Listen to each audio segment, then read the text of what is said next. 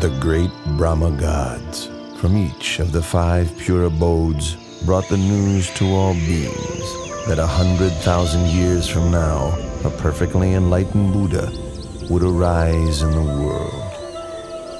Those who wish to meet up with him must maintain the 5 moral precepts and constantly develop loving kindness. Humans and deities wondered who the future Buddha might be, but no answer was forthcoming until a sign appeared, making the identity of the heavenly Bodhisattva known.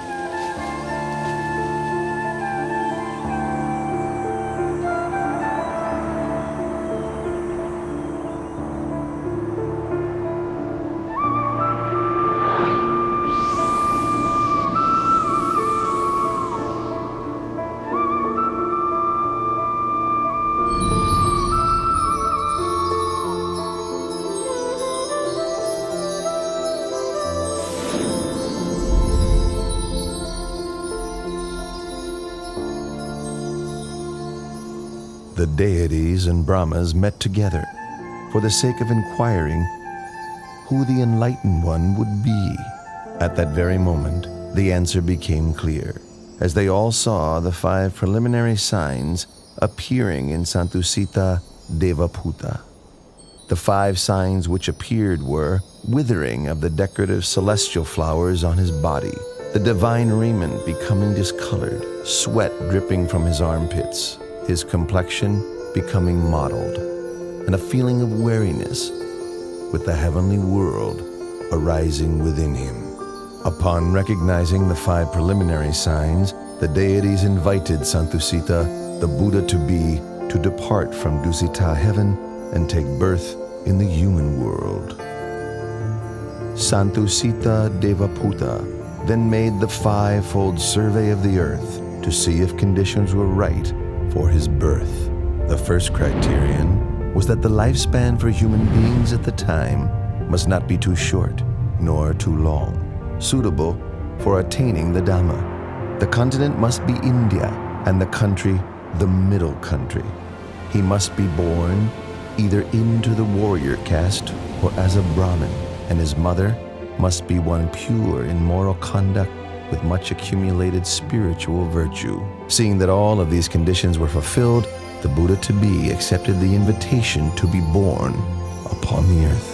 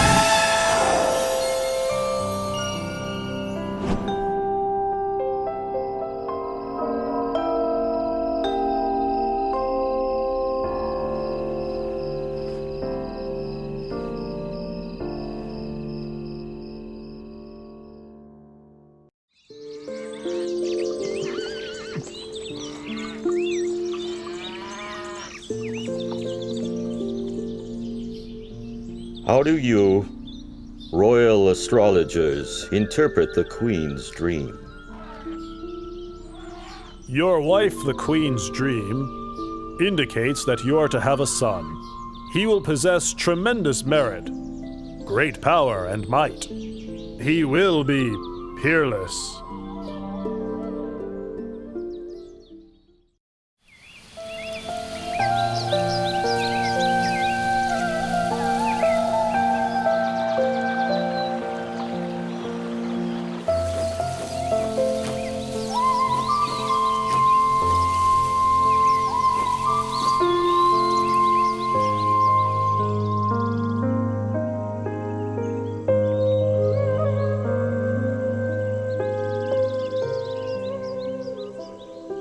My lord, tradition calls for me to return to my family home at Dewataha to give birth. You have my permission.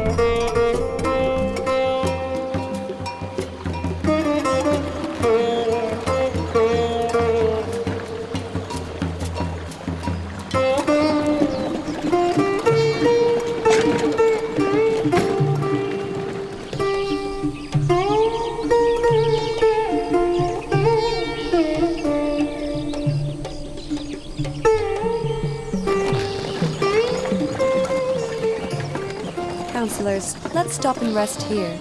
We have now completed half of our journey.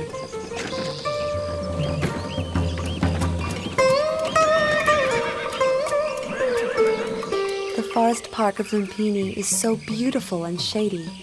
We've been traveling half the day. You must all be tired. Let's rest for a while. Your Highness, if that is your wish, then please rest beneath that solid tree over there.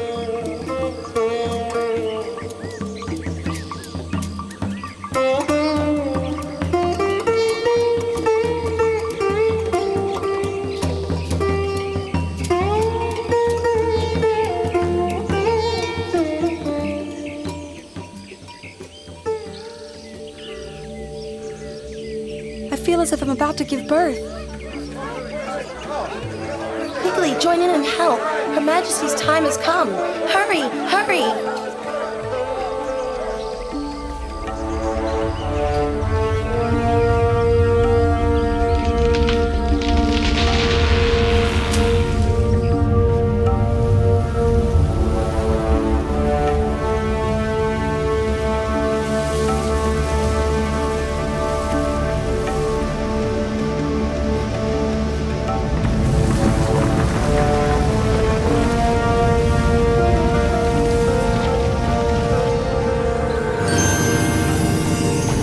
As soon as the Bodhisattva was delivered from his mother's womb, and before he could drop to the ground, 4 great Brahma gods from the 5 pure abodes spread a net of gold to receive his body.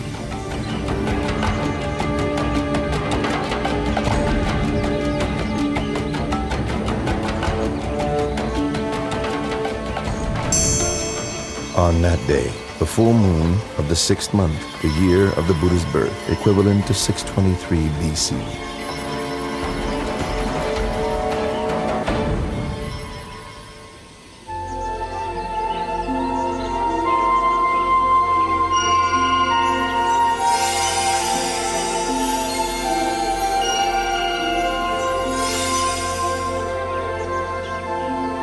I am supreme in the world, foremost in the world, most excellent in the world. This is my last birth. There will be no more birth for me.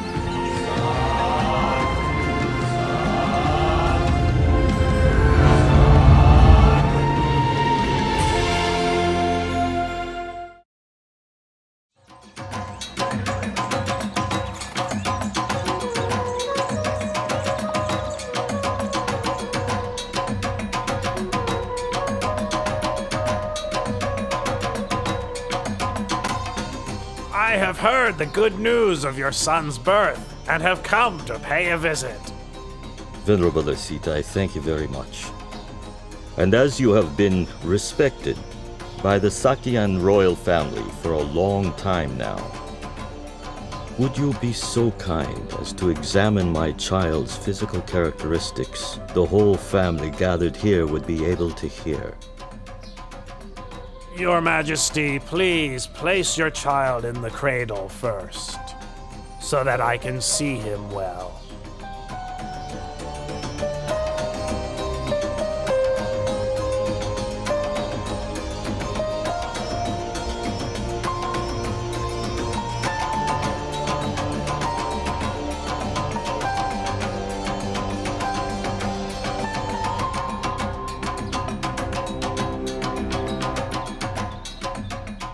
This royal child exhibits all the characteristics of a great being laid down in the ancient texts.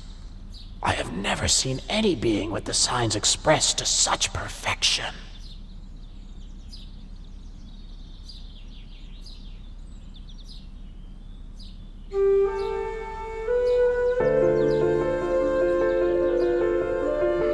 Huh? Venerable Asita!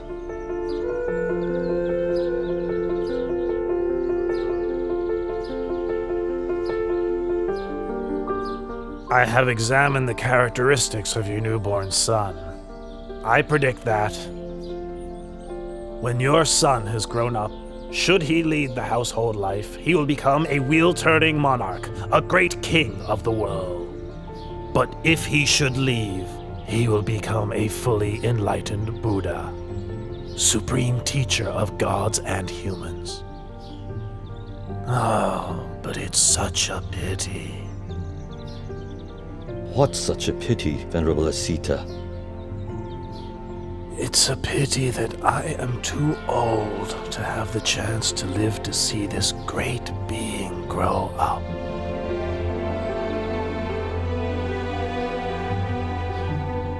In the future, my son will be a great being with more power and might than any other in the world.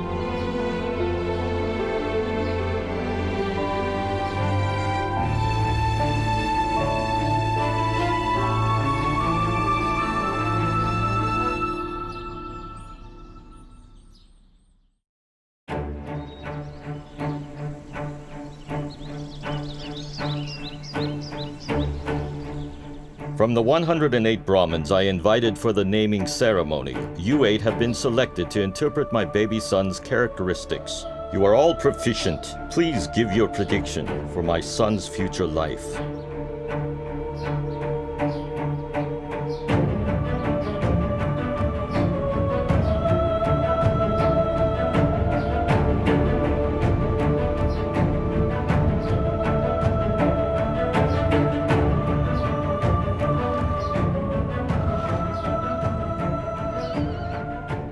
Your Majesty, having examined your son's characteristics, I predict that, should he inherit your throne, he will become a great wheel-turning monarch with an empire that spreads far in every direction. But should he go forth as a monk, he'll become the perfectly enlightened Buddha, the unequaled supreme teacher and guide to the world.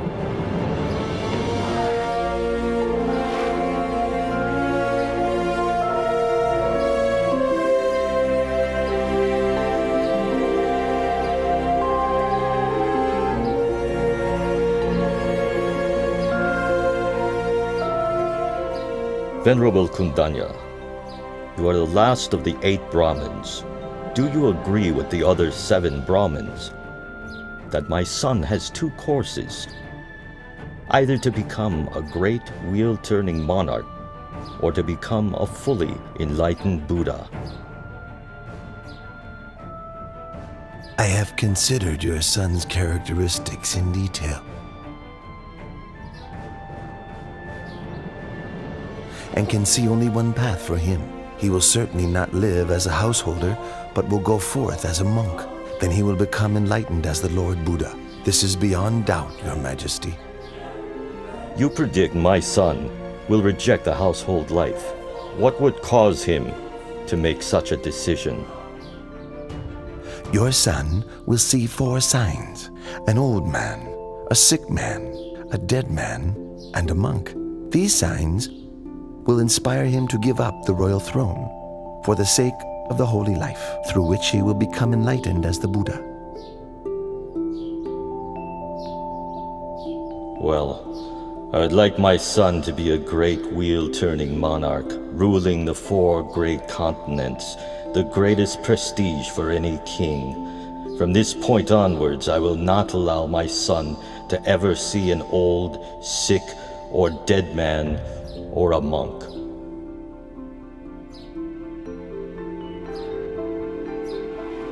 Having predicted the prince's future life, the 8 Brahmins gave him the auspicious name Siddhartha, meaning he who will succeed in that which he desires.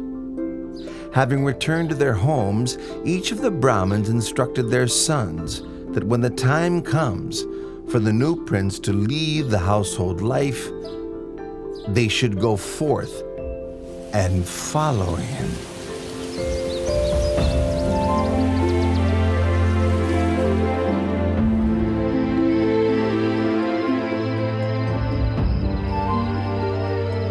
Seven days after Prince Siddhartha's birth, his mother, Queen Siri Mahamaya, passed away and became a god in the heaven of Tusita.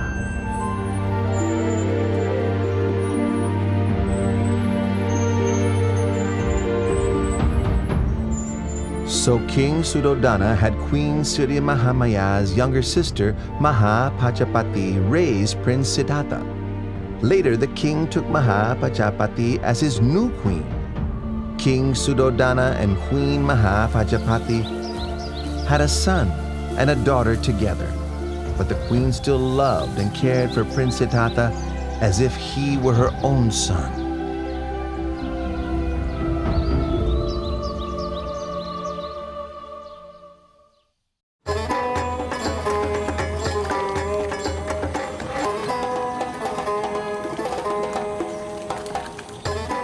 Both of you would like to go and watch the plowing ceremony, wouldn't you?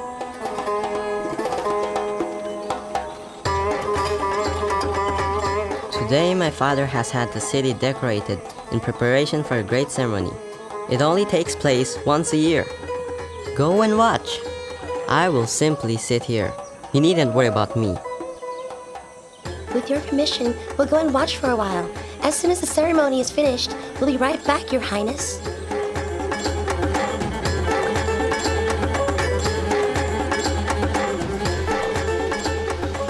Left alone in a peaceful and shady glade, Prince Siddhartha began to sit in meditation, attaining the tranquility of the first jhana. As the afternoon passed by, the shadows of all the trees moved with the course of the sun, except for the shade of the rose apple tree under which the prince sat. It did not shift position,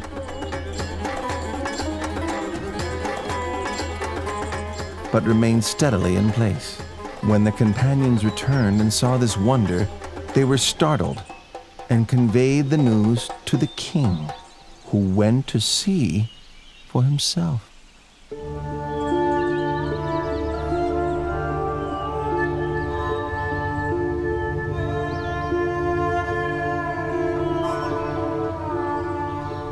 When my son was newly born, Asita the hermit came to look at him, and to my surprise he bowed at my son's feet. On that day, I also bowed to my son for the first time. Now, my son has performed this marvel. Having seen it, I feel I must bow to him for a second time.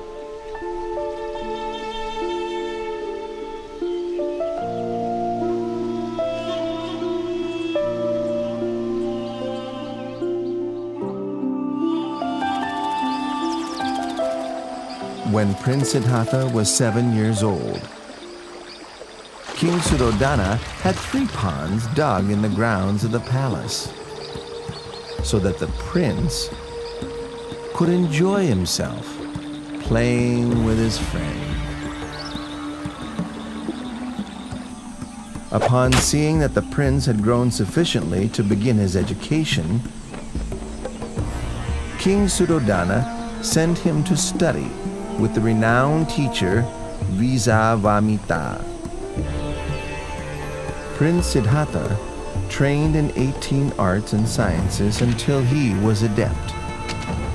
He was his teacher's top student, and before too long, he had learned all that his master could teach.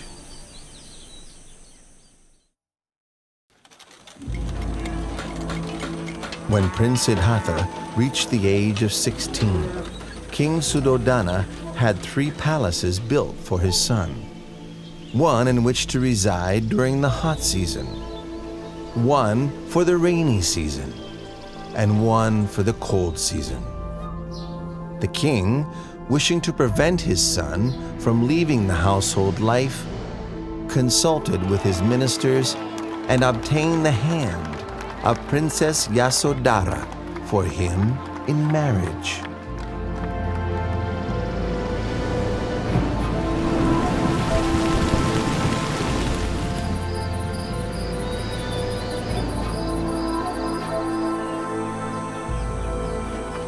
Time passed by until Prince Siddhartha reached the age of 29 years.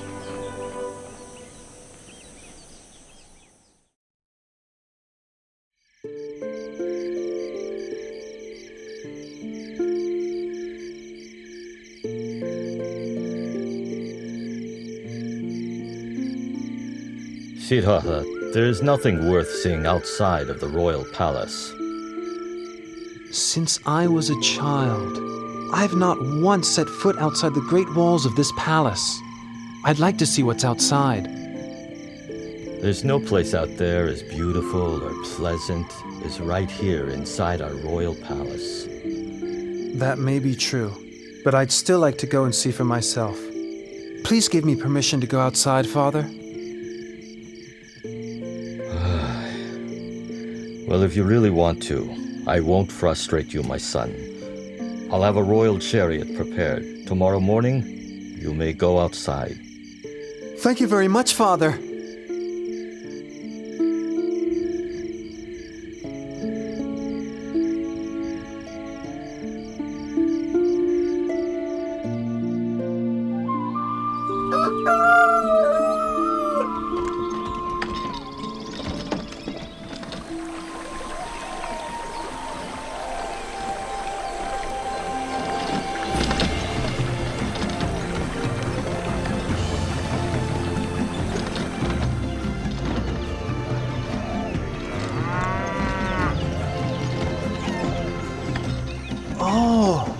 So this is what it's like outside the palace. Why did my father say there's nothing worth seeing and wish for me not to go out?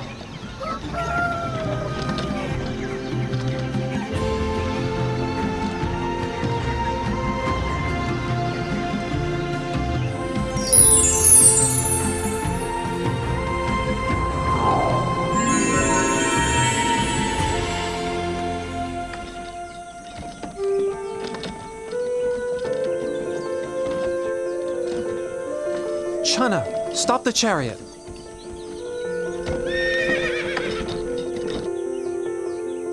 What is it, Your Highness? Look at that man over there. Why is his skin so wrinkled? And why is he having trouble walking? Oh, that's an old man, Your Highness. An old man? Everyone who lives for long enough will come to be like that man, Your Highness. Everyone must come to a state like that?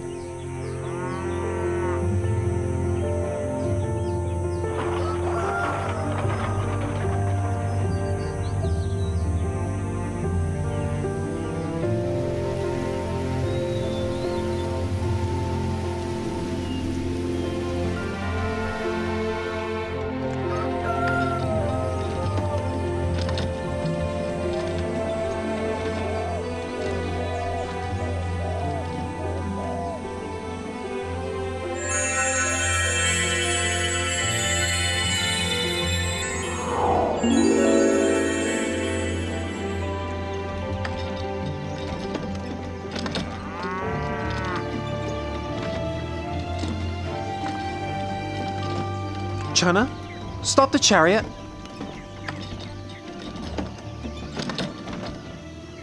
What is it, Your Highness? Why is that man sitting and shivering over there? He is sick, Your Highness. He is sick? Sickness is a natural part of life. We must all experience sickness, every one of us.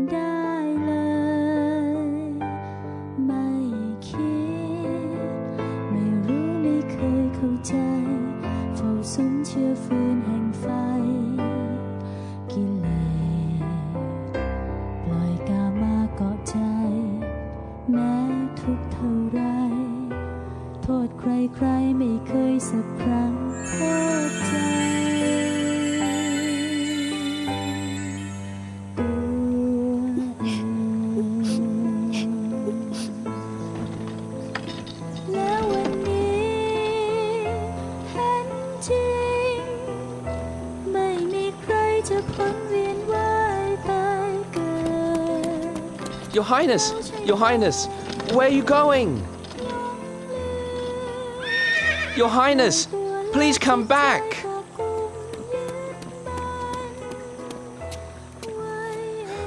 Please get back on the chariot, Your Highness.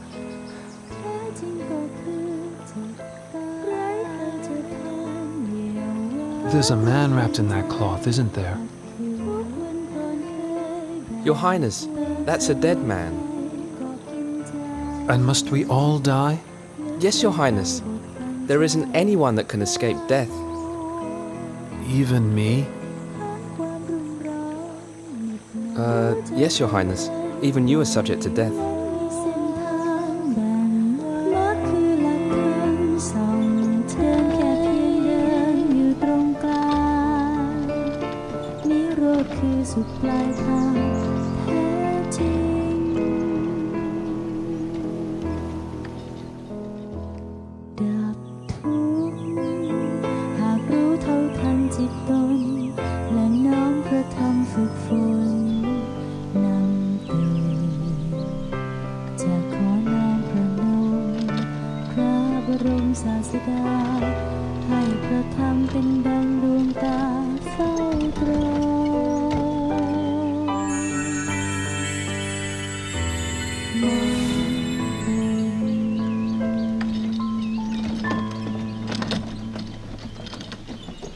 Chana, stop the chariot.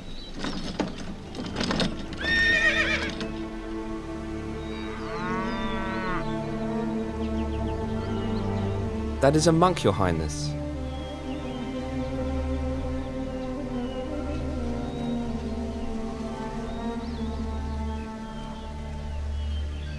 Oh, so calm and peaceful, composed and restrained, truly inspiring.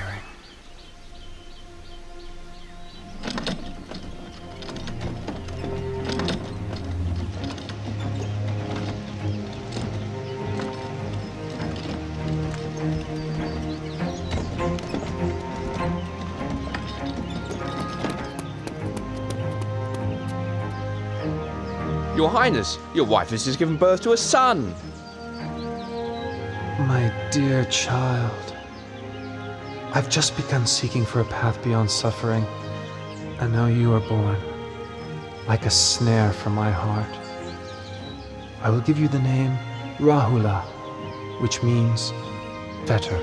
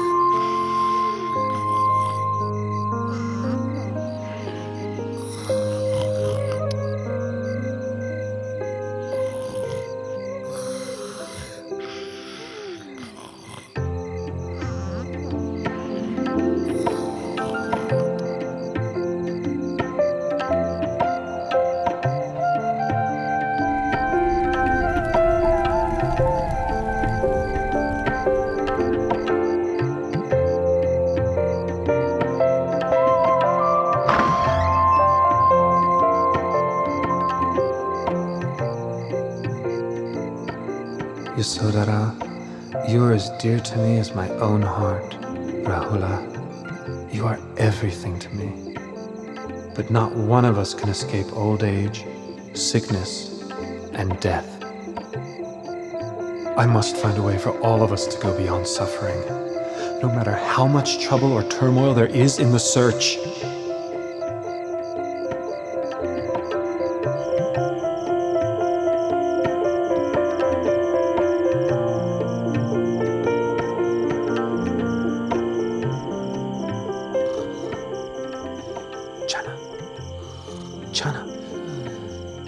Chana, wake up! Chana, wake up! What is it? Chana, go quickly and prepare my horse, Kantaka. Don't let anybody see you. Meet me in front of the palace gate. Hurry! Yes, Your Highness.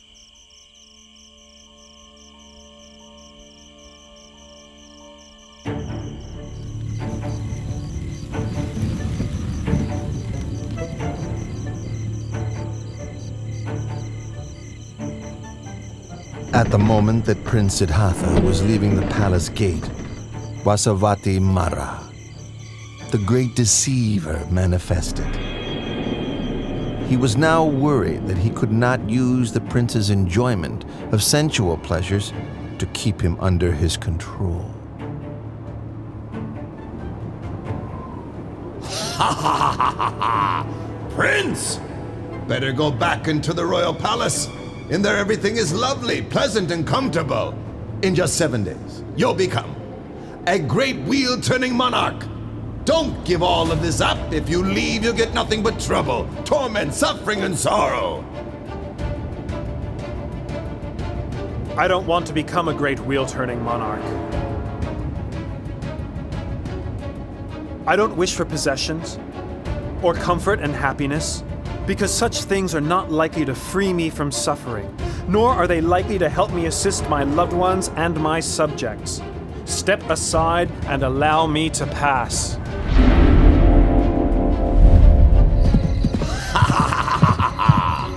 Do you think you can escape from my power? I'll be here waiting for you, you see? For a chance to overwhelm you with greed, hatred, and delusion. I'll follow you like your shadow. Let's see who will win this battle. Ha ha ha ha ha!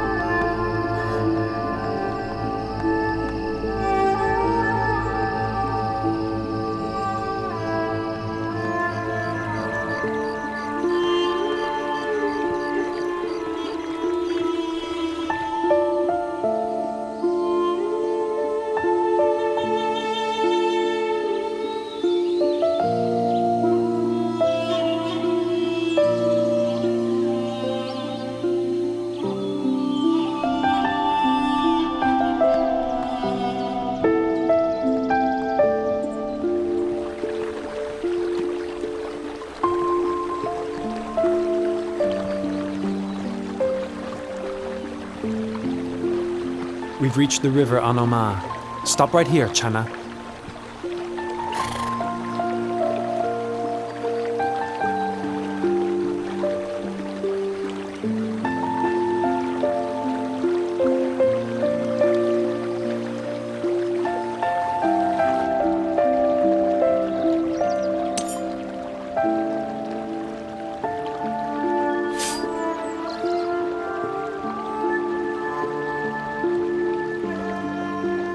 If I'm to attain to the supreme enlightened knowledge, may these strands of hair float away into the air. But if I'm not to succeed, may they fall to the ground right here. When the prince threw his hair up into the air, it floated into the sky and didn't fall down. Indra, the king of the gods, caught it in a crystal casket, which he then enshrined in the Kulamani shrine in the Tavatimsa heaven. the Brahma Gatikara offered the prince the 8 requisites of a samana and received in their place the prince's raiment, which he installed in the Dusa shrine in the Brahma world.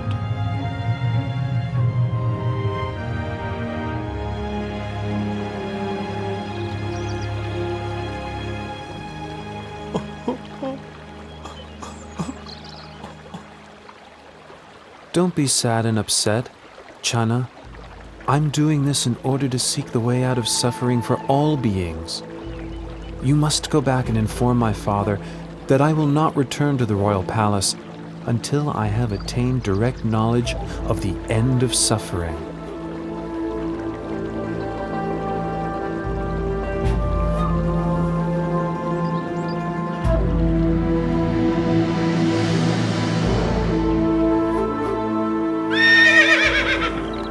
The horse Kantaka was so grieved to be parted from Prince Siddhartha that his heart gave out and he died right there.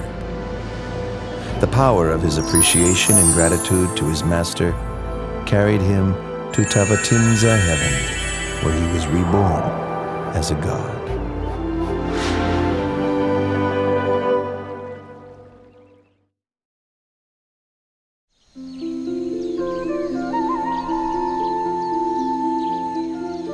Having left Chana behind, the renunciant prince walked on to a mango grove, where he stopped and resided, eating no food for a period of 7 days.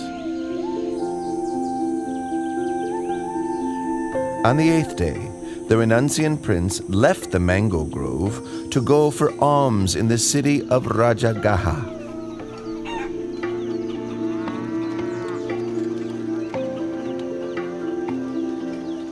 All the townspeople could see that this monk was different from other renunciants because of his radiant complexion and ineffably calm demeanor.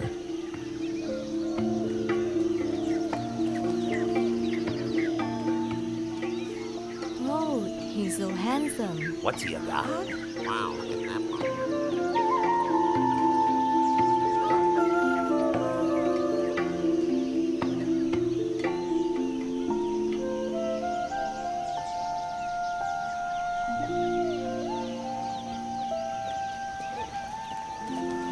Wow, he's handsome, he's beautiful.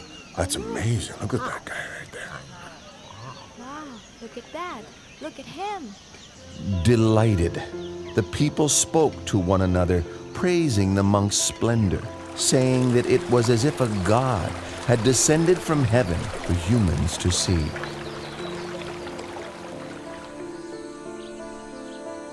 Once the renunciant had received a suitable amount of alms food, he returned to his place of rest. Sitting, the prince contemplated the motley food offerings within his alms bowl, all mixed together. It was an unappetizing sight. In the past, I would partake of only the most refined and delicious foods. Now leading the holy life for the sake of seeking truth, can there be any point in being fussy over what I eat? This nourishment is merely a necessity for sustaining life. King Bimbisara of Rajagaha sent his men on the trail of this Samana, whom the townspeople regarded as splendid, like a god. He then went to see the renunciant prince for himself. When King Bimbisara saw the dignified, peaceful demeanor of the young monk, he felt greatly inspired. Then, exchanging conversation with the Samana, the delight in his heart increased all the more. Due to his suspicion that Prince Siddhartha had left the palace due to a dispute with his relatives over the throne, King Bimbisara offered the throne of Rajagaha to the prince. But the prince refused the king's offer, having renounced his own throne, not due to a dispute, but in order to seek the way beyond suffering.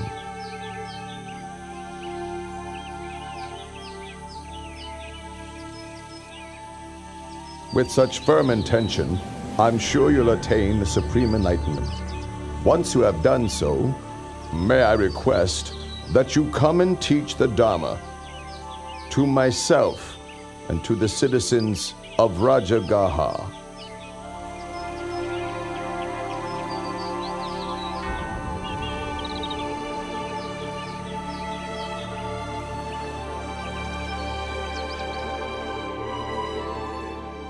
The renunciant prince traveled on to the hermitage of Alara Kalama in order to study and practice under him.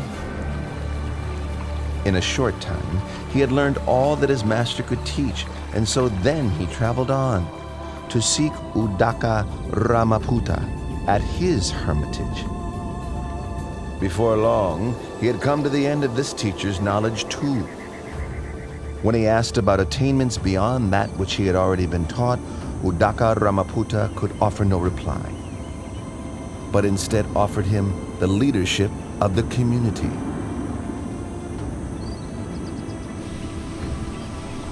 But when the Bodhisattva saw that what he had learned was not the way out of suffering he was seeking, he took his leave and moved on in order to continue his search for higher truth. The Bodhisattva came to Uruvela at Senanigama and considered the fresh coolness of its shady forest, with orderly rows of trees and a river running through, located nearby to the village. It seemed a suitable place for him to continue striving for liberation, so he ceased his traveling and settled in that spot.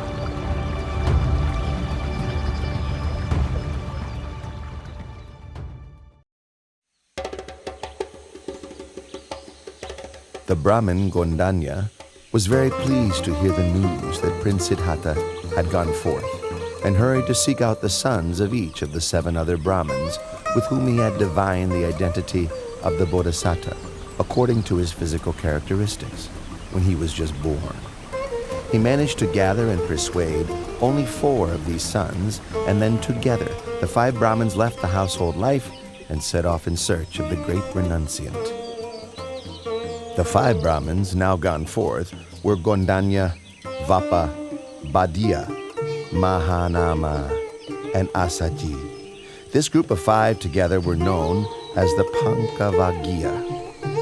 The Pankavaggiya followed after the Bodhisattva through various places until they found him practicing ardently in the place where he had settled.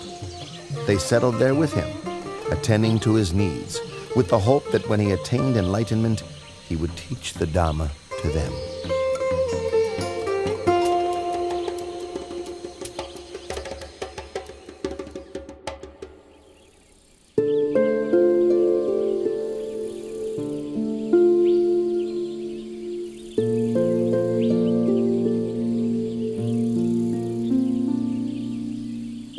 The renunciant prince was intent on seeking the path to enlightenment, so he took up 3 of the extreme ascetic practices that were favored by the practitioners of those days.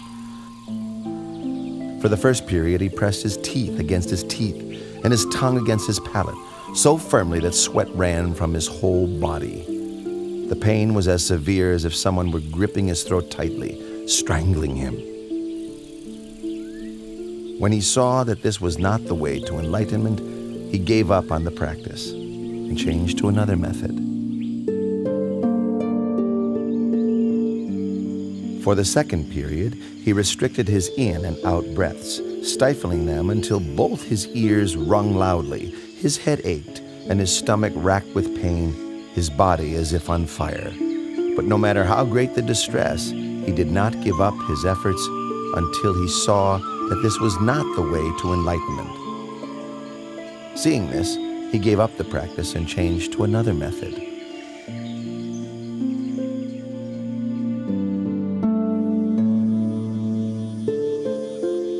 For the third period, he fasted until he was emaciated, wrinkled, his complexion discolored, his bones and sinews extruding. Exhausted of energy and suffering greatly, rubbing his hand over his body, the hairs stuck to his palm.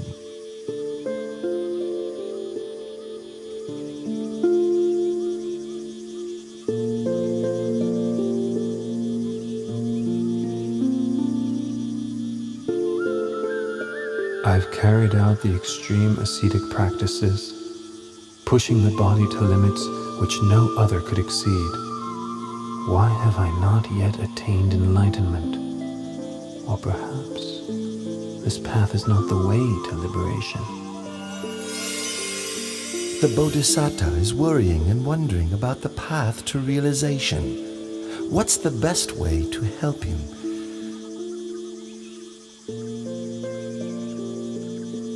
Aha! This is the way.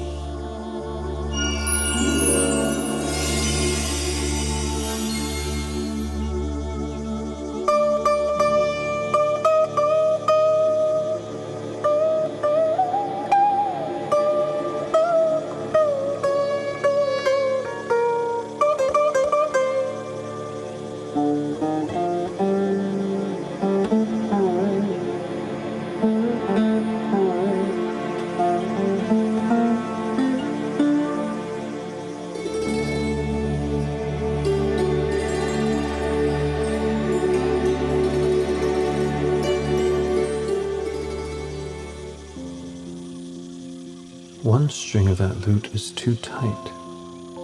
A little pluck and it snaps. One string is too loose. When plucked, the sound is barely heard. One string is just right. Not too loose, not too tight. When plucked, the sound resonates far and wide, sweetly. Oh, it is the practice of the middle way that leads to enlightened knowledge. But the current state of my body surely can't support efforts in developing the mind along the middle path of practice.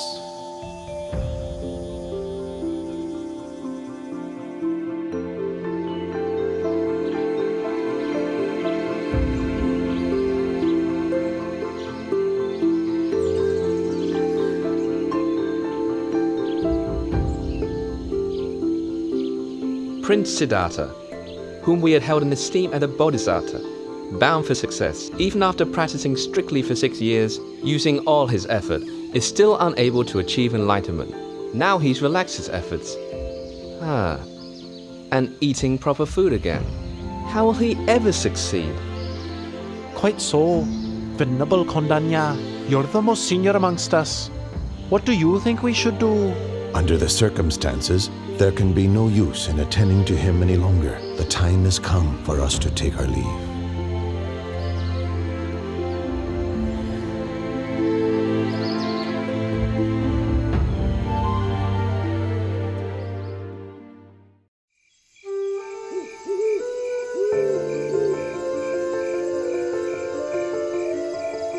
On the night of the 14th waxing moon of the 6th lunar month, as dawn was approaching and the Bodhisattva close to waking, 5 auspicious signs appeared in his dreams.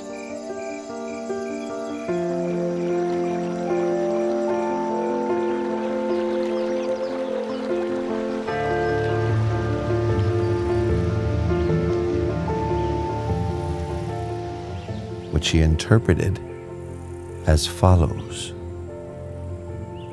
1. He would achieve enlightenment as the Buddha. 2. He would declare the true Dhamma for the benefit of all humans and deities. 3.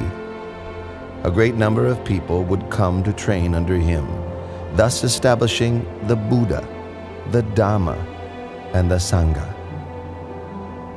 4. People of all castes and classes, after training under him, would come to understand the same pure Dhamma. 5. People from all over the world would bring offerings to him to express their faith and trust, but his heart would remain unstained by even the slightest attachment to such wealth.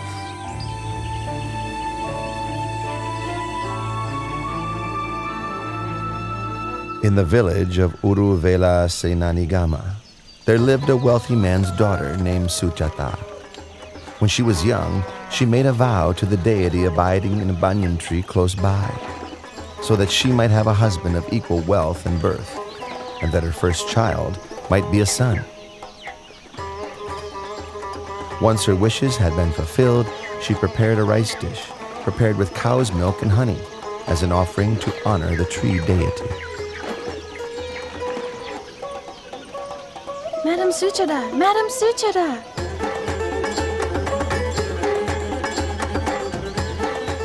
What's the matter, Puna? Why are you rushing in such an excited way? It seems that the tree god has come to receive your offering. I saw him at the banyan tree over there with my own eyes. He's glowing with a beautiful halo all around him. Everyone, quickly, help! Puna, go and fetch a golden tray for the honeyed milk rice. We'll take it out to offer to the tree god. Quickly, go, go!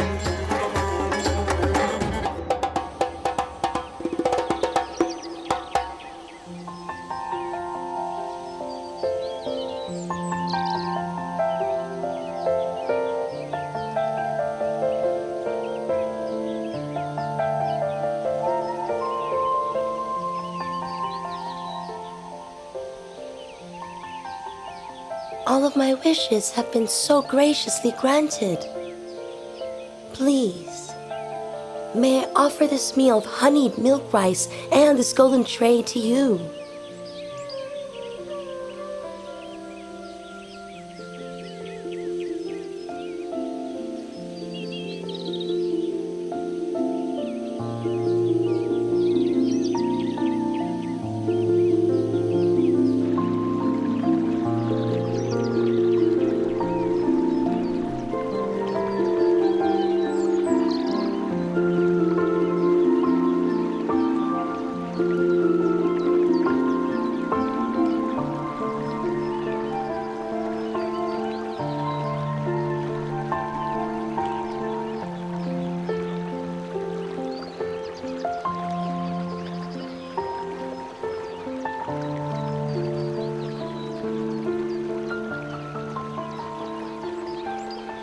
I offer this prayer.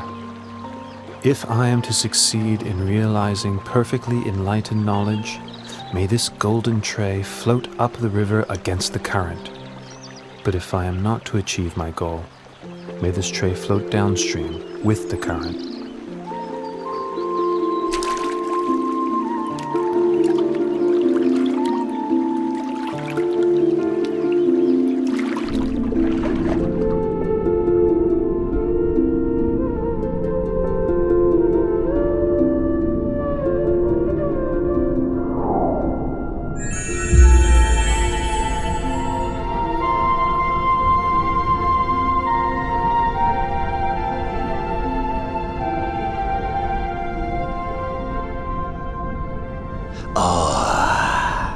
In no long time, 3 Buddhas have become enlightened here, and now one more is about to attain to the Dharma.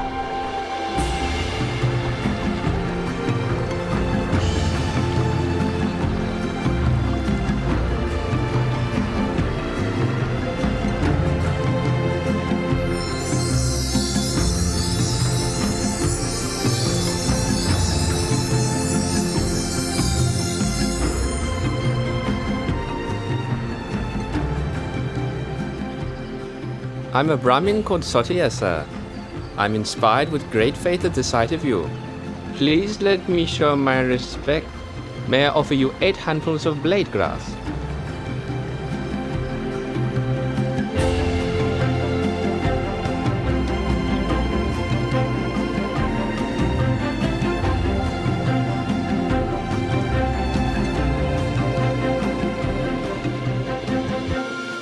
For as long as I have not yet attained to supreme enlightened knowledge, even if my blood and flesh should dry up with only skin, bone, and sinews remaining, I shall not rise from this seat.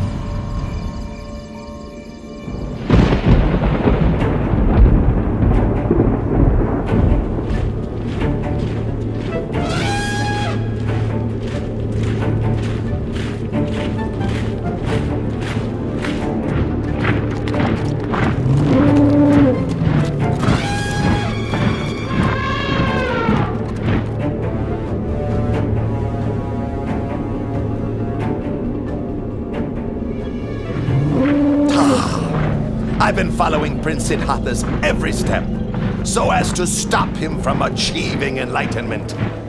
If I let him go ahead with this, he'll slip out of my grasp for sure. I must cut him off now. I must destroy him. Ha ha ha ha ha.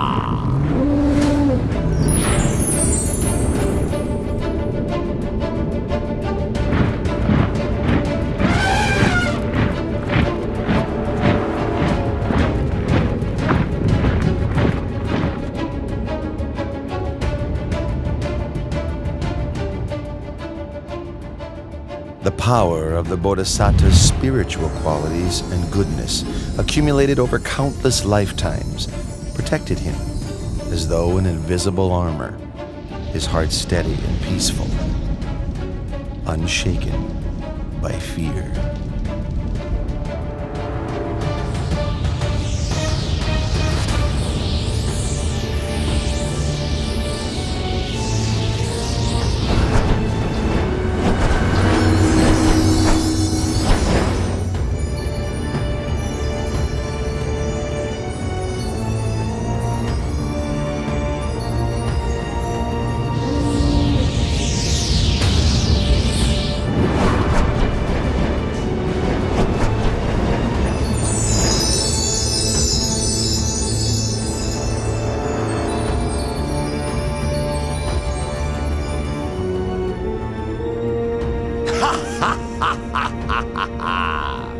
Prince Siddhartha, do you think you can escape from Vasavati Mara's control?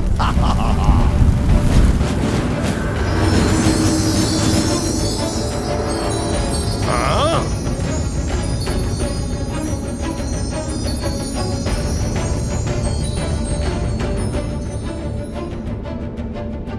My powerful weapons cannot harm the prince. I must make use of a ruse to deceive him. Prince Siddhartha, the seat you sit on came to be because of my own spiritual powers. My troops are my witnesses. You must get up at once. Pay attention, King of Deceivers.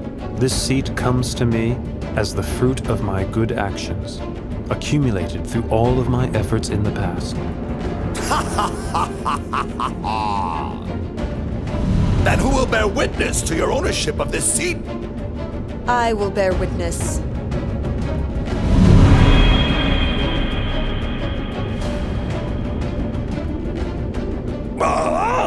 Dharani, goddess of the earth!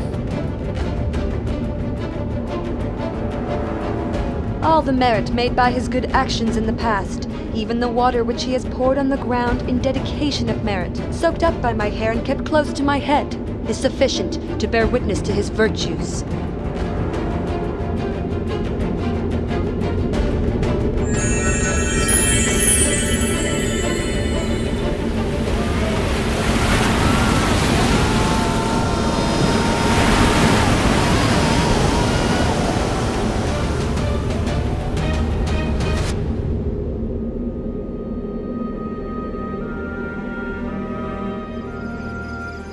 After his victory over Mara and his host of deceivers, the Bodhisattva's mind was firm, focused, and concentrated.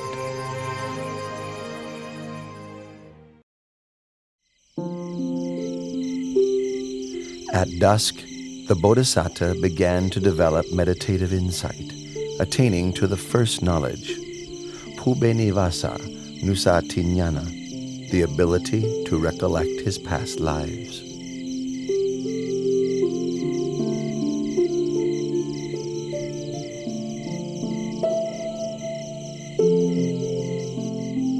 In the silence of the late night, he attained the second knowledge, Kutu Papa Tanyana, knowledge of the passing away and rebirth of beings according to the results of their actions.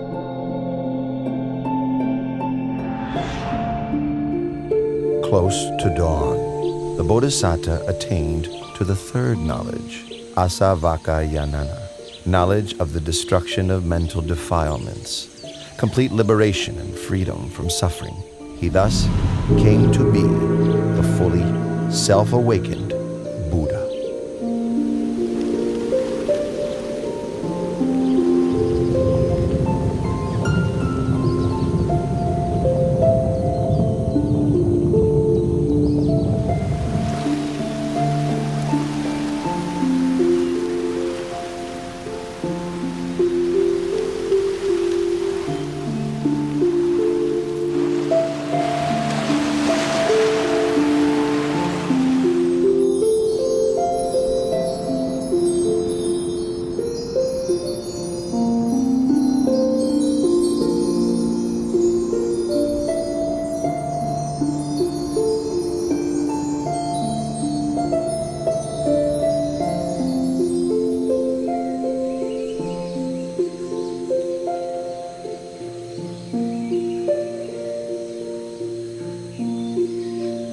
Craving, with you I've been born again and again, but now you are revealed, and your power redundant.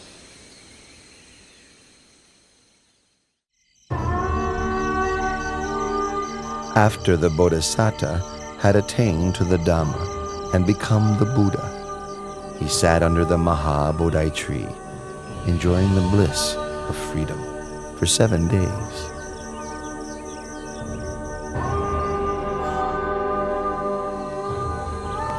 Then he went and stood in the open, gazing back at the Maha Bodhi tree and recollecting its virtues.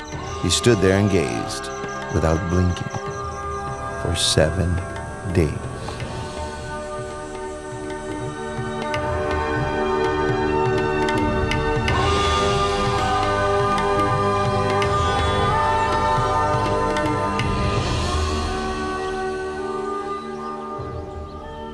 After that, the new Buddha walked back and forth between the Maha Bodhi tree and the place where he had stood for another 7 days. Having walked meditation for 7 days, for the 4th week he sat meditation in a crystal shelter prepared for him by heavenly beings. He sat and contemplated the most profound Dhamma for 7 days.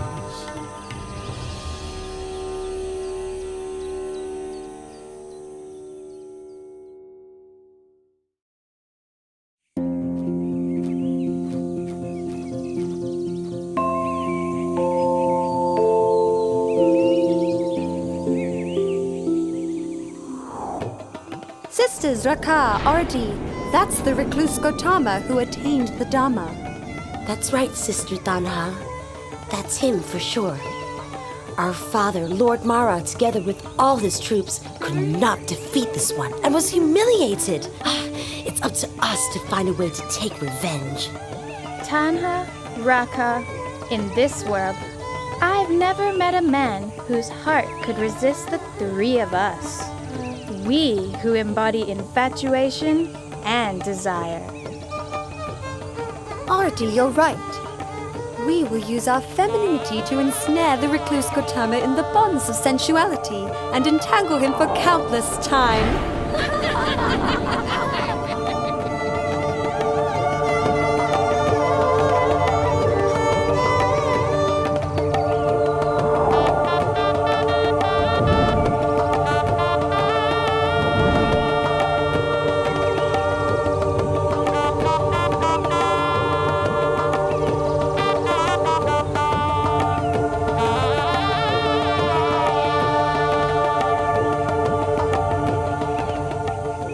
Oh Prince, oh Prince. Prince. Ow.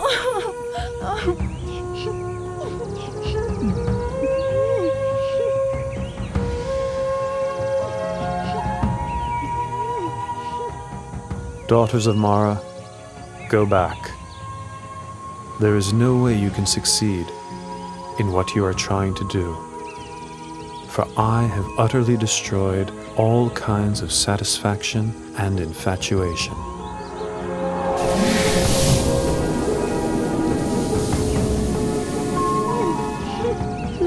My name is Tanha, and this is Rakan Arti. We're not here to tease or deceive you, but the truth is, we are quite taken with the sight of you. Really and truly, sir, no one has ever made us feel so enamored as you. No one, sir. That's right. The three of us offer our bodies and our hearts to your service, expecting no reward. Our wish is simply that you find satisfaction in us, even if only for a short time. That would make us so very happy. I've told you already. I have utterly destroyed all kinds of satisfaction and infatuation. You will not find what you are looking for. There is nothing for you here. You should go away.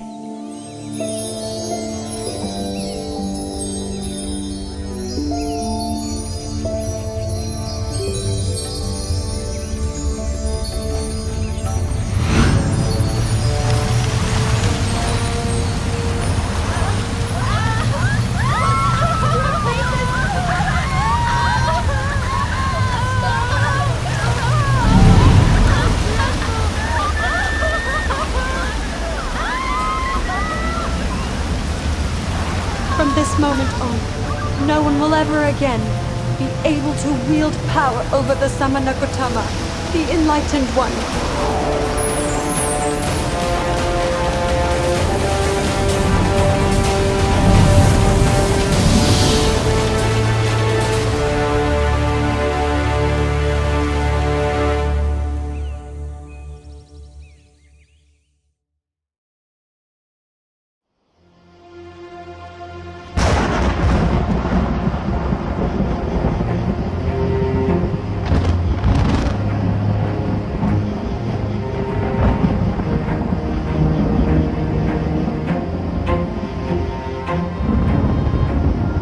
In the 6th week, the Buddha sat enjoying the bliss of freedom underneath the Mukalinda tree.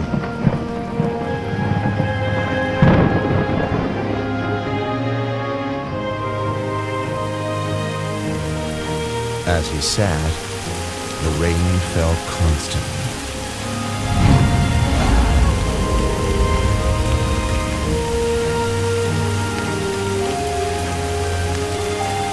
A king of Nagas, called Mukalinda, saw him and was inspired with faith. He coiled his body around the Buddha, then opened his hood over the Blessed One's head to protect him from the wind and rain.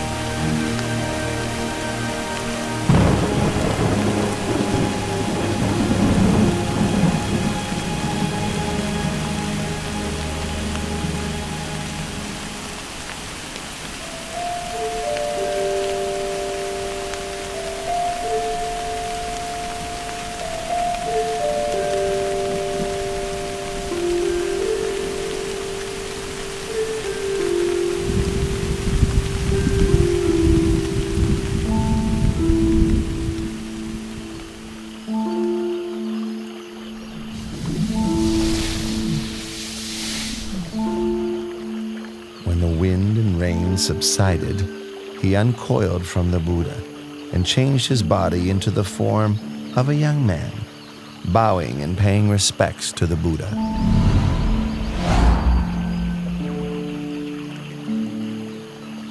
I, Naga King Muchalinda, am the Buddha's servant. I pay homage to the Blessed One.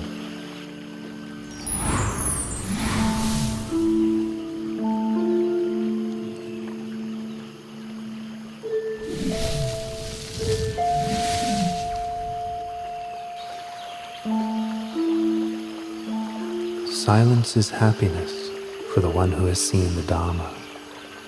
Delight in the peace of seclusion, harmlessness to all beings, freedom from lust, and overcoming sensuality.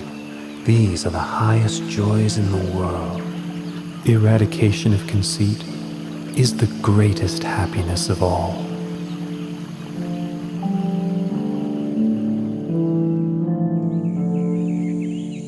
In the 7th week, after his enlightenment, the Buddha sat and enjoyed the bliss of freedom under the tree called Rajayatana for another 7 days.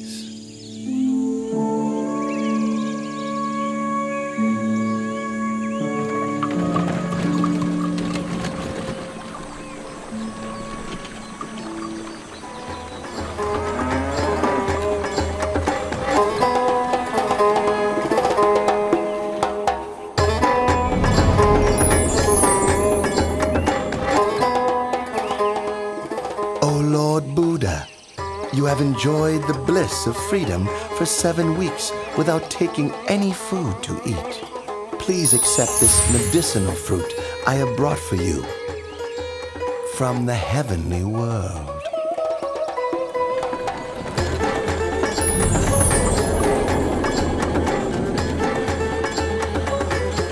Those 2 merchant brothers made merit with me in the past. I should take this opportunity to help them meet the Buddha.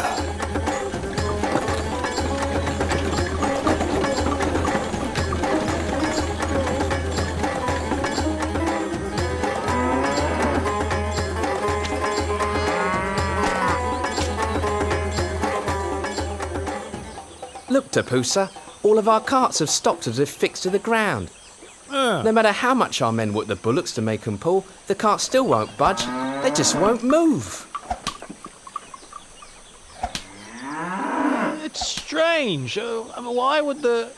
Huh? You 2 merchants, do you know that the just now enlightened, perfectly awakened Buddha is now sitting under the Rajayatana tree over there? You'd better go and pay your respects to him, then offer him the baked and ground grain meal you're carrying with you. It will be a cause for your benefit and happiness for a long time.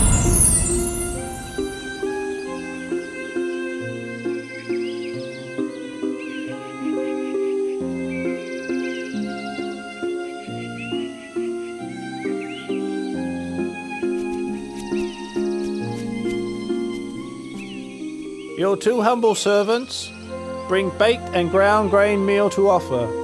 Please may the Lord Buddha accept our offering. I lost my alms bowl before my enlightenment. When I accepted the honeyed milk rice from Sujata, I floated the golden tray off in the stream. Now these 2 merchants are offering me a meal.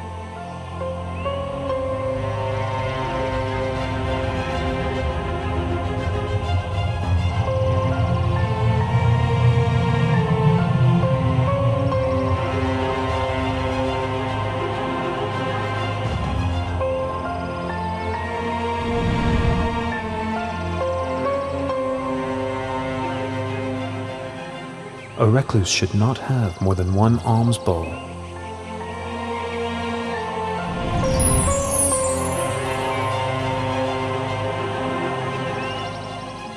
We, Tapusa and Balika, declare ourselves to be lay Buddhists. We take refuge in the Buddha and the Dharma for the rest of our lives. Your 2 humble servants, Balika and Tapusa, would like to ask you for some object that we may keep, to honour and revere.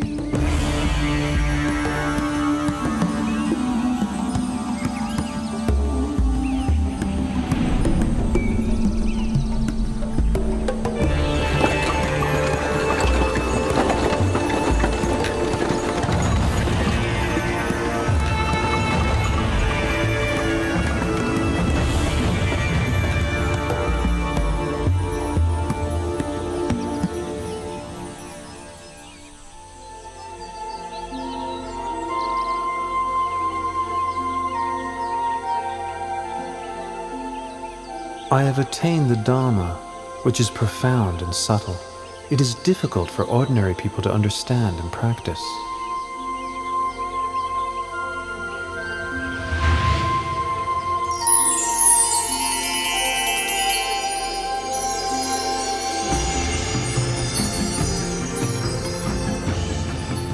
There are several kinds of people in this world. The quick-witted, upon hearing my teachings, know and understand them quickly, just like a lotus flower above the surface of the water that blossoms as soon as it receives the sun's rays. Those of moderate intelligence, having heard my teachings and then receiving some further explanation and training, are able to know and understand within a short time, just like a lotus flower, level with the surface of the water, ready to blossom the next day.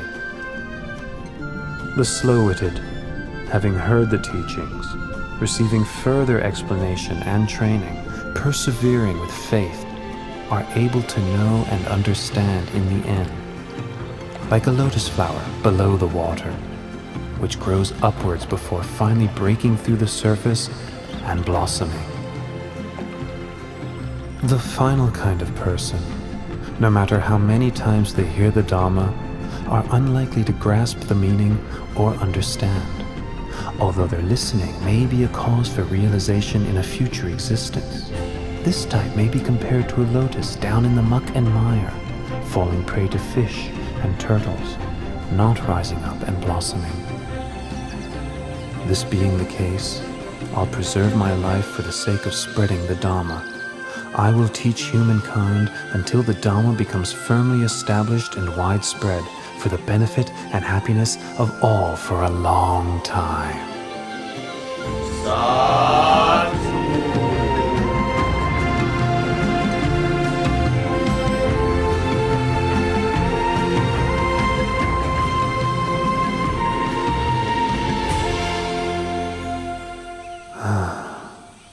It's a pity that Alara the hermit passed away 7 days ago, and Udaka the hermit passed away just yesterday. If Alara Galama could have lived for another 7 days, and Udaka Ramaputta just one more day, they would both have surely attained enlightenment. The Buddha had known through superhuman knowledge of the passing away of Alara Kalama and Udaka Ramaputta.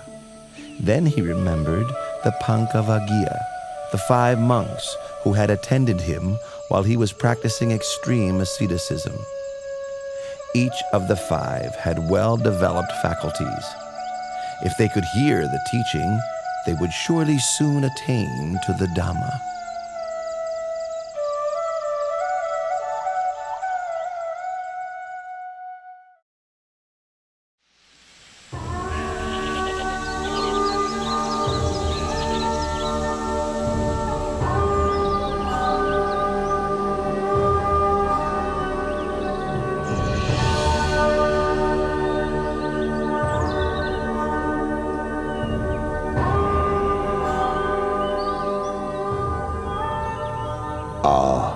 That's Gautama, the recluse, the one to whom we formerly attended. So it is. The one who gave up his austerities. All right. If he comes here, we won't bother to get up and welcome him. We'll just put out a seat. If he wants to sit down, then let him sit.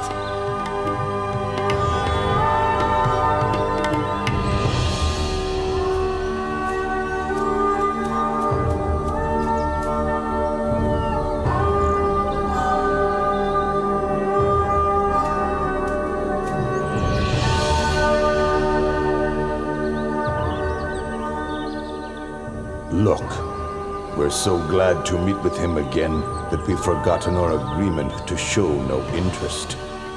Even I, myself, forgot it completely.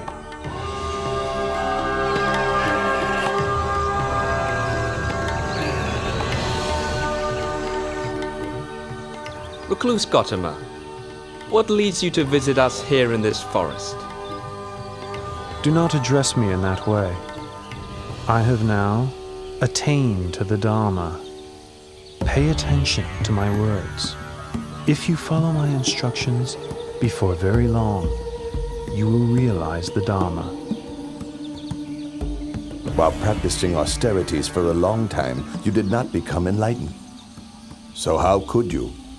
How could you have attained liberation after giving up your efforts and causing us to abandon you?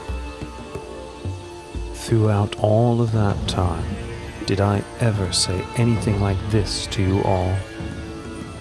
No, it's true. You have never said anything like this to us before.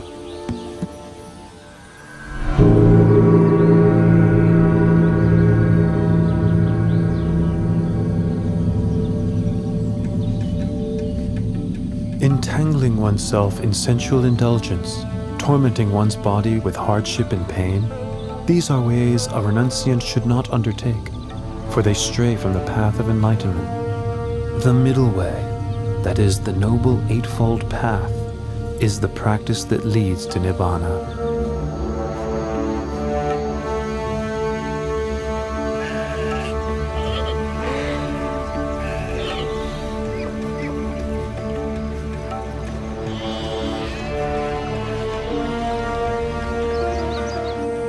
There are four noble truths as follows.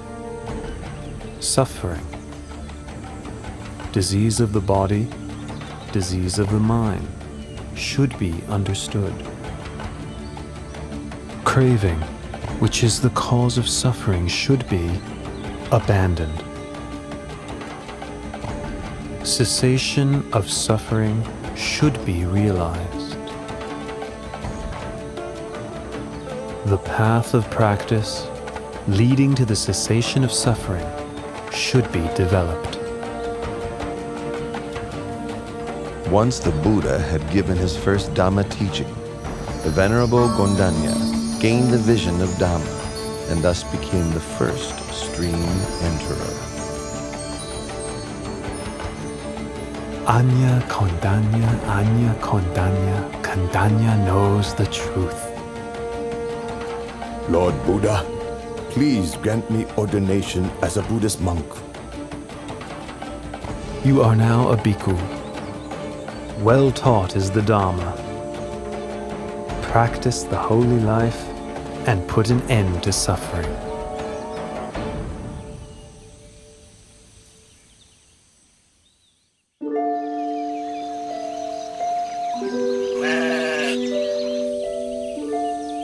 The Buddha gave ordination to Venerable Vappa on the first day of the waning moon, Venerable Badiya on the second day, Venerable Mahanama on the third, and Venerable Asachi on the fourth. On the fifth day of the waning moon of the 8th lunar month, the Buddha gave the teaching known as the Anattalakkhana Sutta. The 5 groups that we take as a self are as follows: body, feeling, pleasant, unpleasant, and neutral, perception and memory, mental formations, sense consciousness, awareness of mental impressions. These 5 aggregates are not me, not him or her, not mine, not his or hers, not myself, not his or herself. All these things are impermanent and insubstantial. It is their nature to arise, persist for a while, and then pass away. After listening to the teaching, each of the Pankavaggiya attained to arahantship.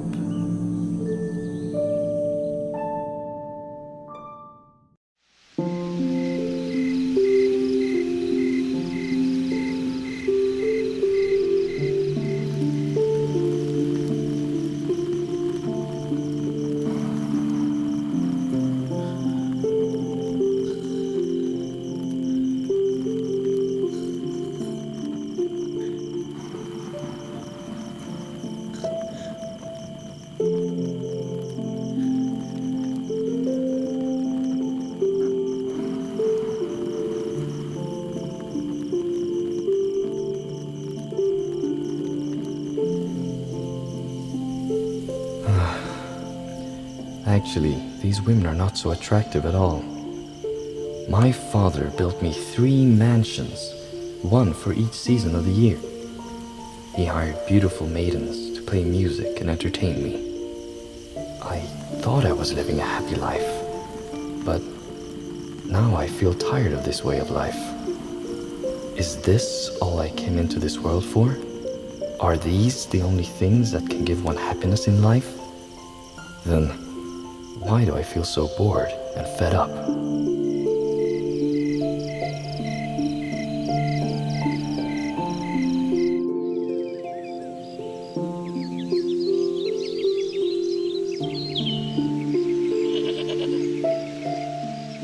How troubled I feel. How frustrated. How troubled I feel. How frustrated. It is not troubling here. It is not frustrating. Come this way, Yasa, and I will teach you the Dharma.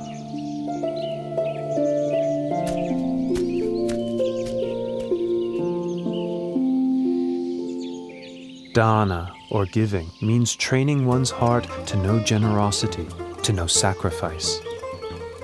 Sila, or morality, means establishing one's heart within the full doctrine of goodness. Heaven is the reward for a wholesome heart.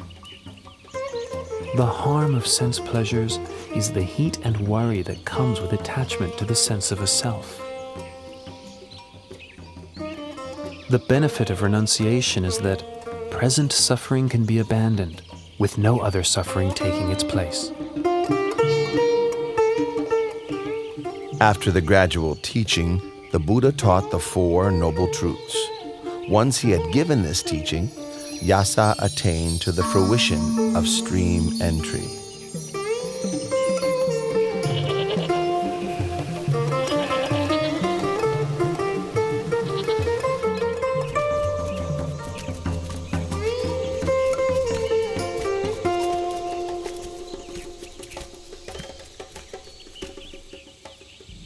Hey, these are my son Yasa's shoes. Wait here, all of you. I'll go after him myself. Here comes the father. If he meets with his son now, it may prevent him from realizing the Dharma.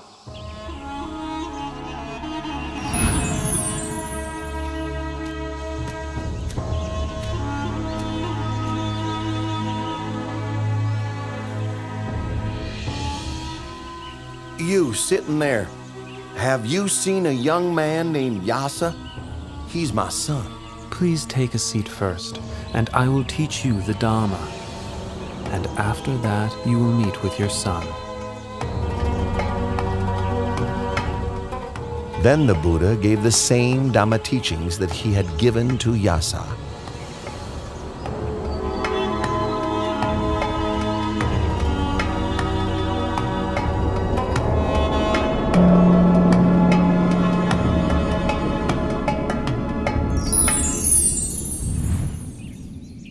Oh, the Buddha has helped gain the vision of Dhamma.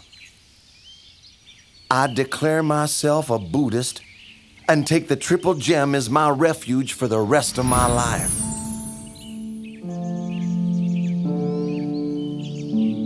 Yasa, hurry back home. Your mother doesn't stop crying out of worry for you. Let's go back now, my son.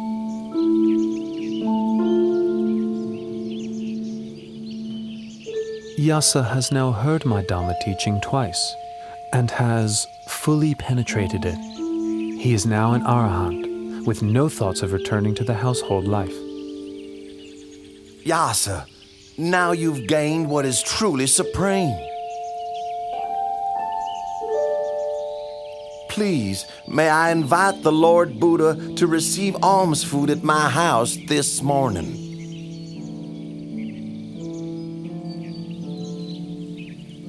Once the wealthy man had left, Yasa requested ordination as a bhikkhu.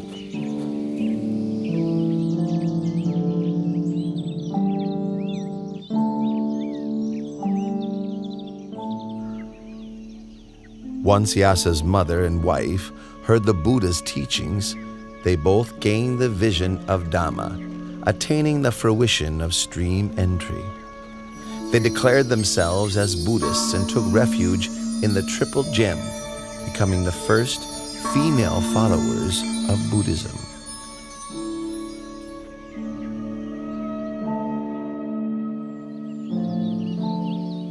Vimala, Subahu, Punaji, and Gavampati. You were my close friends during the time when I was a layman. Now I've gone forth and do not concern myself with worldly pursuits. For what reasons are you all here? We heard you'd gone forth, and were sure you must have had good reasons to do so. and so we came to see you. Well, if that's the case, I will take you to meet the Lord Buddha, the one who has shown me the light. I will request the Lord Buddha to give you instructions as well. Follow me.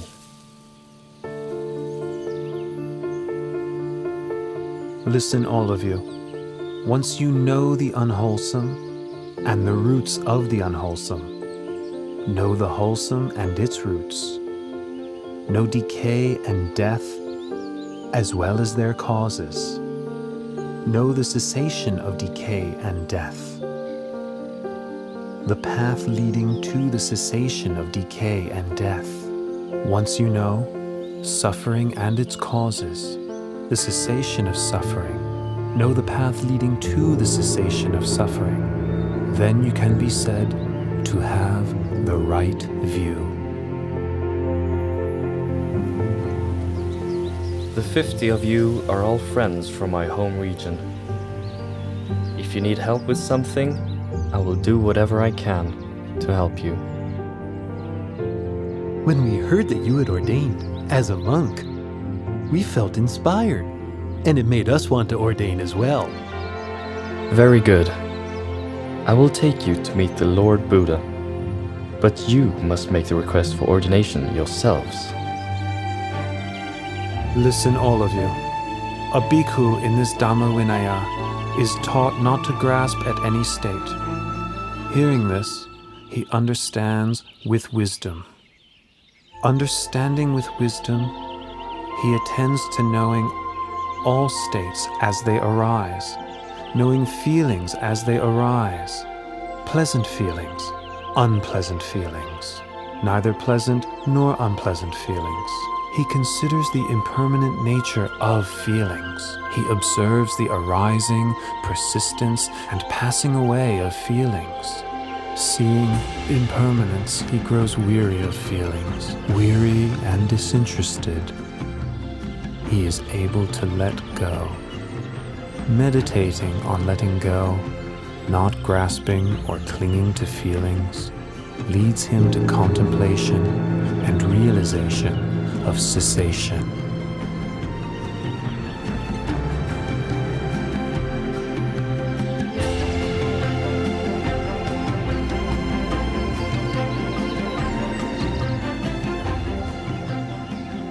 Bhikkhus, you have now attained the sublime Dhamma.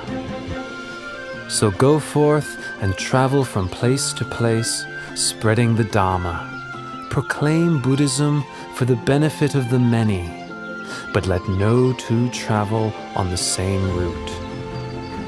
As for myself, I will go to Uruwela Senanigama to spread the teachings there.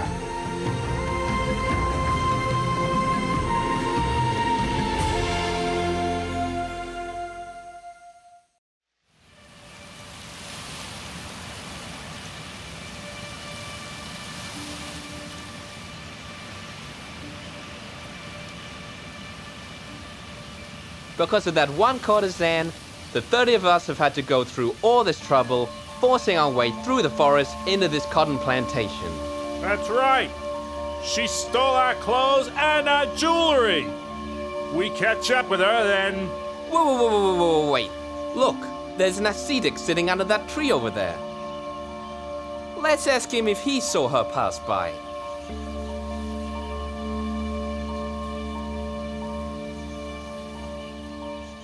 Ascetic, sir? Did you see a courtesan dressed in green pass by here? Please, sir.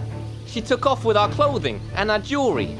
So now we're searching for her, but we can't seem to find her. O Bhattavaggiya, is it better for you to seek for this woman, or to seek for yourselves? I guess it would be better to seek for ourselves. In that case, I will teach you the Dhamma.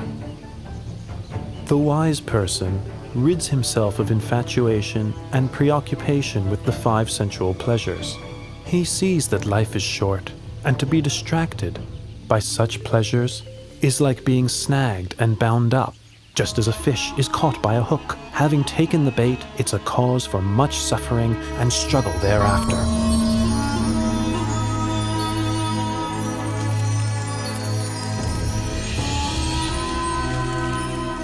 Badavagya, you have now all been ordained as Buddhist monks. So go forth and proclaim Buddhism by spreading the Dhamma for the benefit and happiness of all.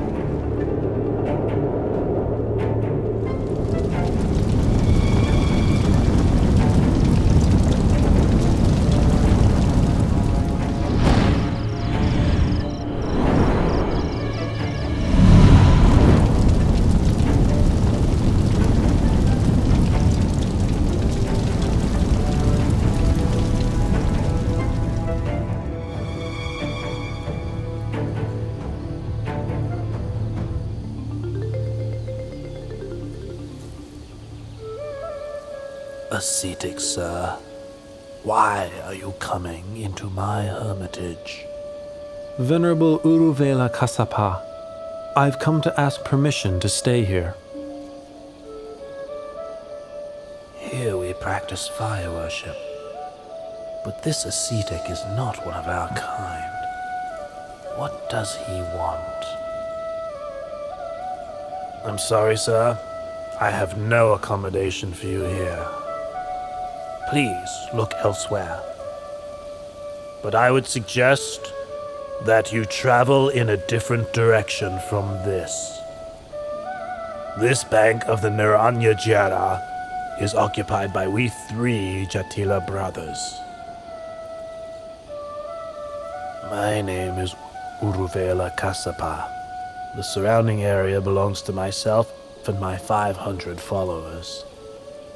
Further on down the river is the hermitage of my younger brother, Nadi Kassapa, and his 300 followers. The area beyond that is occupied by Gaya Kassapa, my youngest brother, with his 200 followers. These 3 riverside hermitages are full. There's no room for you to stay. But I can see a place which is available. Where, ascetic? In your fire-worshipping shrine. Please, give me permission for me to stay there.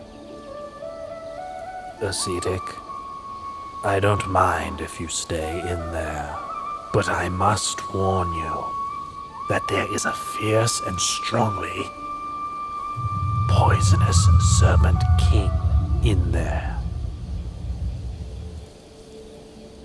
If you spend the night in there, your life will be in great danger. Uruvela Kassapa, please give me permission to stay. The Serpent King will do me no harm. If you say so, please make yourself comfortable in the fire-worshipping house.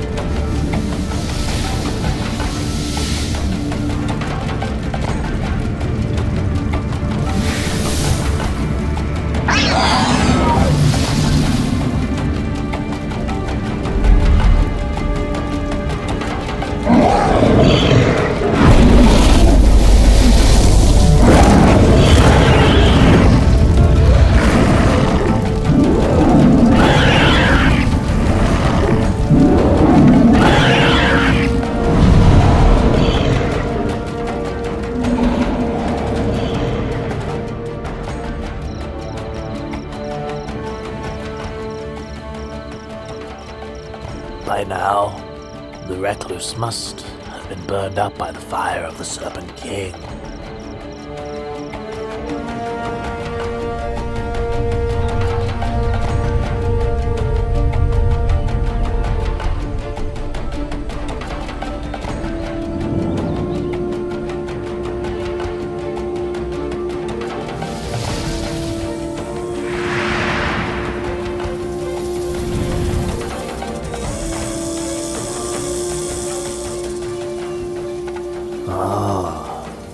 This recluse is of great might. But despite his power, he's still not yet an Arahant like me.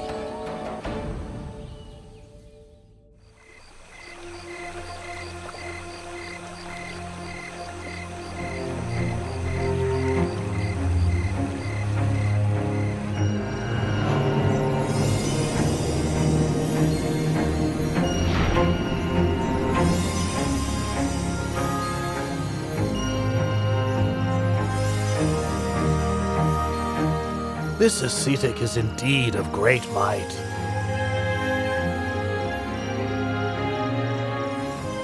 The gods of every heaven realm take turns to come each night to hear his teachings. But despite his power, he's still not yet an Arahant as I am.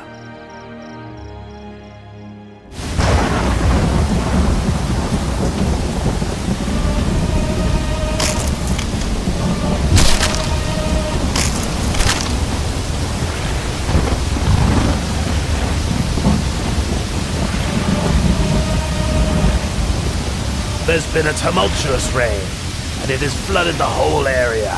Surely the ascetic has been washed away or drowned. Master, sir! Master, look over there!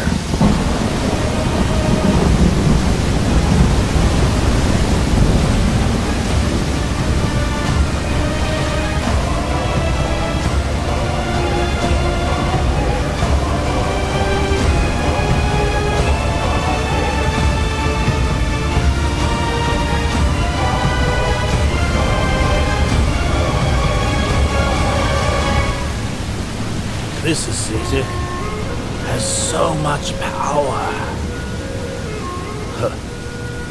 But despite all of this, he's still not yet an Arahant as I am.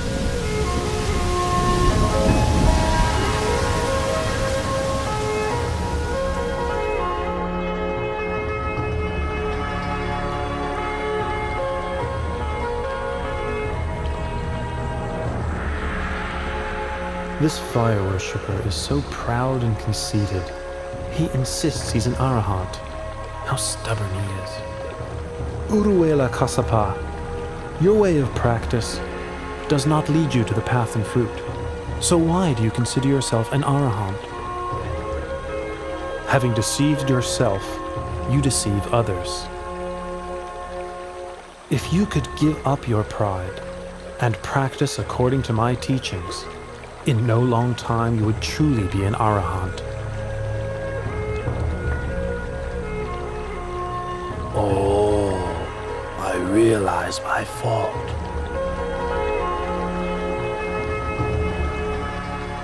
Please may the Buddha allow me to take ordination and teach me the Dharma. You are the master of a great hermitage with many followers. You should make this known to all of them.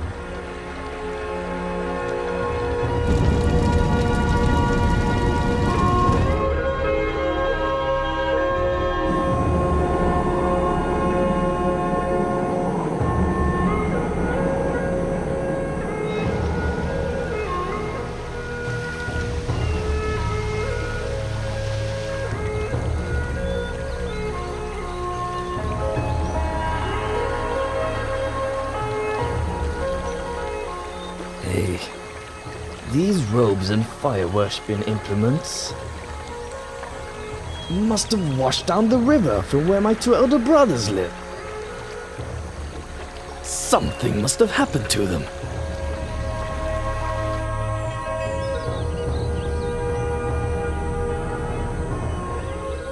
Brother Urvela, Brother Nati!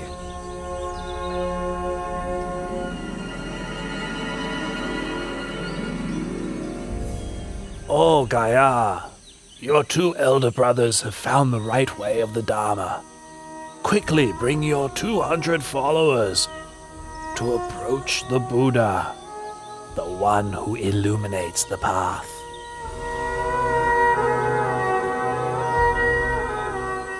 O bhikkhus, all things are burning.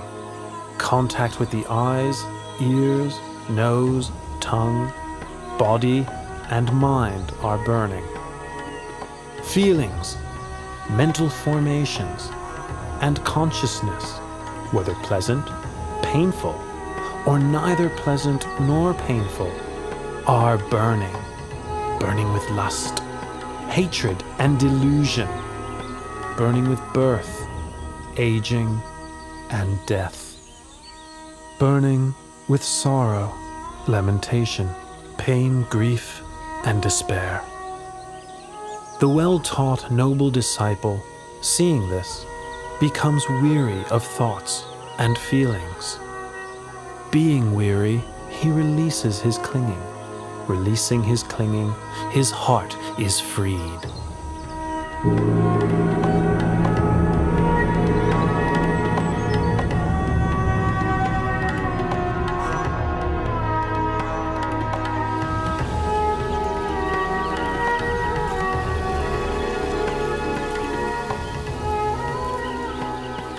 Oh, the Buddha has come to stay right here.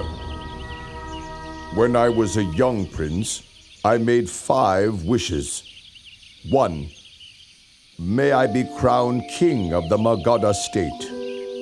2. May the Buddha come to my land. 3. May I have an audience with the Buddha. 4.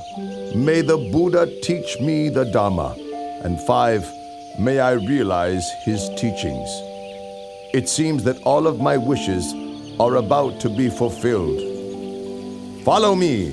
We're going to seek out the Buddha and ask for his teaching.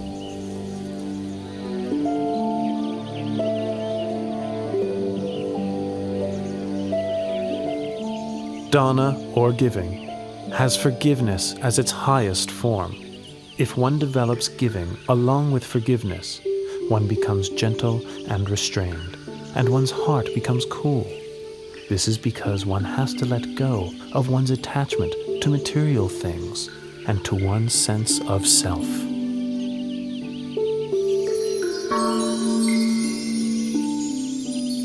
And now, all of my wishes have been fulfilled. Oh yes, your teaching fills me with the greatest joy. Please, may I invite the Lord Buddha and all of the bhikkhus to have a meal in my palace tomorrow morning. The Lativana Park where you're staying is far from the city. It is not convenient for the faithful lay people to visit. Please, may I offer the Veluvana Park to you. The Veluvana Park is cool, shady, and very large. Not far from the city, but still quiet and peaceful. Please, give me your permission to build a monastery for you here.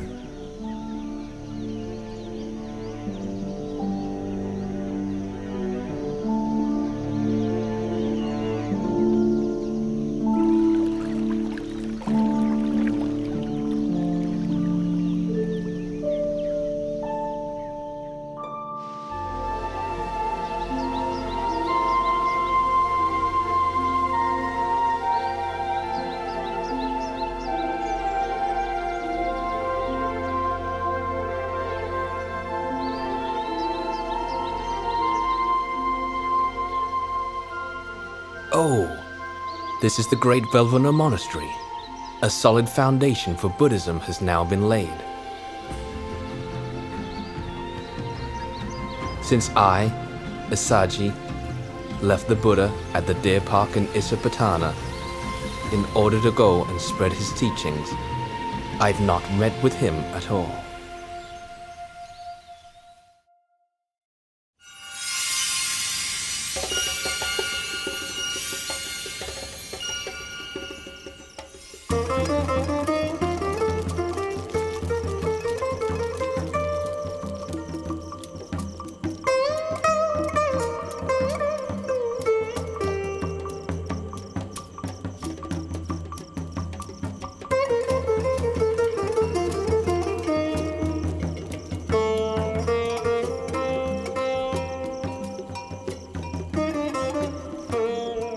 Upatisa, you're not enjoying the play, are you?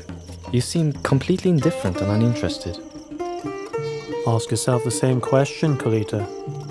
You seem quite unimpressed yourself. Neither the actors nor the viewers will live for more than 100 years. In no long time we'll all be dead. We're absorbed in watching entertainments, seeking fun, but for what benefit? Surely it would be better to seek the path beyond all suffering. I've been thinking the same way as you. All right then. Let's seek out a teacher under whom we can live and practice. To which hermitage should we go? Which teacher should we seek out? These days, there's so many sects. But we should choose the school of Master Sanjaya.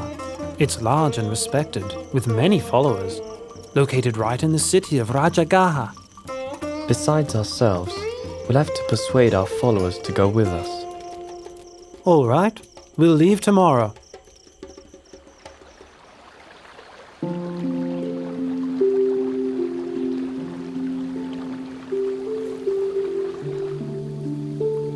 The two of us have trained under Master Sanjaya until he has nothing more to teach us. Quite so. And it's clear that his doctrine does not teach the way to deliverance that we are seeking.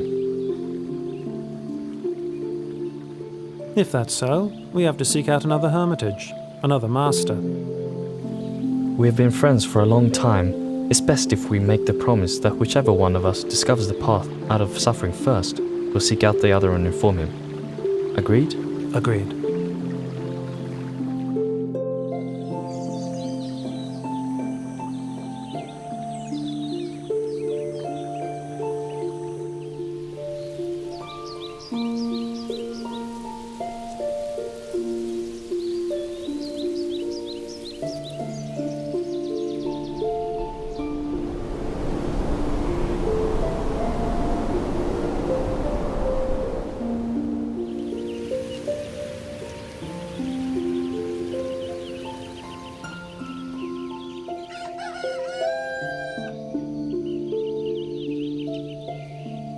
This renunciant walks with such inspiring mindfulness and composure.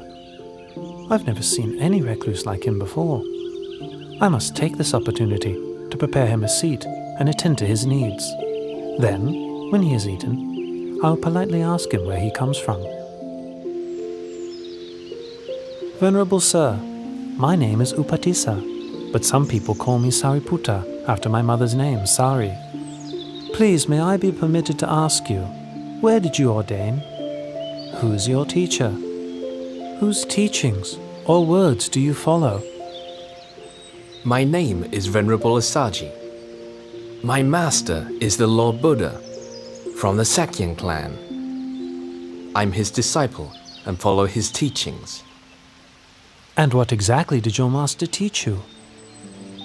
I've just been ordained, and thus cannot give you all of the profound teachings, but I can give you a brief version. Whatever dharmas arise due to causes, the great teacher explains those causes and the ending of those dharmas.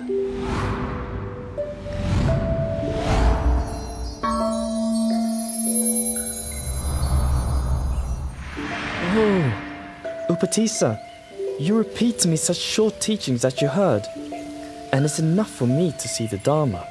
Quickly, let's go and persuade Master Sanjaya to seek out Venerable Asaji's teacher.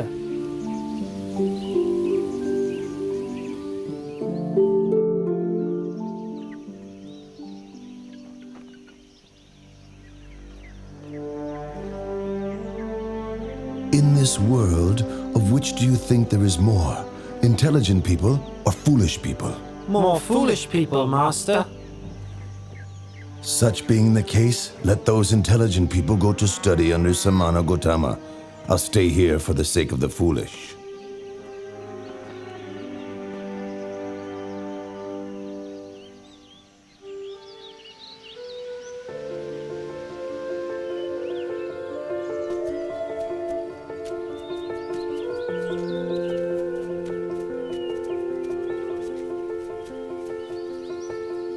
Bhikkhus, those two friends walking in here together are to be my pair of foremost disciples.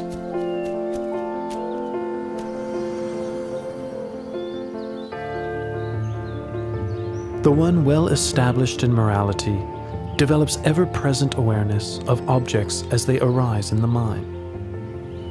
Seeing such objects arising and ceasing continually, he begins to grow weary of them. Becoming weary, he lets go of his grasping and clinging. Letting go of grasping and clinging, his heart is released. Having heard the Buddha's teaching, all of the two friends' followers attained arahantship. But Upatissa and Kolita themselves, with their great accumulation of spiritual qualities and wisdom, were disposed to a slower but more profound realization of the Dhamma, and therefore did not yet become fully enlightened. The two of you are now ordained as monks. I give you the names which will be an honor to your mothers as follows: Venerable Sariputta and Venerable Moggallana.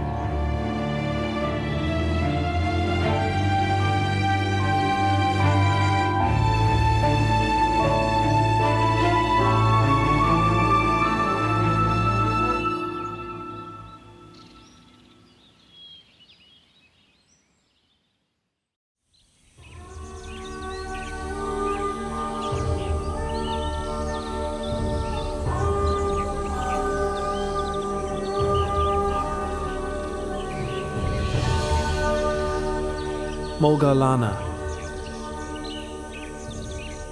Employ the methods for overcoming drowsiness that I taught you.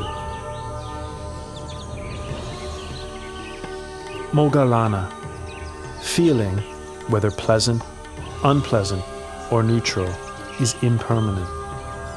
It is of the nature to arise and cease. Being impermanent, it makes for suffering. Being impermanent, it is transitory and insubstantial, unreal, aniccham, dukkam, anatta.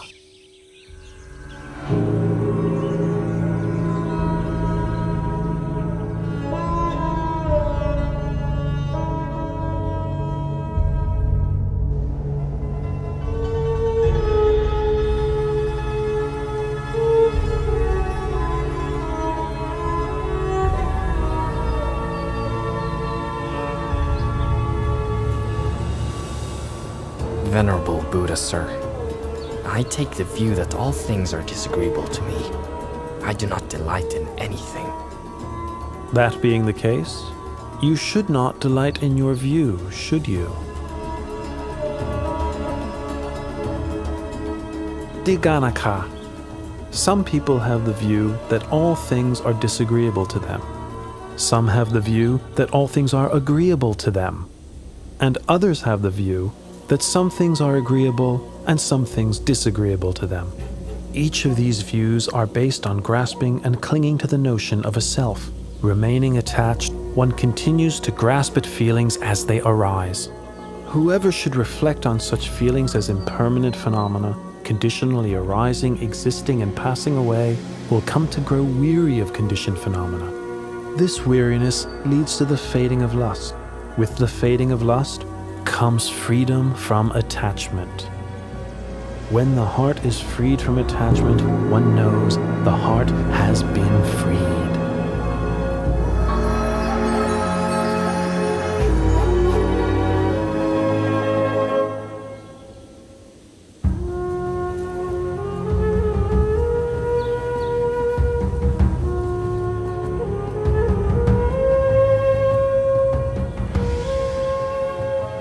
Hearing the Buddha's teaching uprights that which was overturned, reveals that which was hidden, shows the way to one who was lost, shines a light in the darkness.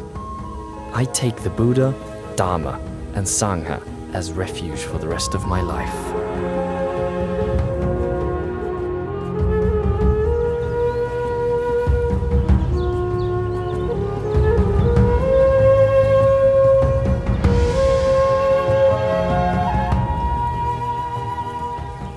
Venerable Sariputta was now the Buddha's right-hand disciple, foremost in wisdom.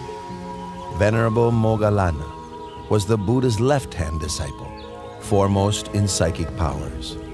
Both became great supports to the Buddha as he continued to spread his teachings to people far and wide.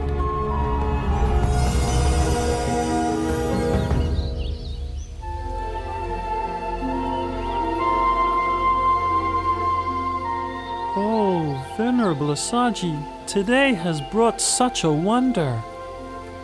Yes, indeed. Many of the Buddha's faithful disciples, hearing that the Lord Buddha was staying at Velvovana Monastery, traveled separately to meet him and pay their respects. This one great meeting was the occasion for 4 great marvels. Katuranga Sanipata means that 4 marvels occurred together on the same day. 1.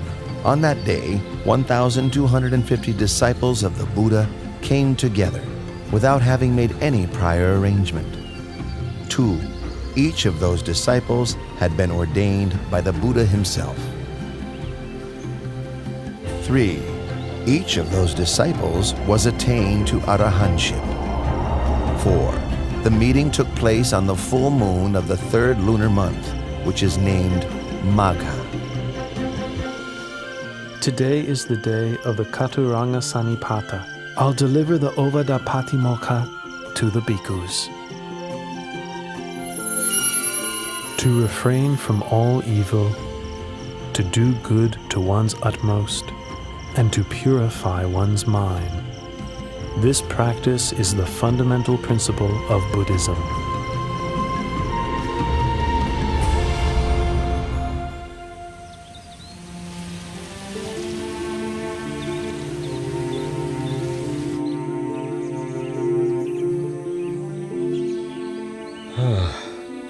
Kalodaihi, my senior counselor, ever since I first heard that my son had attained enlightenment and become the Buddha, I've been wishing to meet him. 9 times I've sent a counselor, each time accompanied with a retinue of 999 subjects to invite the Buddha to come to Kapilavatthu. Each time, the party of 1,000 has disappeared without a trace. That's 9,000 subjects I've sent and heard nothing in return. Well, Kaludai, since you are my senior counselor and have been close friends with my son since childhood, I must send you with your retinue to seek out the Buddha at Vulavanu Monastery and invite him one more time. Surely you will succeed in this. Yes, Your Majesty. I will do my best to bring the Lord Buddha back to the city of Kapilavatthu. And with your permission, I would also like to request ordination from the Lord Buddha on this occasion. I give you my permission, Counselor Kalodai. Please make your journey as quickly as possible. I'll be waiting to hear news from you.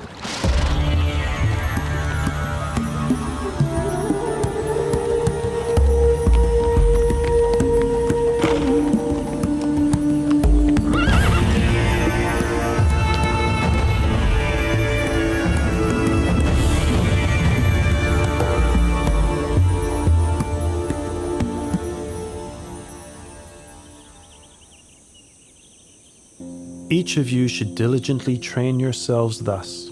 I will not grasp at the internal sense fields of the eyes, ears, nose, tongue, body, and mind. I will not grasp at the external sense fields of form, sound, smell, taste, bodily contact, and mental objects. I will not grasp at contact between the internal and external sense fields. I will not grasp at feelings. I will not cling to the 5 aggregates of the body: feeling, perception, thoughts, and consciousness. I will not cling to this world or the next. when I cease clinging to all that I've seen, heard, known, felt, sought, and imagined, all feelings of attachment to these will also cease.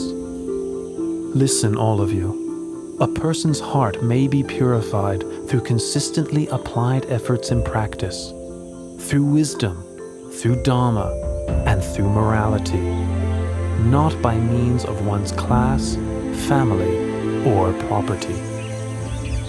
Lord Buddha, summer begins tomorrow. All the farmers have harvested their crops. The path to the city of Kapilavatthu is open and suitable for travel. Your father has a strong wish to meet with you and your disciples. Please, out of compassion, travel to the city of Kapilavatthu and teach Dharma to your father. Please teach Dharma to your relatives there. I accept your invitation, Kalu Dai. Please inform the bhikkhus so that they can prepare themselves for travel. The road from Rajagaha to Kapilavatthu is 60 leagues. The Lord Buddha, along with 20,000 disciples, will travel 1 league per day. In 60 days, they will arrive at Kapilavatthu city.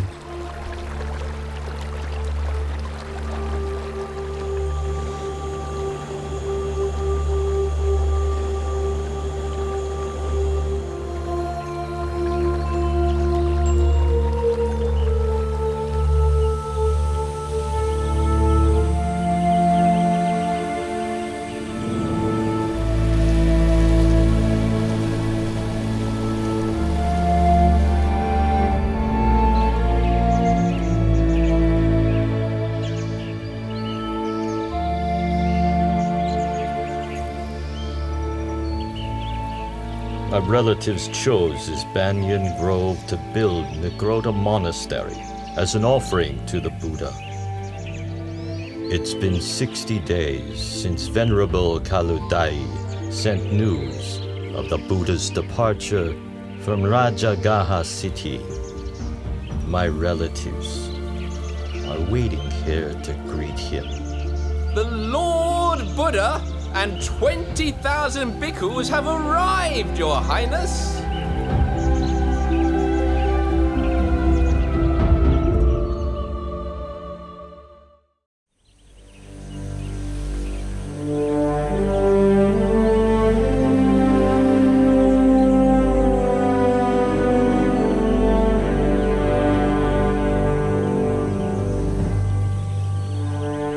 The Lord Buddha's relatives are clinging to the view that the Buddha is junior to them because he is younger in age. They've positioned their young princes in front of themselves so that they won't have to pay their respects.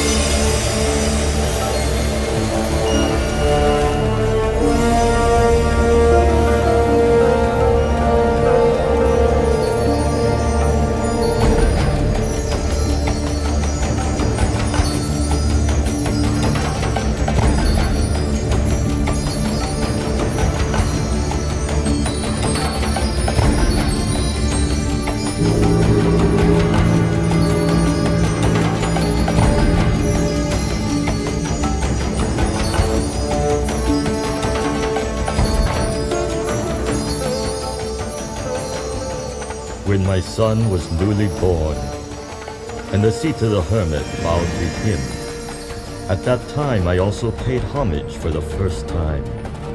7 years later, during the royal plowing ceremony, my son sat in meditation, and the rose apple tree shaded him throughout the afternoon, its shadow not shifting with the course of the sun. Witnessing this, I paid respects to my son for the second time. Now on this occasion, a truly wonderful marvel has appeared. May I take this opportunity to express my veneration for the third time.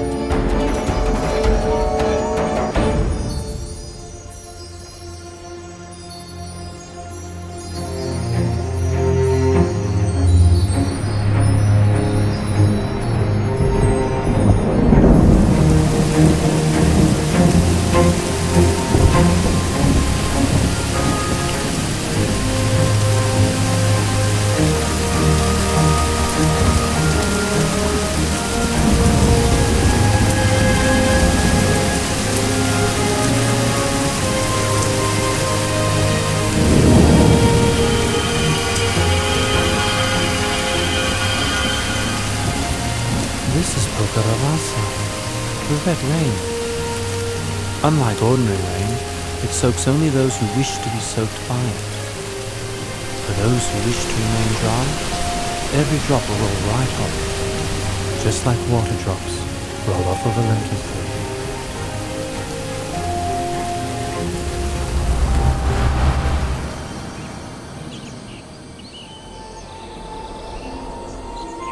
My father and relatives, this is not the first time this red rain has fallen upon such an assembly of relations. In the past, when I was born as Vesantara, Pokaravasa also rained down on a congregation of myself and my relatives. Listen, all of you. Whoever upholds morality will have happiness in this world and the next. Whoever upholds morality will be blessed with riches and good fortune. Whoever upholds morality has an unobstructed path to nirvana. Therefore, may you all uphold the purity of morality.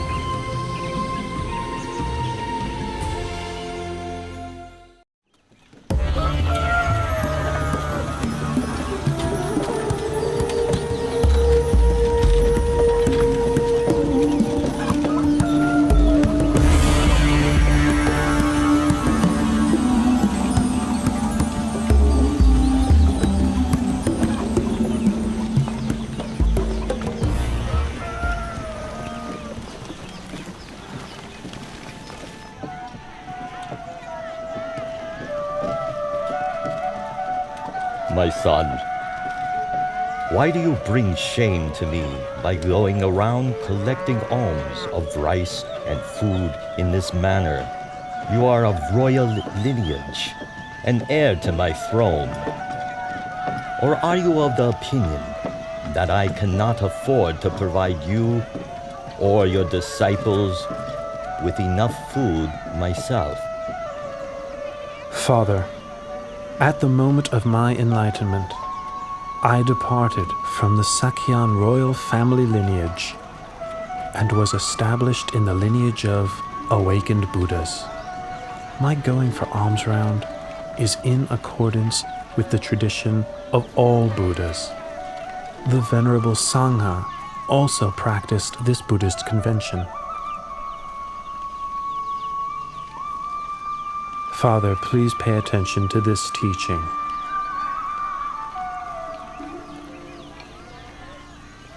When a person clings to and indulges in form, feeling, perception, mental formations, and sense consciousness, that person is bound by the snare of Mara and burdened with the whole mass of suffering. When such a person doesn't cling or indulge in these, that person is freed from the snare of Mara and released from the whole mass of suffering.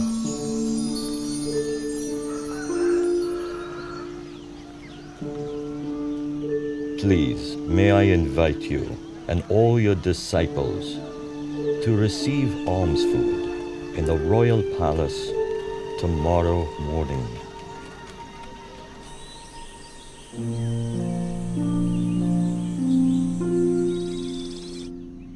In the 3 days since your arrival in the palace, myself and Queen Mahabhajapati have listened to your teaching and developed in the Dharma more and more each day.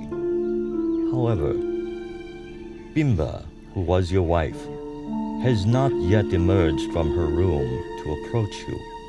She has stayed right there the whole time, immersed in misery. I would like to invite you to please go and speak to her, so that she also may benefit from your teaching. Father, I will go to teach Bimba, taking Venerable Moggallana and Venerable Sariputta, my left and right hand disciples, with me.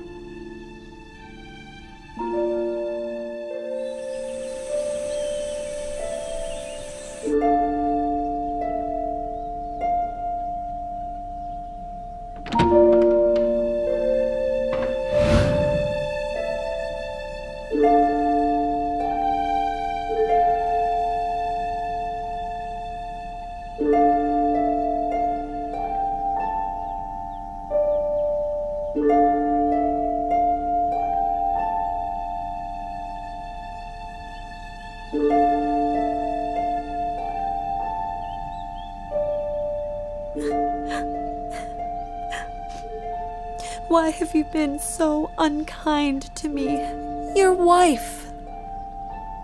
When you left for the holy life, you left in silence. Did I do something wrong to make you leave that way?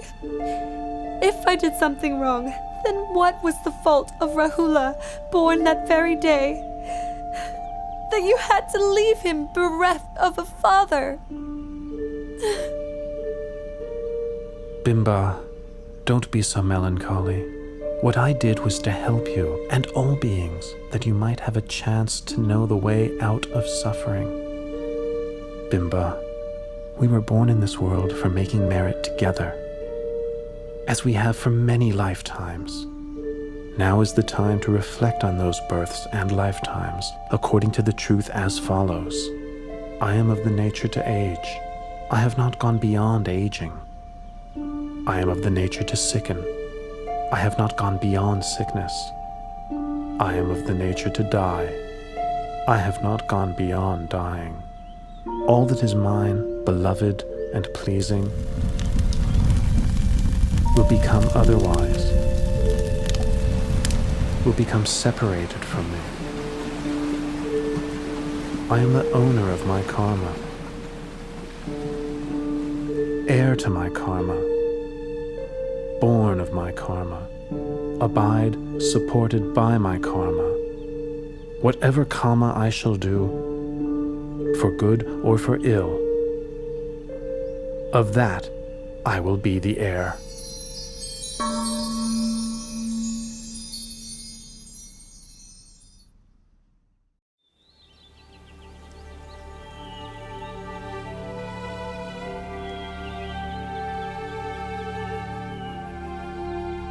My mother tells me that you have great treasures, you have great wealth. But since ordaining, you have no desire for royal wealth. As your royal successor, I wish to request my inheritance, which is mine by right. External treasures bind one to the round of death and rebirth on the wheel of samsara. Better to give the noble treasure, that is, the most excellent internal treasure, instead of worldly wealth. Rahula, I have the most excellent noble treasure to offer you. Sariputta, release Rahula from worldly suffering and bestow him with noble treasure by ordaining him a samanera.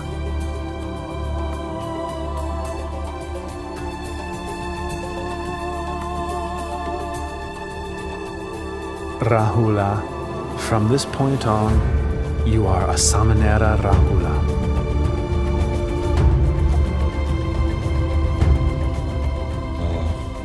When Siddhartha left the palace and sought Buddhahood, I expected that Nanda would remain to inherit the throne.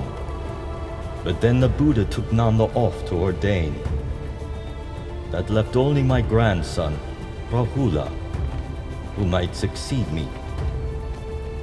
Then the Buddha ordained Rahula as well. If I don't do something, soon the whole Sakyan clan may go forth.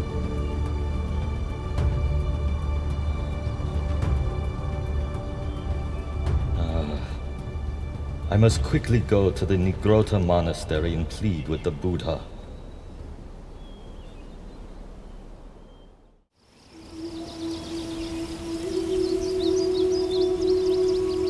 Please, Lord Buddha,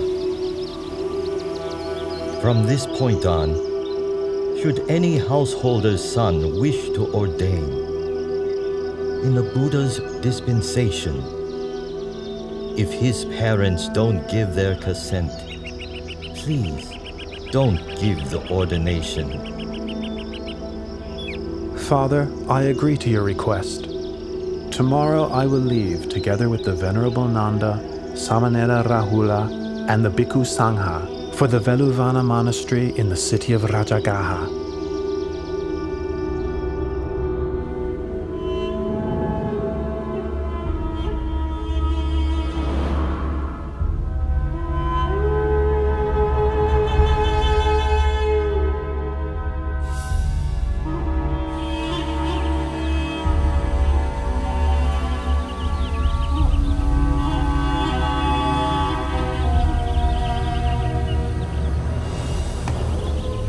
Nanda.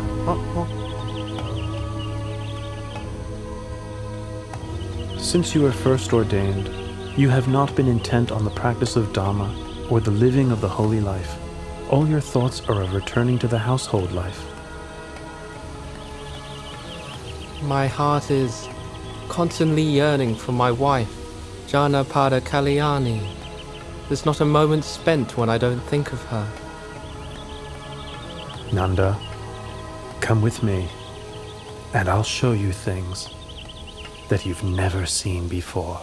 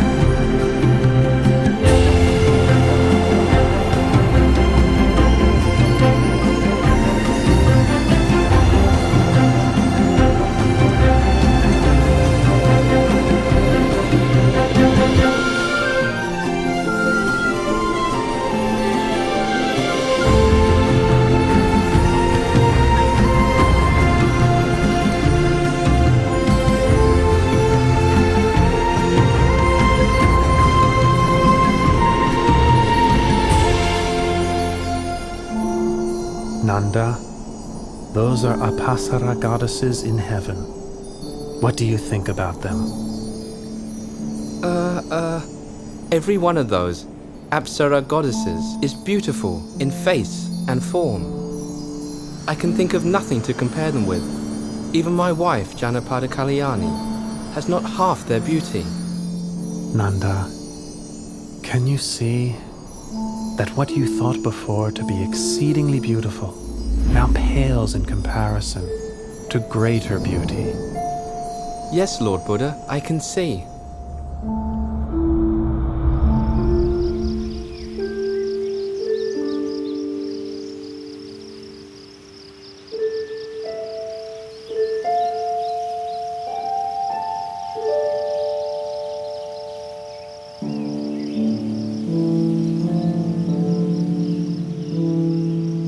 From this point on, I'll make up my mind to practice the Dharma. I'll live the holy life without letting my heart be obsessed with Janapada Kalyani ever again. I've now seen for myself that there are countless goddesses in heaven, many times more beautiful than her.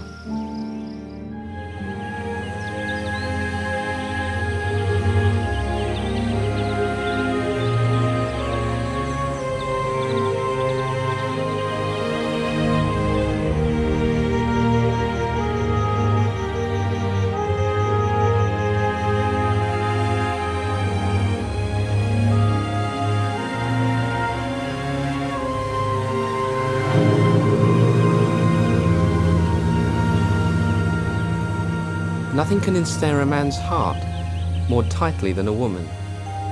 Nothing can ensnare a woman's heart more tightly than a man. In truth, love is like a noose which binds one to obsession and infatuation. It brings one to birth and death in the world again and again, dragging one down into a mass of suffering. That's right, Nanda. There is no pleasure equal to the peace that can be found within one's own heart. For as long as humans rush around seeking external distractions, they will never meet with genuine happiness. Nanda, when you release your clinging and view the whole world as empty, your heart will be free, open, expansive, radiant, and joyful.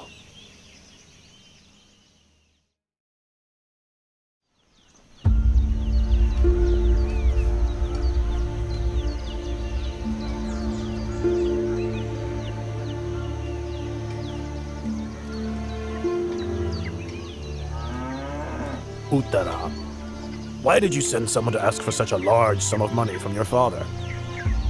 I'm your husband. I would have given it to you myself. There was no need to bother your father. Dear husband, since our marriage, I have had little opportunity to make merit. I wanted the money to buy food to offer to the Lord Buddha and his disciples. I asked my father for the money because he shares my faith in the Lord Buddha. It's not, you see, that I have no wish to accept your money, good husband. In that case, let it be as you wish. My intention is to prepare the food myself and invite the Lord Buddha and his disciples to receive food in our house for 15 days. In that case, let it be as you wish. And I am afraid that during that time, I will be unable to perform all my wifely duties. In that case, let it be as you wish.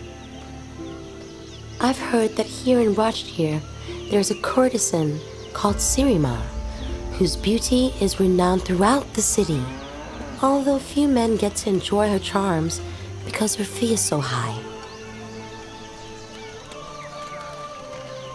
For these 15 days, I'm going to hire Sirima to take my place as your wife. In that case, let it be, as you wish.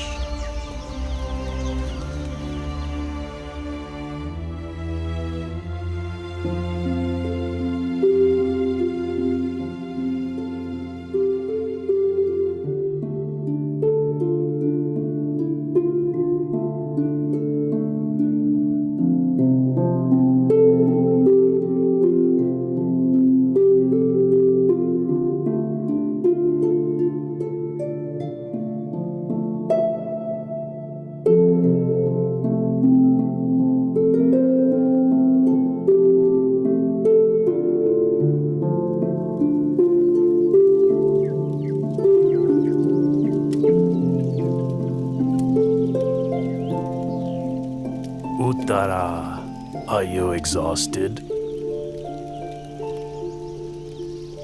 Oh, dear husband, Miss Sirima. Look at her. Instead of letting others do the work, she's doing it all herself. Her face is dirty, her clothes are all soiled. She should be relaxing in a way fitting of her station, and instead she's finding ways of tiring herself out. Look at him. How heedless and indulgent he is. He thinks he's so rich that he has no need to make merit? Ah, how very foolish he is.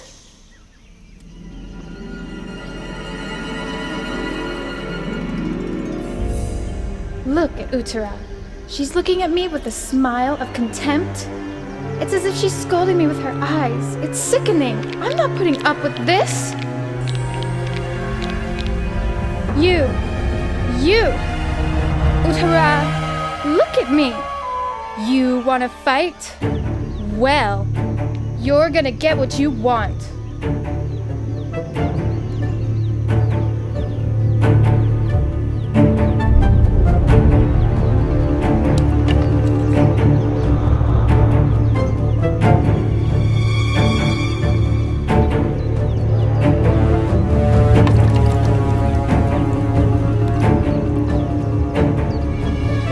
Sirima, I owe you a debt of gratitude because you agreed to take over my place as wife temporarily, allowing me to fulfill my wish to make merit.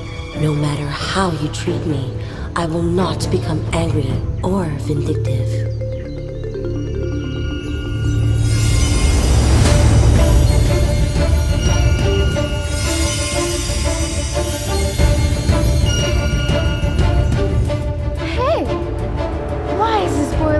Unable to hurt her. Hey! This prostitute is dared to attack our employer! Come on! Let's get her! Yeah, let's get her! Come on, guys, let's go! All of you, don't hurt her. Sirima is like a friend to whom I owe a debt of gratitude. I am not angry with her.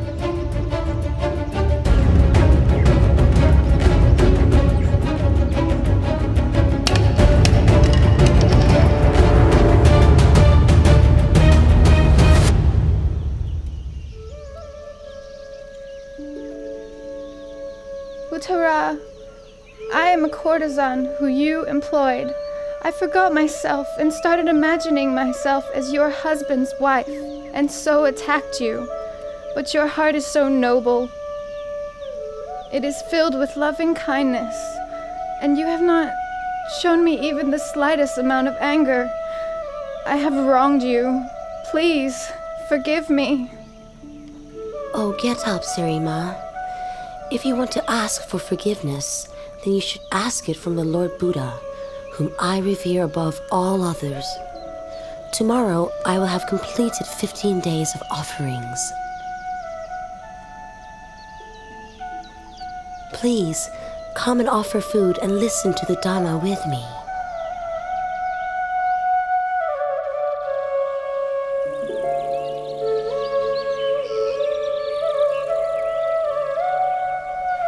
A person should overcome anger with non-anger, overcome evil with goodness, overcome stinginess with generosity, overcome careless speech with words of truth. Those engrossed in worldly enjoyments, indulging in sense pleasures, intoxicated by wealth, social standing, extravagance, praise, rank, prestige, and power, cannot see the noble beauty of truth.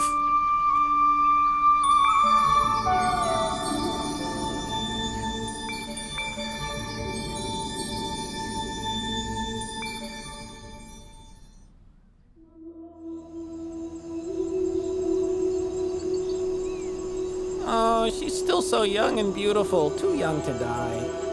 The day this woman listened to a talk from the Buddha, she gave up her life as a courtesan and turned to making merit every day. But life is uncertain, and now, not much later on, she's dead. Let's get down to work. It's already time to cremate the body. Hey, wait a minute. We can't cremate her yet. Well, why not? The Buddha has requested King Bimbisara to order us to keep the body for 3 days. For 3 days! Oh, whatever for?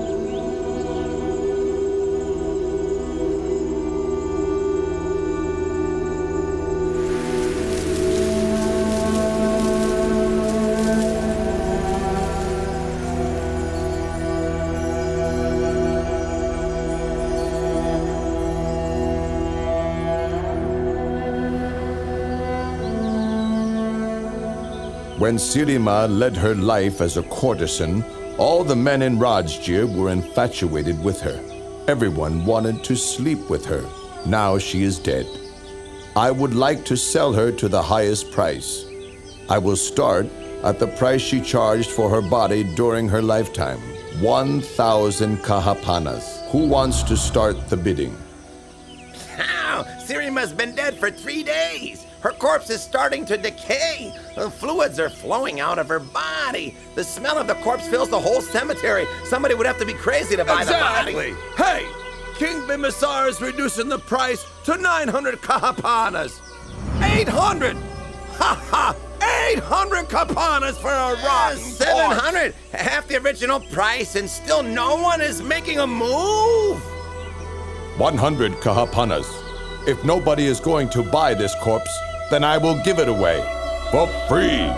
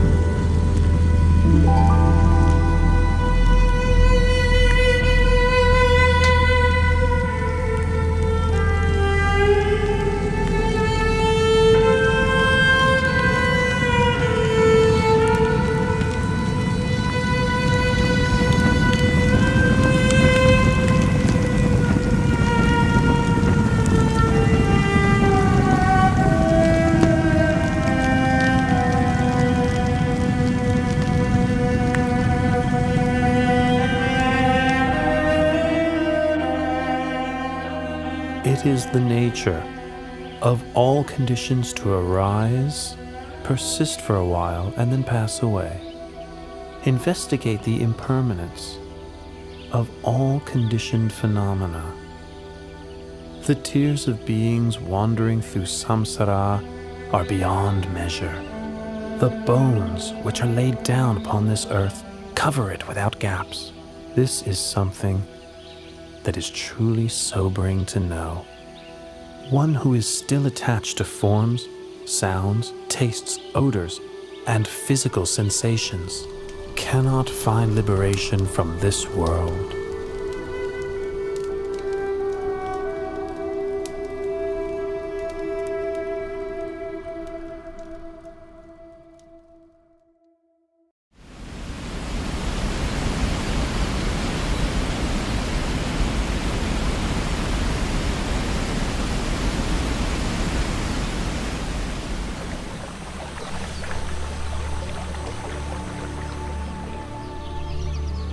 Sometime later, the Buddha went to stay in the Anupiya mango grove, the place where he had stayed overnight when he first went forth.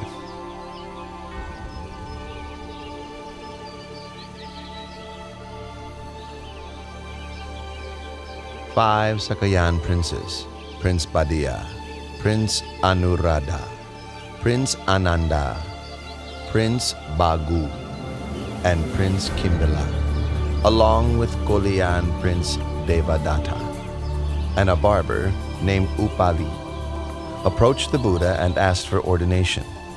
The Buddha ordained Upali the barber first, followed by each of the 6 princes respectively.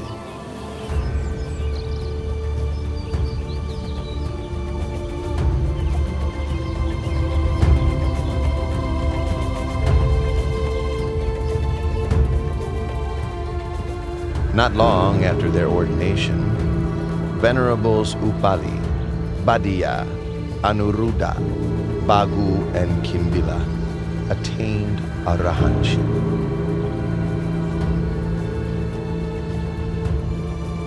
Venerable Ananda, receiving instruction from Venerable Punamantaniputa, attained the fruition of stream entry.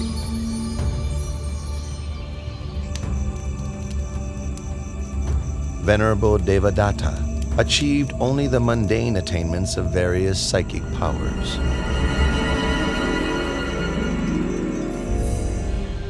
Later, the Sangha requested of Venerable Ananda that he act as the Buddha's personal attendant. Venerable Ananda, the Sangha is in agreement that you would be suitable for the position of the Buddha's attendant. What are your feelings toward this?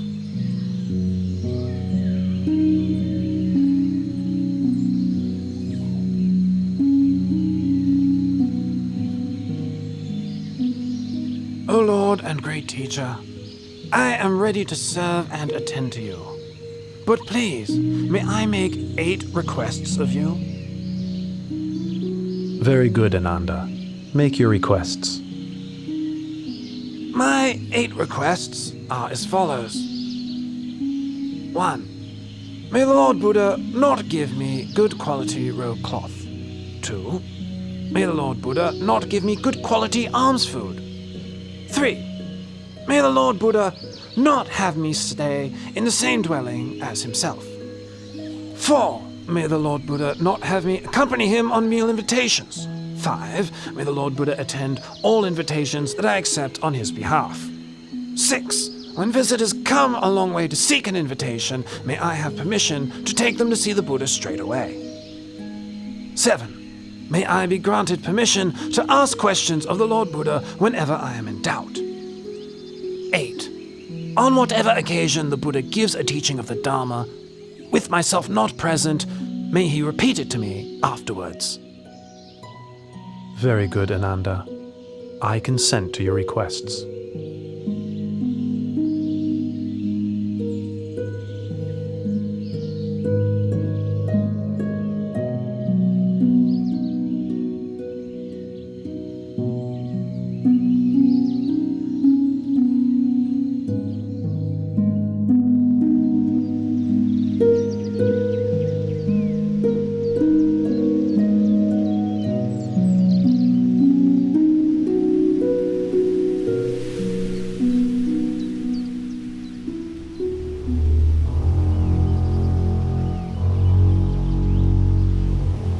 I am from the royal clan. Why are the laity respectful and devoted to other monks, and not to me? Ah, Prince Ajatasattu, son of King Bimbisara of Rajagaha. He is still young, doesn't yet know right from wrong. I'll display my supernatural powers and gain the devotion of the young prince. Then whatever I may wish for, he'll find a way to get it for me. Ha ha ha ha ha!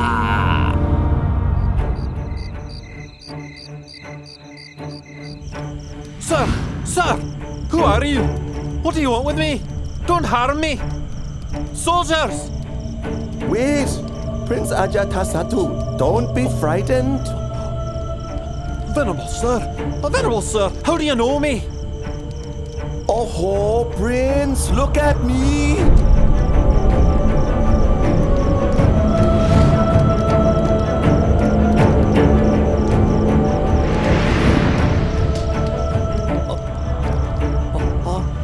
Venerable sir!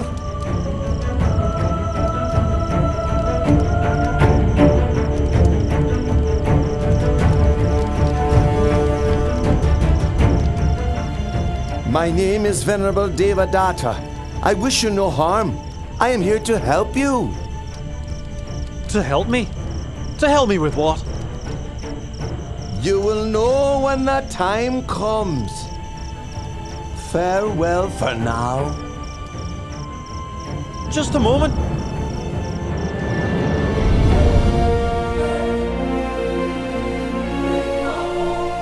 I displayed my supernatural powers, and Prince Ajatasattu gained great faith in me.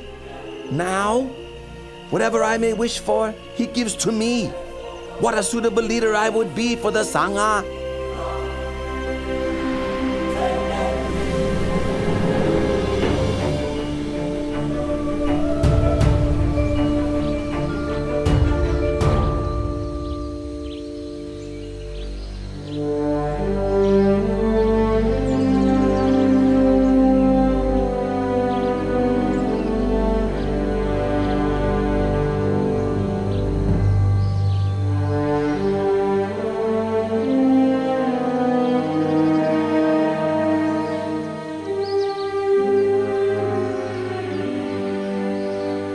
Lord, you are now getting very old. It's time for you to lay your duties down. I request the burden of leading the Sangha. Please make the matter known to all the bhikkhus. From now on, I'll take over your teaching responsibilities.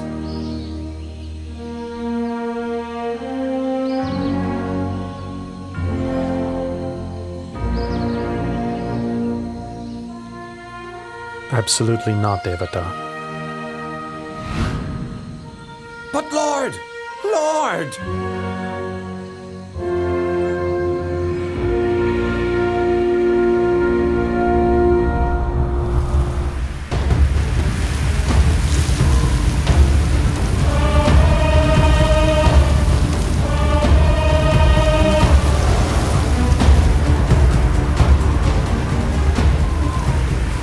The Buddha humiliated me in front of all the monks.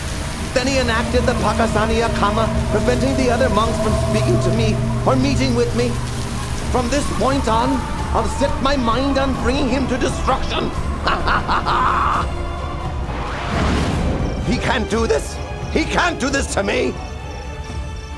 Your Royal Highness, please think it over. Even though you have now inherited the throne as you wished, you must still execute your royal father. Should he change his mind and wish to take his throne back, he will be sure to kill you. Therefore, you must act first without warning.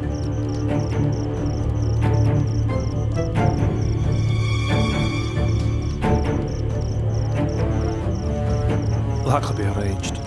I'll keep him imprisoned until his life comes to an end. It's your decision, Your Royal Highness.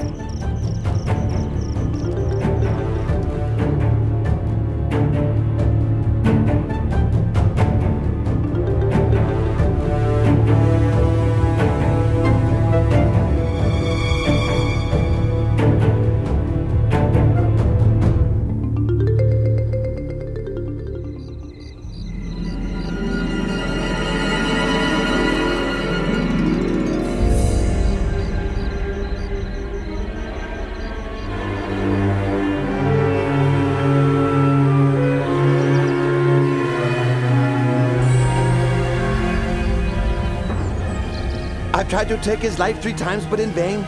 It's time to try my last resort. I have to pretend to be strict in Dhamma Vinaya, so that all the bhikkhus will become my disciples.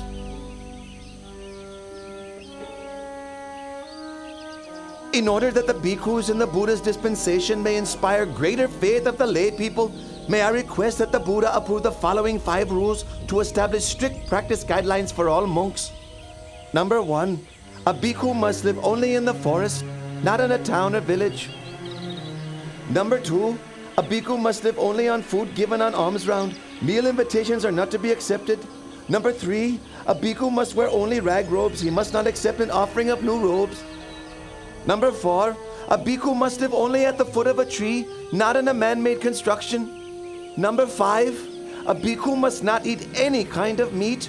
Should any bhikkhu break any of these rules, he must face punishment. What does the Lord think about these rules? Devata, I deny my permission. This Dhamma Vinaya is not slack in its rules. What you are asking for would create inconvenience for all bhikkhus in terms of maintaining their livelihood. Let all these observances be voluntary. As for the rule against eating meat, I allow meat which is pure in 3 aspects: not seen, heard, or suspected to have been killed specifically for the sake of oneself. My bhikkhus, who do you think is superior? My rules are stricter, aren't they? Whoever agrees should come and live with me. Devata, don't do this. Breaking up the Bhikkhu Sangha is a very heavy, evil karma. From this day on, I am no longer your disciple. I'll be carrying out formal acts of the community only with my own monks. Whoever agrees, follow me.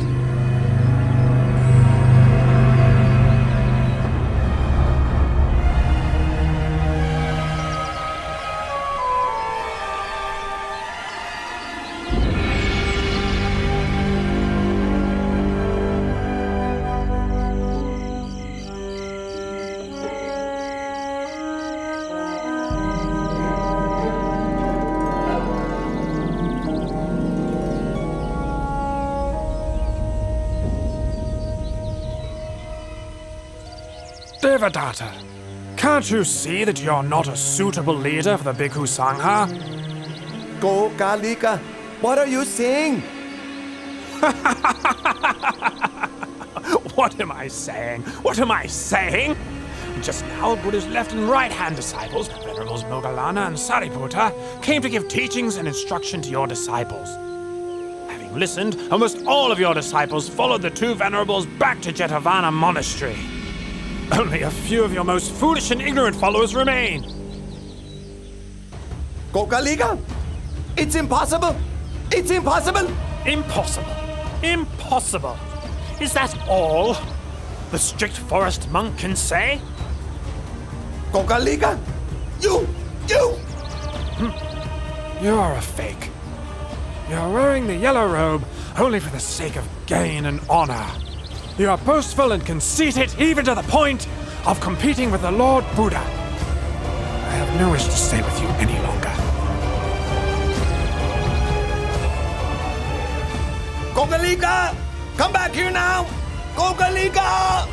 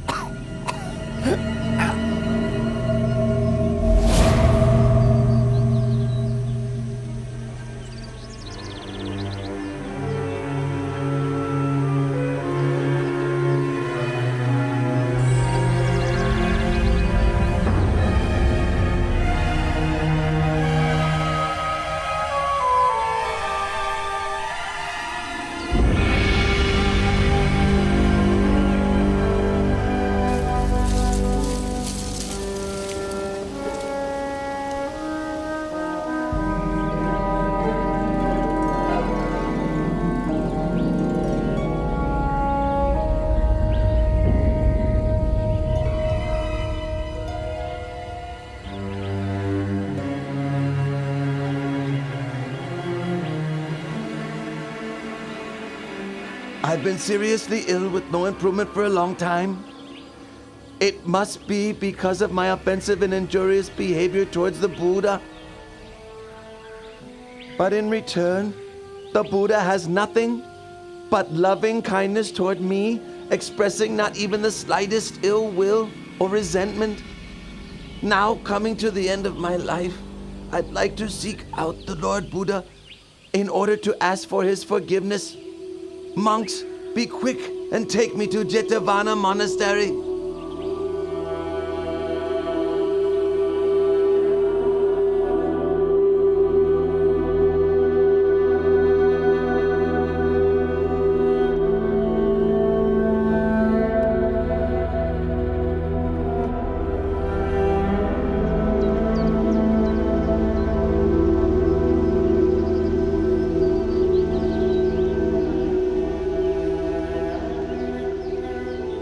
We're getting close to Jetavana Monastery. Stop for a while so that I can bathe myself before entering into the presence of the Lord Buddha.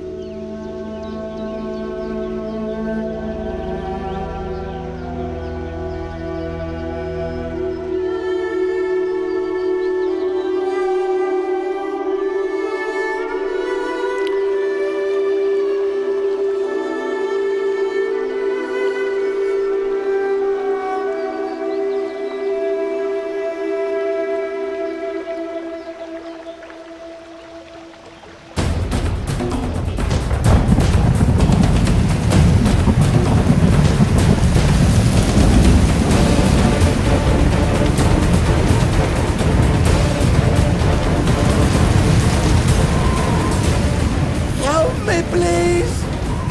Oh Lord, help me, please!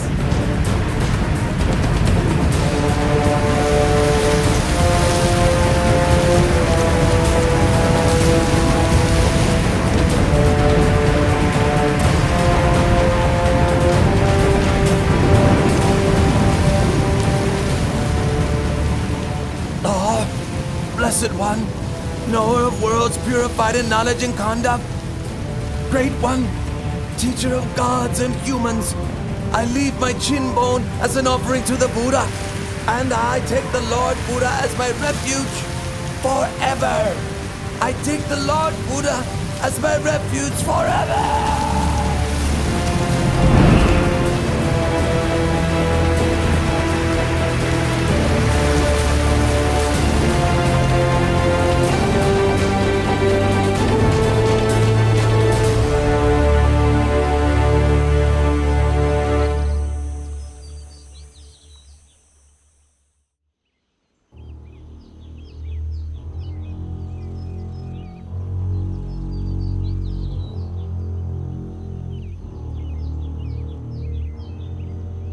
Venerable Devadatta has performed gravely serious evil karma. Even coming so close to Jetavana Monastery, he still was unable to catch a glimpse of the Lord Buddha. Rather, he was swallowed up by the earth and sank down into hell. And I myself cooperated with him in committing a tremendous many evil deeds. I can't sleep at night. Dr. Shivaka, what should I do? Your humble servant thinks that your highness should go and approach the Lord Buddha in order to pay your respects and to ask for his forgiveness. You are right. Let us go together to pay our respects to the Buddha.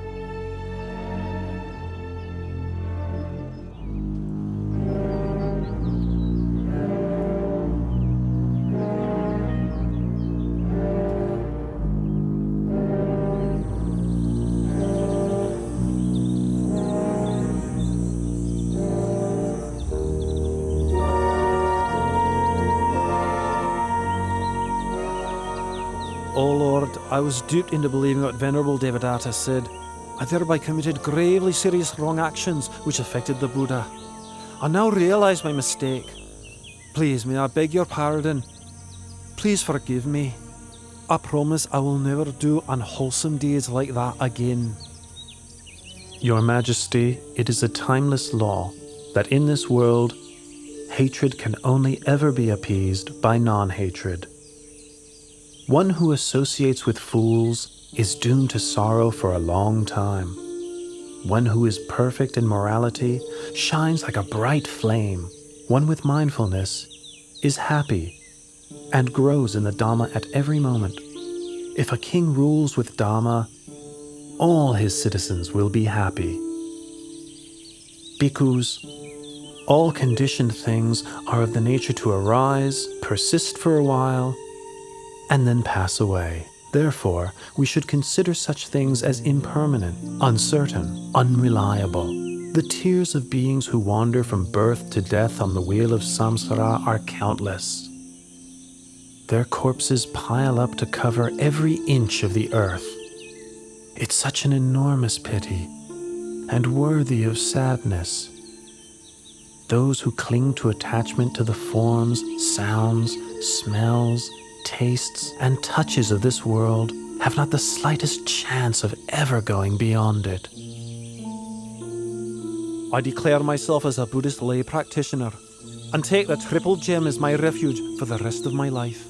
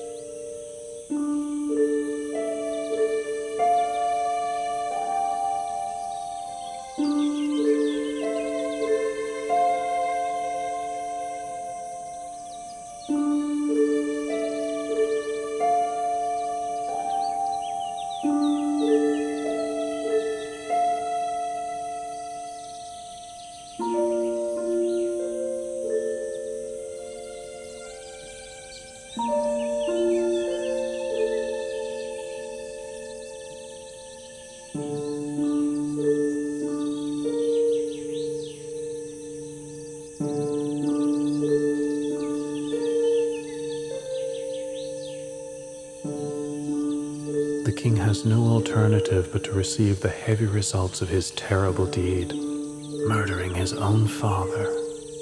The perfect vision of the Dhamma, therefore, does not arise in him here.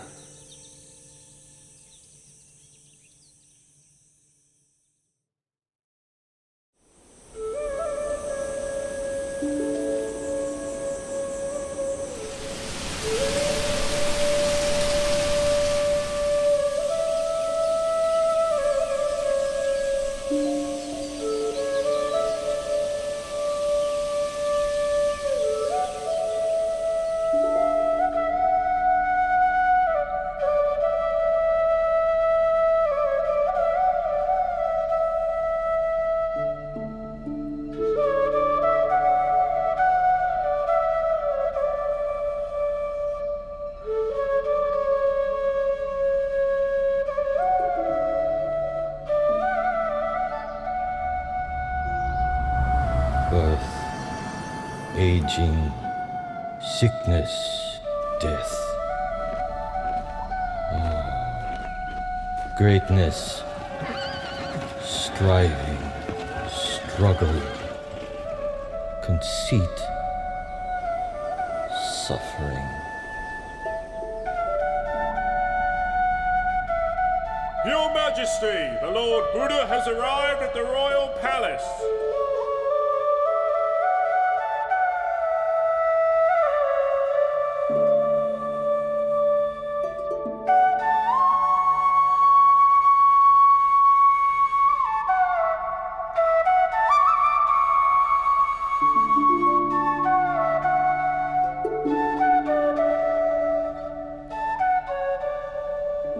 Oh Lord, I think my life is ending.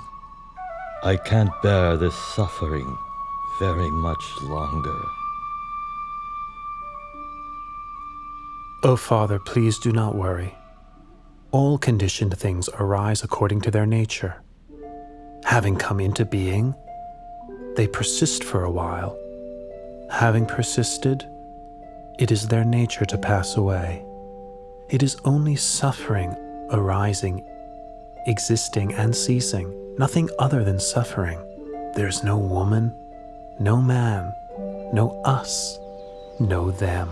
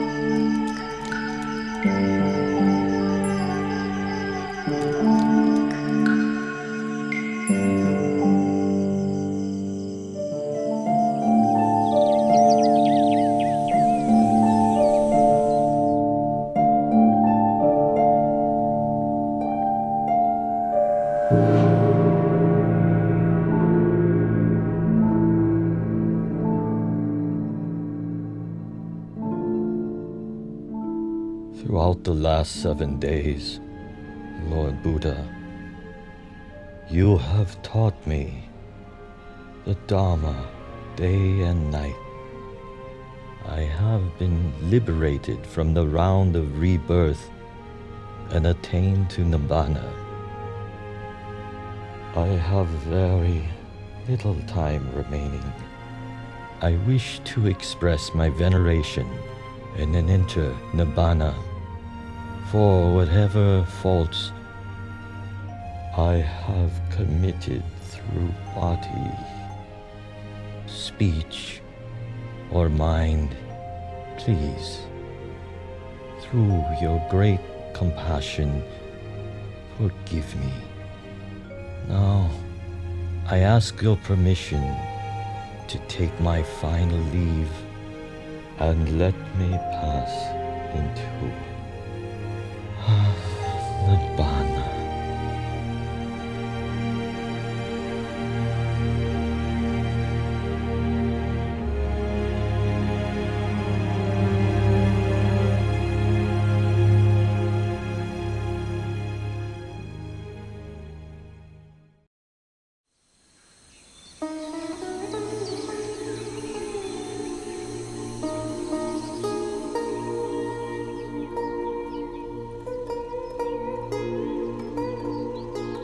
asked for ordination from the Lord Buddha 3 times, but he has not yet given his permission.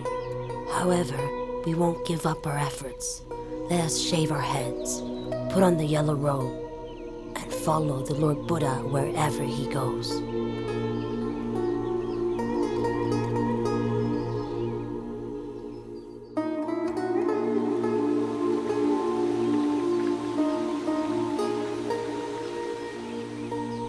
Oh Lord, if women were allowed to ordain in the Buddha's dispensation, could they attain to the level of arahantship? Ananda, if women were ordained in the Buddha's dispensation, they could attain to arahantship exactly the same as men can. If that is the case, in your kindness, please give ordination to Queen Mahapajapati, who raised and looked after you when you were a child, and thus fulfill her wishes, Lord. Ananda, if Pachapati will practice according to the 8 strict conditions, I'll give her my permission. The 8 strict conditions are: 1. A bhikkhuni who has been ordained for even 100 years must bow to a bhikkhu ordained that very day. 2. A bhikkhuni may not spend the rains retreat in a monastery where there are no bhikkhus in residence.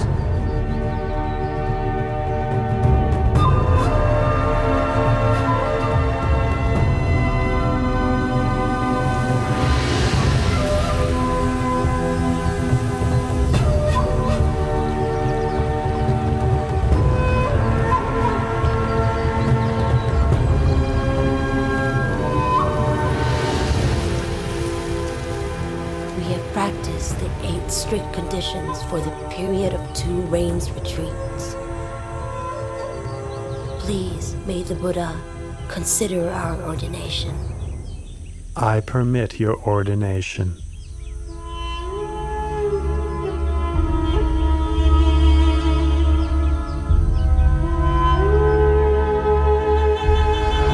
After their ordination, Pajapati Bhikkhuni and the Sakayan Bhikkhunis practiced mental cultivation with great determination until each of them had attained to arahantship.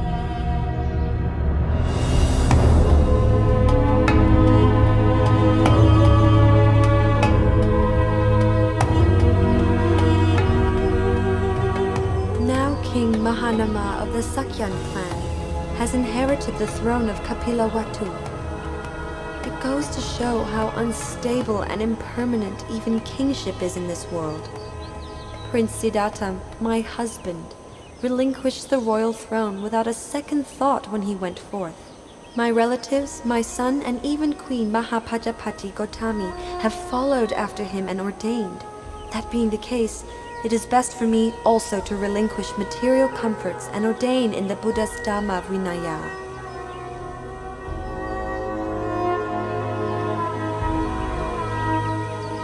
Princess Yasodhara and a great number of her ladies of the court traveled to Jetavana Monastery in Savatthi. After practicing the 8 strict conditions for 2 rains retreats, Princess Yasodhara was ordained as a bhikkhuni.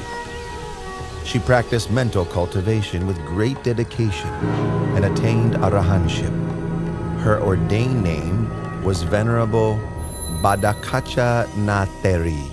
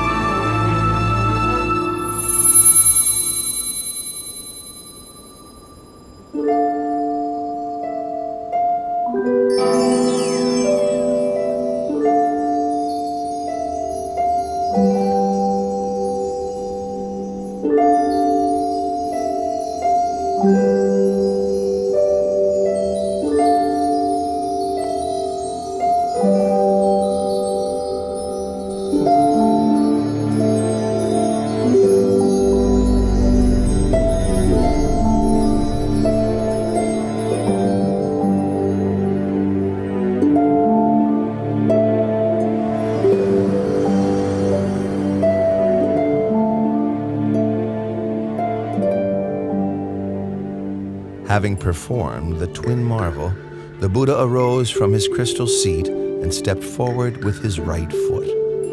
He placed it on the summit of Mount Yugandhara. Then he stepped forward with his left foot, placing it on the summit of Mount Sumeru, upon which Tavatimsa heaven is located.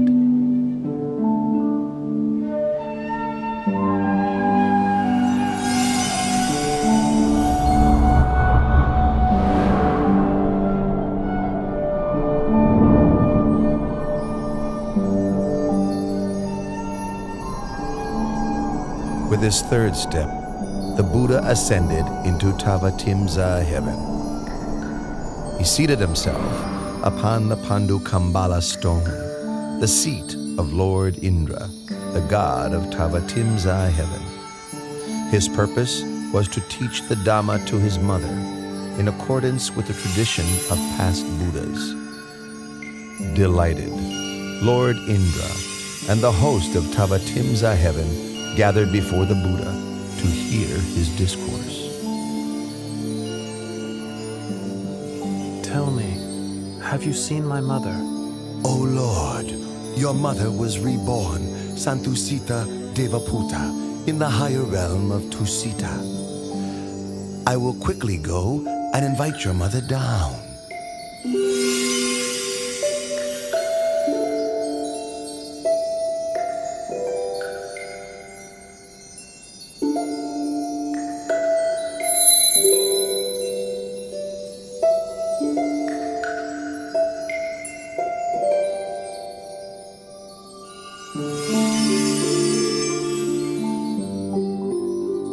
Mother, please come and sit close by. The kindness you showed me in your past life was great beyond measure.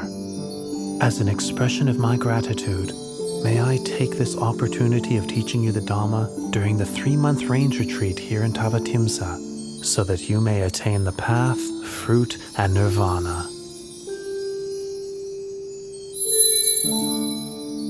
Mother, please listen. Ignorance and craving lead a person to rebirth. Agitated, their heart rushes around within samsara. For as long as the aggregates come into being, the supposition of a being is also there. In truth, such conditioned things are not worthy to be called a being. There is only suffering which arises, and suffering which decays and ceases. Aside from suffering, nothing arises. Aside from suffering, nothing ceases.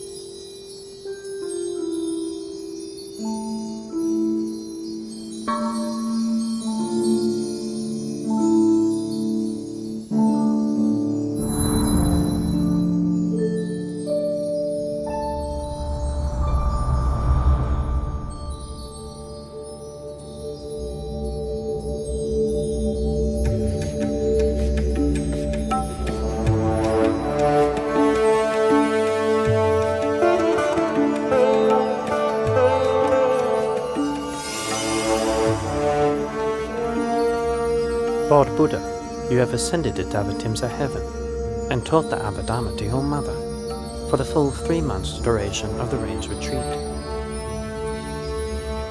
The people of the world are now wondering, when will you depart from heaven and descend to the human world? Moggallana, please let the people know that I will descend from heaven in 7 days' time, arriving at the gates of the city of Sankasa.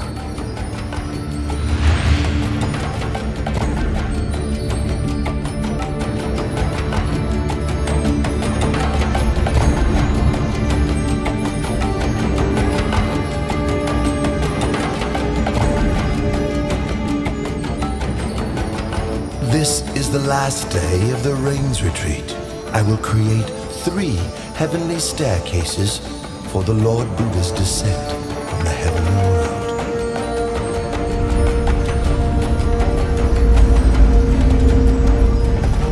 The crystal staircase for the Lord Buddha is in the middle.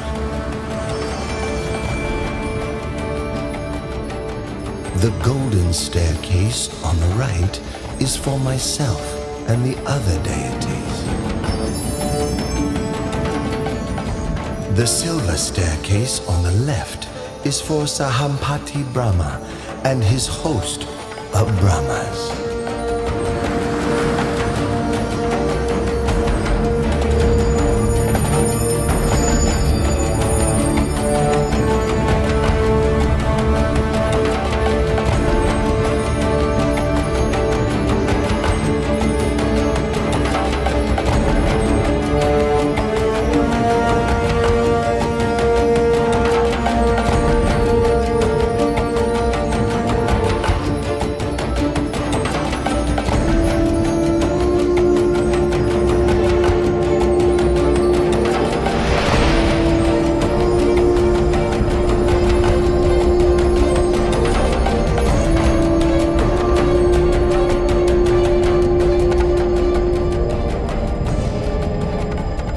As he descended from heaven, the Buddha performed the marvel called Loka Vivarana, making the realms of heaven, earth, and hell visible to all.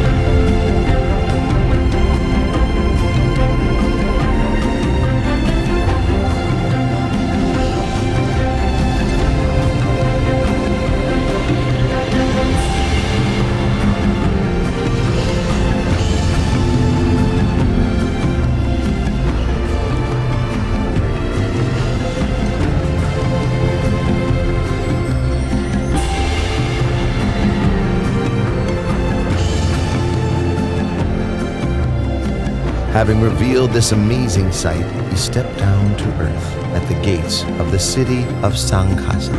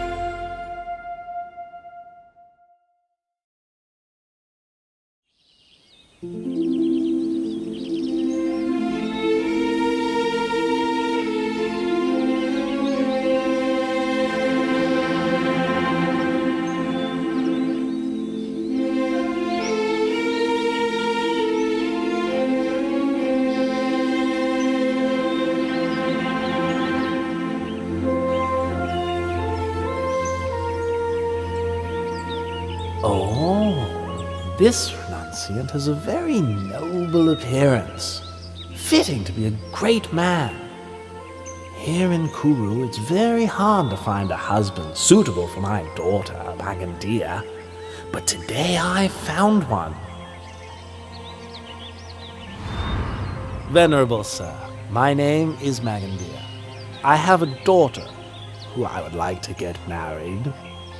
But here in Kuru, I can find no suitable husband. And then I saw you today. I am very pleased by your appearance. Please accept my daughter as your wife. Oh, and don't worry that she's ugly or unattractive. There's nobody in this whole country more beautiful than Magandia. Please wait here.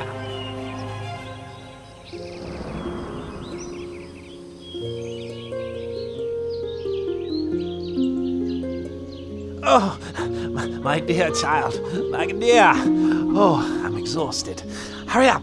Make yourself as attractive as you can. Now, right now. Quickly, my daughter. If you're tired, then sit down and take a rest, husband. And why do you want our daughter Makandia to dress up prettily? Come on, please. Sit down and rest. Oh, Magandia, are you ready yet? Hurry up.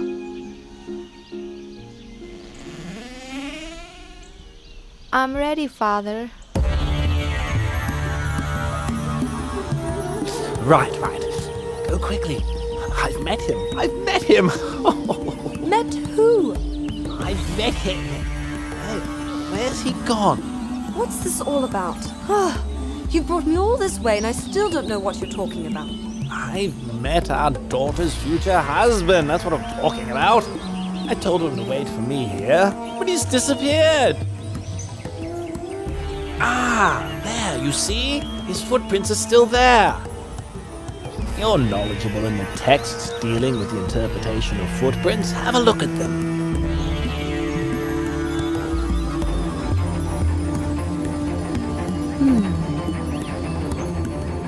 2 footprints that exactly match in this way are the footprints of a great being. They show that he is beyond craving, beyond anger, beyond delusion, without defilement. Such a one is not interested in household life. No defilement? What? Every man likes beautiful women. Let's see what happens when he sees our daughter. The main thing is to find where he's gone to.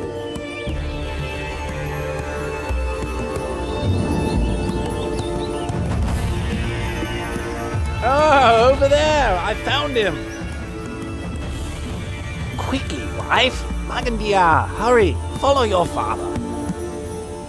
Venerable sir! Venerable sir! Venerable sir, this is my wife. And this is my daughter, Magandia, who I'm going to offer to you. Brahmins, I rejected sensual pleasure on the day of my enlightenment. I've seen the root cause of your existence, karma. You arise from sensual thoughts. Those thoughts arise in me no longer. Your karma will appear no more. Brahmins, listen to this teaching.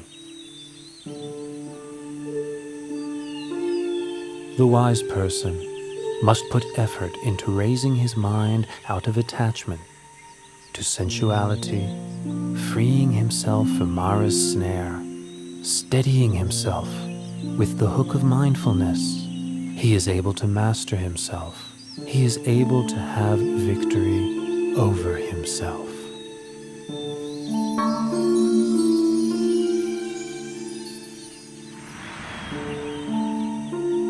Your teachings have illuminated the path ahead for us both.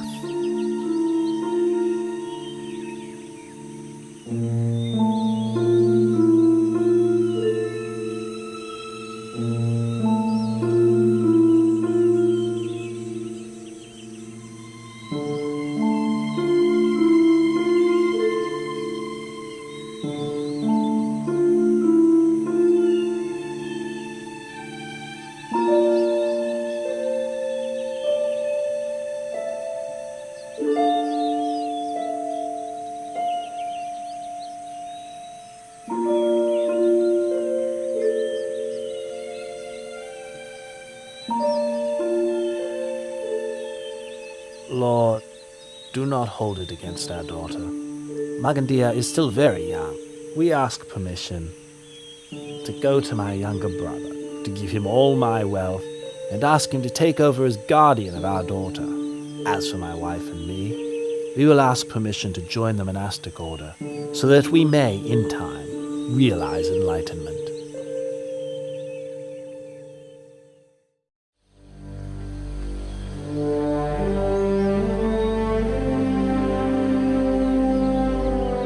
My name is Varanja Brahman. I am the ruler of this town of Varanja.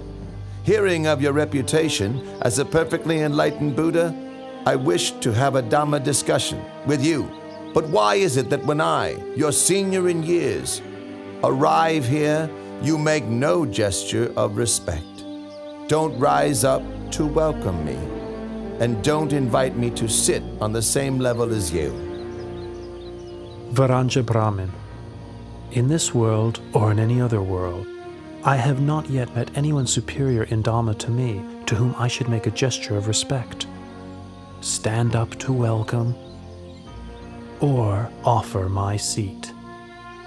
It's my view that your way of practicing and conducting yourself is quite tasteless. Brahmin, my way is indeed tasteless. I have abandoned the taste of the sensual pleasures of form, taste, smell, sound, and bodily touch. But I am not tasteless in the way that you understand it. You have no assets. You teach non-action and praise annihilation. And furthermore, I would say that you are loathsome. Brahmin, I have no assets or wealth, because such things consist of forms, tastes, smells, sounds, and touches. Venerable Brahmin, I teach non-wrong action, non-evil action by body, speech, and mind. I praise the annihilation of lust, hatred, and delusion. Brahmin, loathsome is bodily misconduct, verbal misconduct, mental misconduct. I loathe all that is evil and unwholesome. But I am not at all loathsome in the way that you believe. You teach eradication, destruction. You teach non-arising and non-birth. Brahman, I teach the Dhamma for the eradication of lust, hatred, and delusion, and for the eradication of all unwholesome states. I teach the destruction of bodily misconduct, verbal misconduct, and mental misconduct, because these are things which are worthy of destruction. I have attained the state of non-arising and non-birth by abandoning the causes of birth and becoming. I speak only the truth in response to your comments. The truth is not as you understand it to be. Pay attention, Venerable Varanja Brahmin, and I will teach you the Dhamma. Sending your mind outside and seeking faults in others is a cause for suffering. Reflecting internally, developing awareness of one's own mind, is the path. Nirodha, the end of suffering, is its fruit.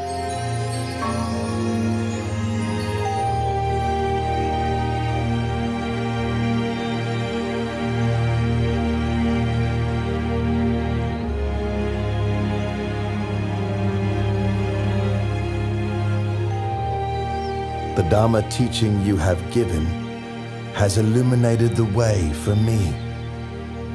For the rest of my life, I take the Triple Gem as my refuge, and please may I invite you to spend the Rains Retreat here in order to teach the Dhamma to the citizens of Varanja.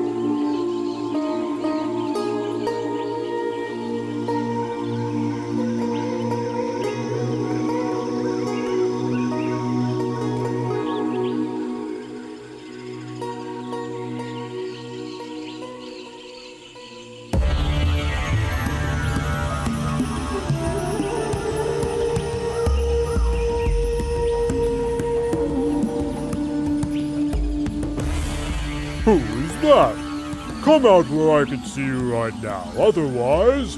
Otherwise, you'll do what? Who are you? What are you doing here? I should be the one asking you the same question. I am the Lord of Monkeys, and I have been living in Rocky Tavana Forest for a long time. And you, what are you doing here? I am Palilayaka, the Lord of the Elephants. I got fed up with all the busyness and problems of my entourage and left to spend some time alone. Yes, your entourage sounds just every bit as irritating as mine. You say you are the Lord of the Elephants, but then why are you wandering around spying on a human? This one is not like other human beings. He bears the marks of a great man. From the moment I saw his bearing and the graceful, peaceful way he moves, I felt full of faith and inspiration.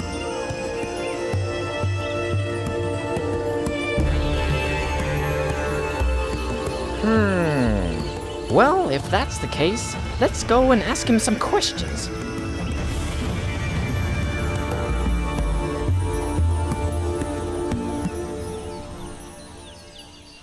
Did you know that the Lord Buddha has left the Gositarama monastery?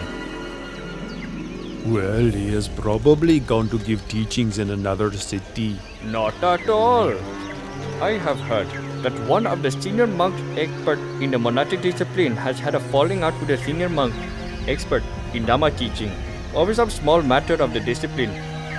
Not only that, but students of the two senior monks have sided with the teachers so that the quarrel has spread, and now there is a major conflict. It got so bad that even when Lord Buddha himself admonished the monks and urged them to give up their conflict, they wouldn't listen, and so he left the monastery alone. That's terrible. Those monks are really stubborn and intractable. How long will it be before we will be able to hear the teachings from the Lord Buddha again? That's the point. The monks' dispute means that all the rest of us aren't able to listen to the Lord Buddha teach. The Lord Buddha must be fed up with the disobedient monk. From now on, we shouldn't make any more food offerings to them.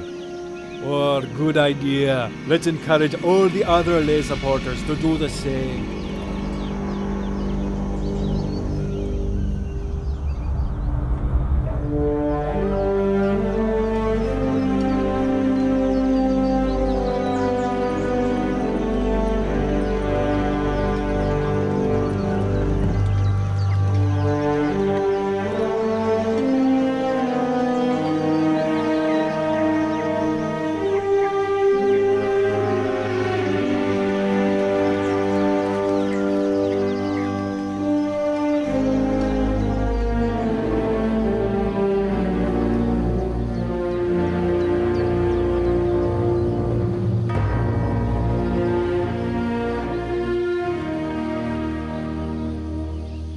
We've been coming back from alms round with empty bowls for many days now.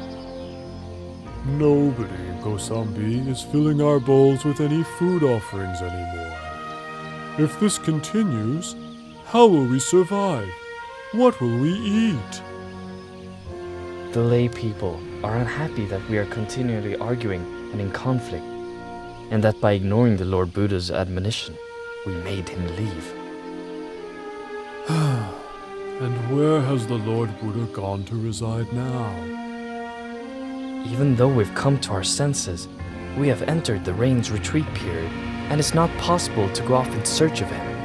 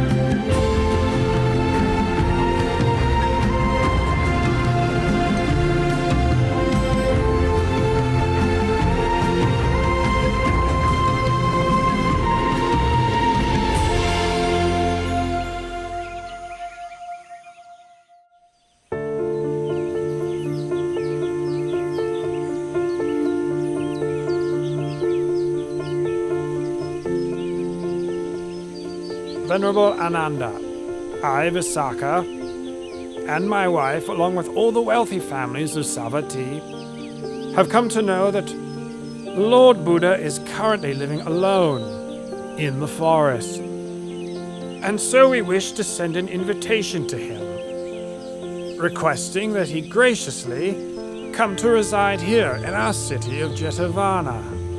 The people of this city will offer food to the Lord every day, in order that we may be able to listen to his teaching. Please, would you assist us in this? Do not worry, Anathapindaka. I will see to it myself. The rains retreat has ended now, so I will take 500 monks with me to Rakitivana Forest to invite the Lord Buddha to come and reside here. You may put your minds at ease. Oh, it is our great good fortune to be able to pay respects to the Lord Buddha again and to listen to his teachings.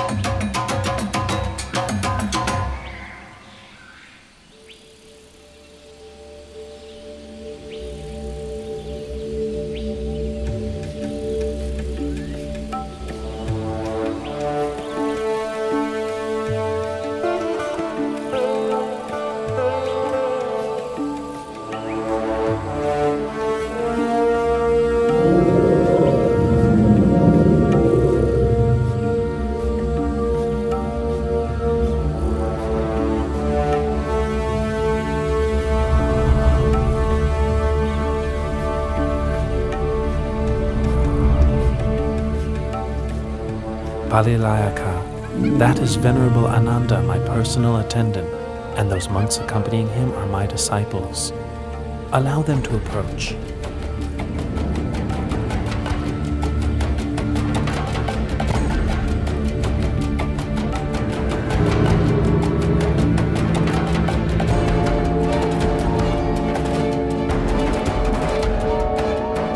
Lord of Elephants, Lord of Monkeys, allow me to kindly thank you for your service to me in looking after me in this forest. Now is the time for me to return to Jeta's Grove Monastery.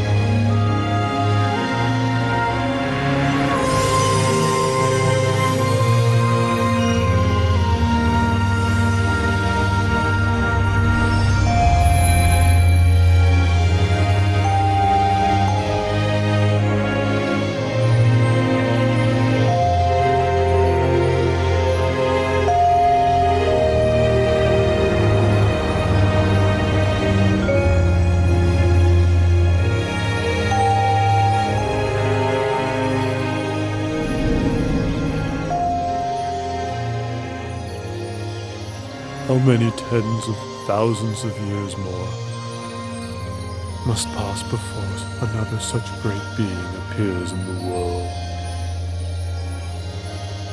It has been our great fortune to have had the opportunity to serve the Lord at such close quarters. What a great shame if the Lord has to leave after such a short time. It will be very unlikely that we will have such an opportunity again. We will probably never see the Lord again.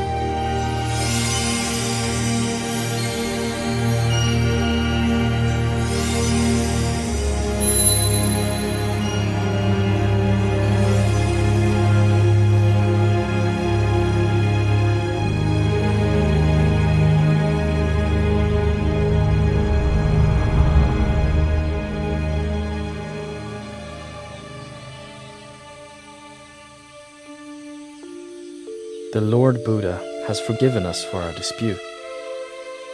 It was good that we saw our fault and swiftly made our way from Kosambi to pay our respects to the Lord Buddha in Jedda's Grove. You're right. The Lord is going to give us a Dharma talk. Pay attention. Know this, monks.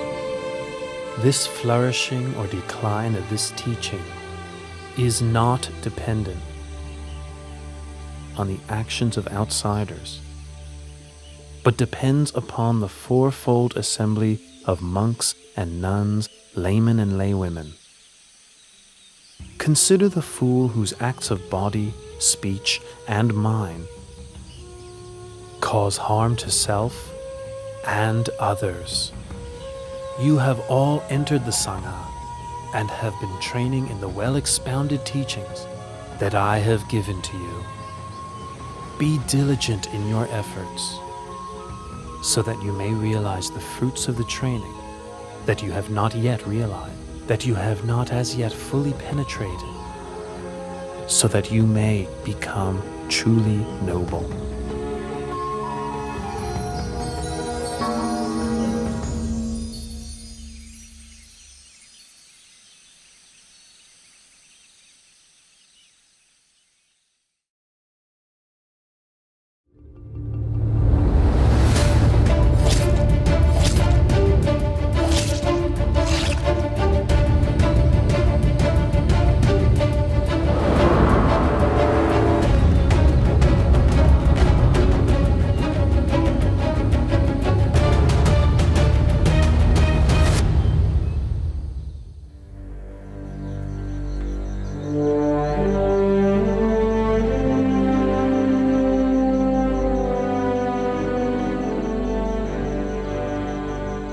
In a short time, Angulimala will commit matricide.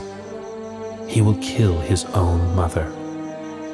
This is a very heavy karma, which prevents one from attaining to the path, fruit, and nibbana. But this outlaw does not kill with malicious intent. He does so out of ignorance. This being the case, he should still be able to attain to the Dharma.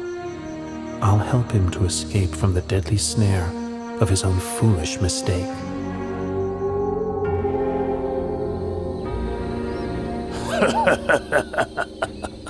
I've already collected 999 human fingers.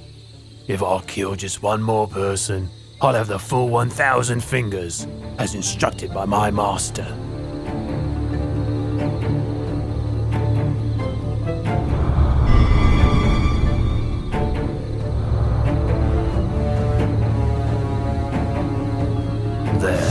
There's a recluse walking alone.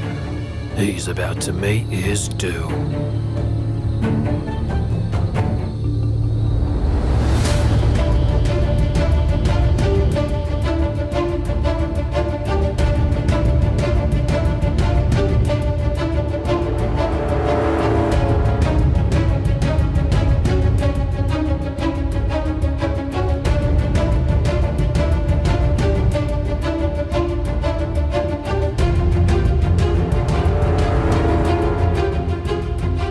That's strange.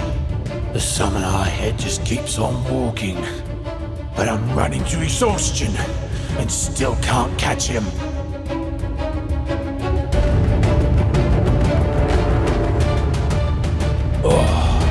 Oh. Stop there, summoner! Summoner, stop there! I have stopped already. It is you who have not yet stopped. A holy man should speak only the truth. But there you are, striding onwards, telling me you've stopped. Here I am standing still, and you tell me I haven't stopped?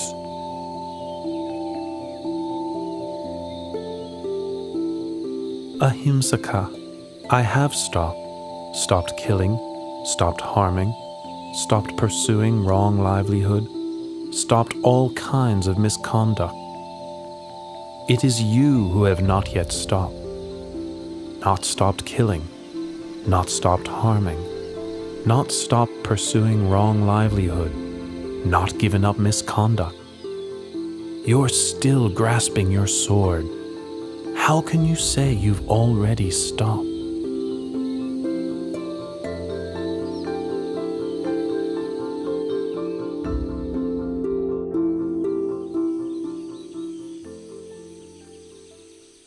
The words you have spoken are immortal and true, but never before heard, even in my master's hermitage. Ahimsaka, all things which arise are of the nature to eventually cease.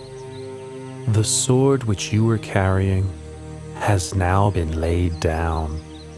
So let go of the mental defilement associated with your wrong actions. Should your heart dwell on those actions, it will soon become spoiled. Focus on recollecting your good action. Your heart will become increasingly cheerful and radiant. Be industrious in making merit, maintaining morality, and brightening your mind in every single moment.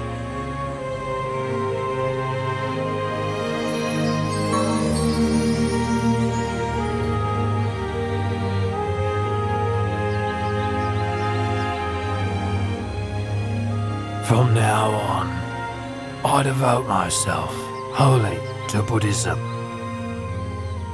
Please give me ordination in your excellent dispensation. I agree to give you ordination. Follow me back to Jetawana Monastery.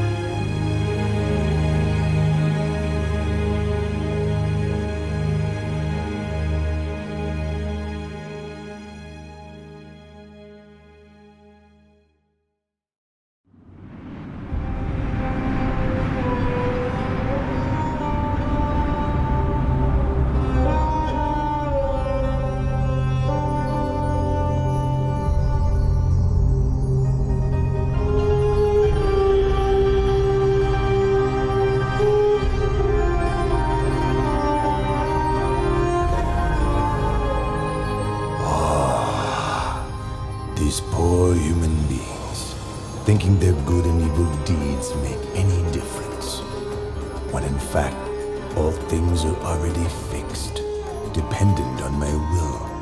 They are so ignorant. The Brahma god Baka has the wrong view. I will help him to see the truth of things.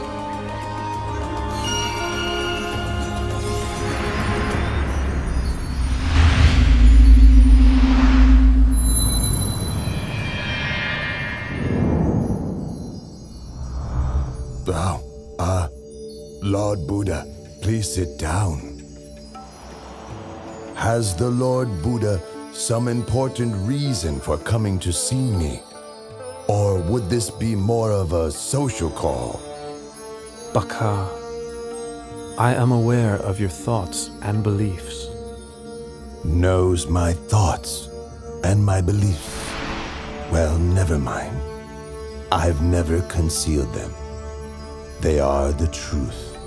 On heaven and in the human realm, everything that exists in this universe is all fixed and eternal, all created by me. There is nothing on earth or in the sky, in the sun, in the moon, and the stars of which I do not have omniscient knowledge. Nothing is hidden from me. Baka, are you sure that you are the creator and master of all things?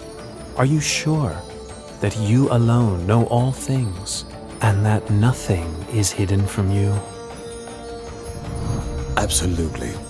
In that case, why don't you use your powers to create a magic body and hide in a place you believe nobody else can find? Then I will look for you. Ha ha ha ha! Yes, sure. I can do that. Try to find me if you can.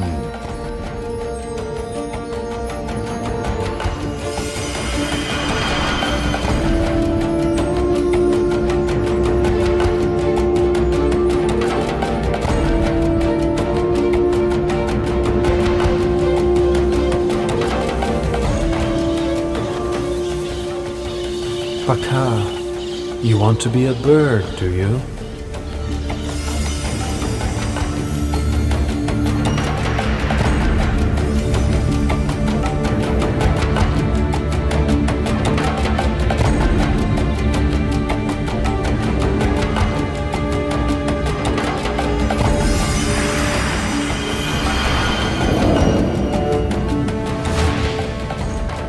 Baka, so you want to be a bee. Is that why you're buzzing around the flower pollen?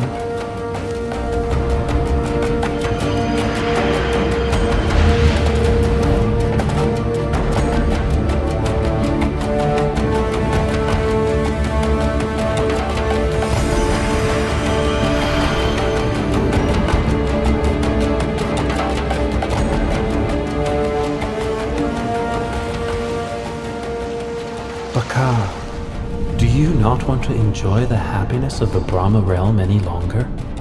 Is that why you have made yourself so fine and mixed yourself with the sand grains on the seafloor?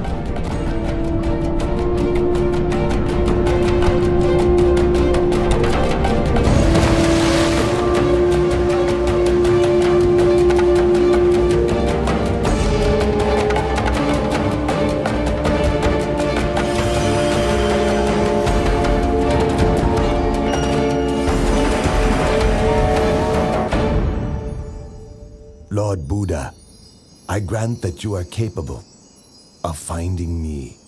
But now it's your turn. If I can find you, then I will admit that you are the omniscient one. One more all-seeing than me.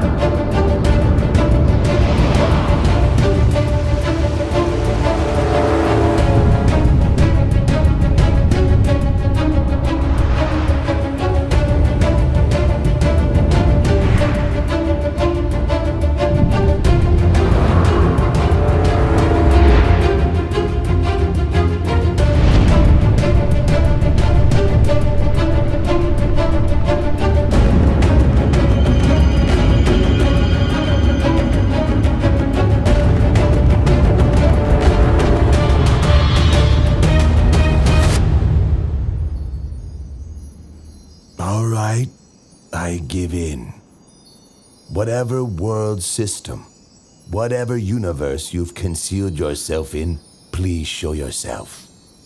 Baka, I did not conceal myself in any world system or universe. All the time that you were searching for me, I was walking up and down above your head.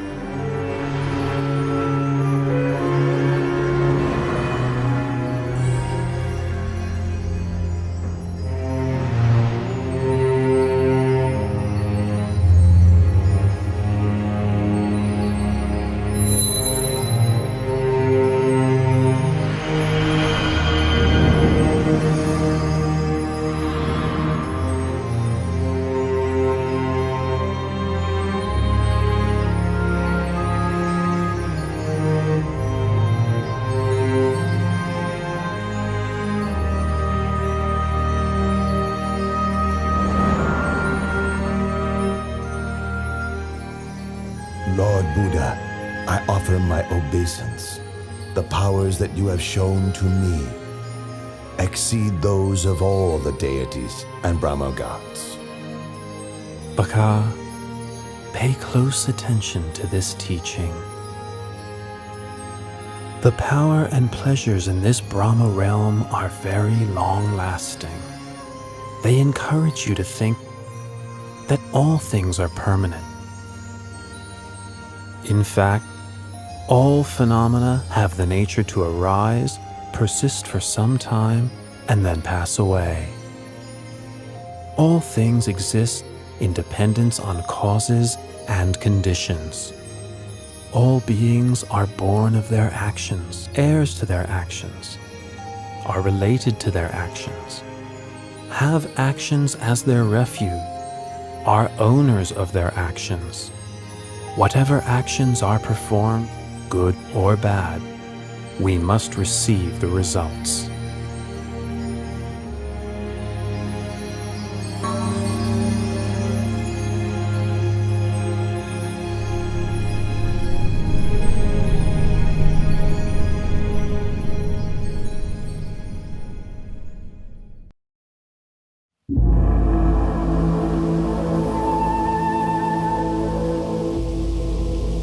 Lord, I can see you are seriously ill. But although your pain is intense, your mindfulness remains firm, and your patience immense. You subdue your symptoms by practicing the 4 methods for success. I am so happy that you will live on for a long time as a refuge to your ordained and lay disciples. Ananda, I am now 80 years old and my body is decayed and deteriorating. It's like an old cart held together with bamboo. It can be used to carry a load for only a short while longer, but it's not a lasting solution. Only through concentration of mind can I hold this body upright and keep on walking. As for you, you must take refuge unto yourself. In the end, there can be no other refuge.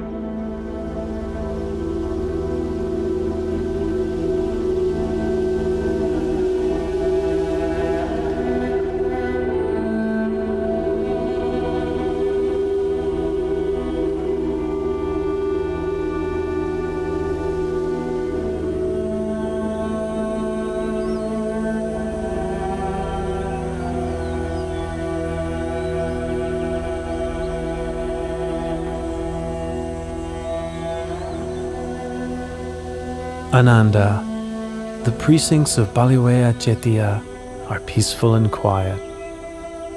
Should anyone develop the 4 methods for success and have the wish to extend his life for a very long period, he will surely succeed in what he wishes.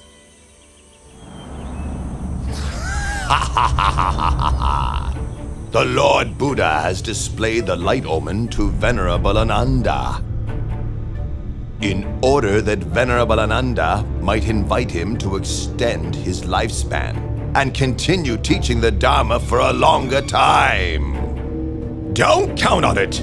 I must obstruct Venerable Ananda's heart and prevent him from understanding so that he will remain silent and appear indifferent to the light omen.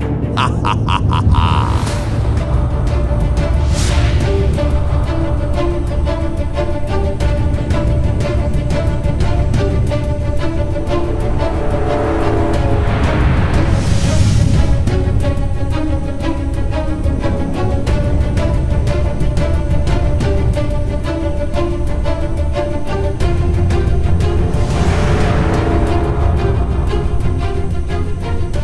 The Buddha has spoken to Venerable Ananda 3 times, and each time I've obstructed the message, leaving Venerable Ananda silent. Ha ha ha ha! Ananda, go and find a peaceful place and develop your meditation.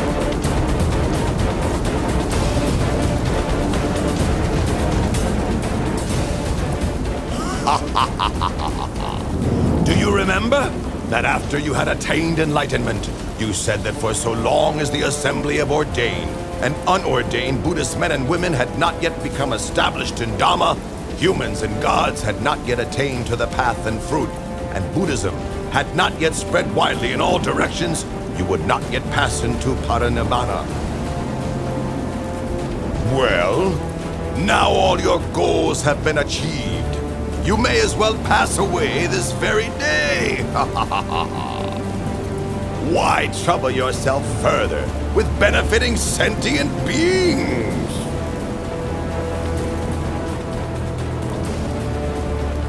Mara, no need to get heated up with worries and speculations. In 3 months' time, I will enter Parinibbana. Be sure, then, to keep your promise.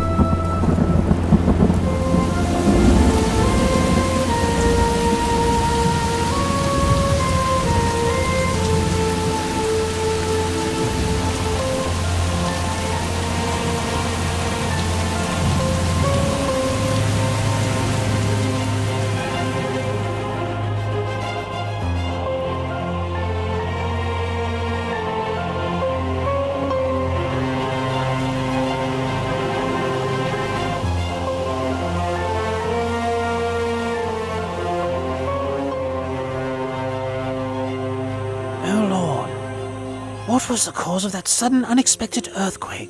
Please tell me. Ananda, there are 8 possible causes for such an earthquake. 1. Movement of the winds. 2. A person with psychic powers. 3. The Bodhisattva departs from the heaven of Tusita and enters his mother's womb. 4. The Bodhisattva is born. 5. The Buddha becomes enlightened. 6. The Buddha gives the first teaching, setting the wheel of Dharma in motion. 7. The Lord Buddha lets go of the life principle. And 8. The Lord Buddha passes away. I have now let go of the life principle. In 3 months' time, I will enter Parinibbana. This is the cause for the earthquake which just occurred. Oh, Lord Buddha, please live on to the end of this eon to teach the deities and humans. Lord Buddha, please live on to the end of this eon to teach the deities and humans.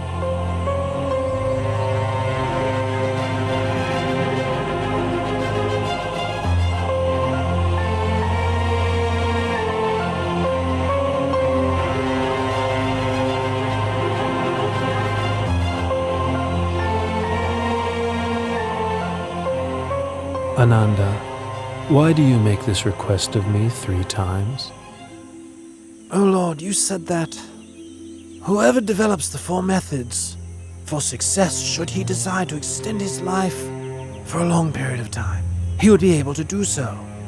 That's why I have just now pleaded with you 3 times. Ananda, I have displayed the light omen, giving you the chance to invite me to extend my life 16 times already. 10 times in the city of Ratchagaha, and 6 times in the city of Vesali. The 16th time was just now, in the precincts of Pawala Chetia. After which, I let go of the life principle. Had you made your invitation on any of these occasions, I would have turned it down only twice, and accepted the 3rd invitation. But now I have met with Mara, and resigned to dying. That which the Tathagata has let go of has undone, abandon. It is not suitable to ask that he take up such a thing again. Ananda, all conditioned things have impermanence as their very nature. Having arisen, they must eventually cease. Complete cessation is the fulfillment of happiness. Nothing can be compared with it.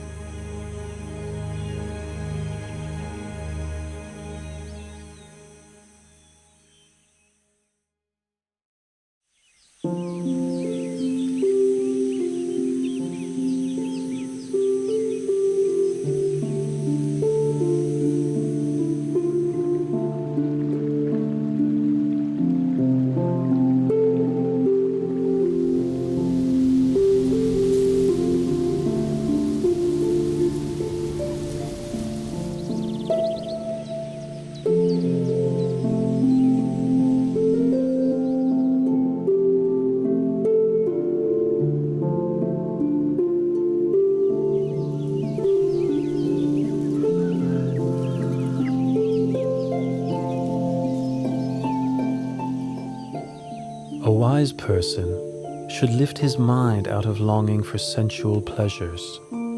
Give up this snare of Mara, using mindfulness for restraint. A wise person is able to control himself, able to attain victory over himself. Lord Buddha, in addition to coming to stay in my mango grove, you have also given me a Dhamma discourse. You have shown such kindness to me, Junda, the goldsmith's son. Tomorrow morning, please accept my invitation to receive alms food at my house.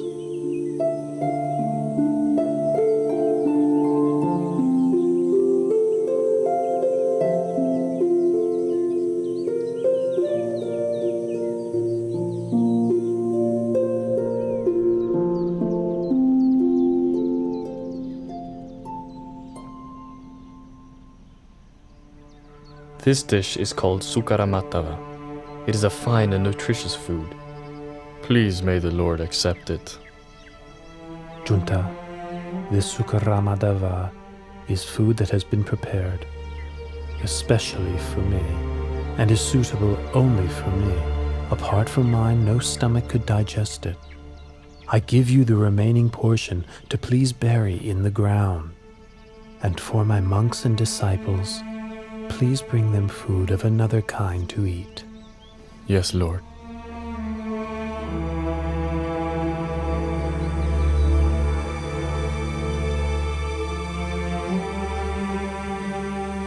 Ananda, my disease is now getting worse again. We must quickly travel to the town of Kusinara. It is there that I will pass into Parinibbana.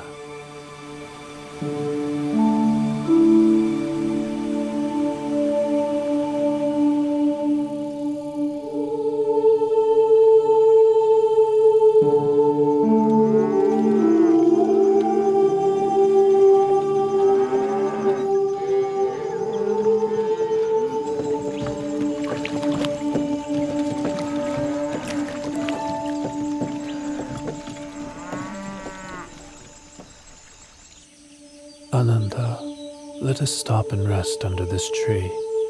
And please fetch me a little water to drink, will you?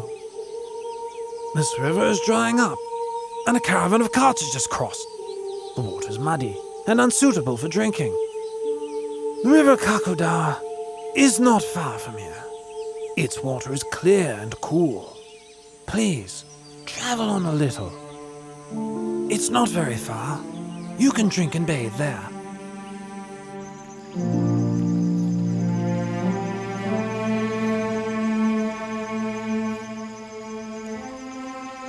Even though I advised the Buddha that the water is muddy and murky, he still says he will drink it. Well, the Buddha must have his reasons. This is the first time the Buddha has stopped for a drink mid-journey. Previously, he has never requested water before reaching his destination.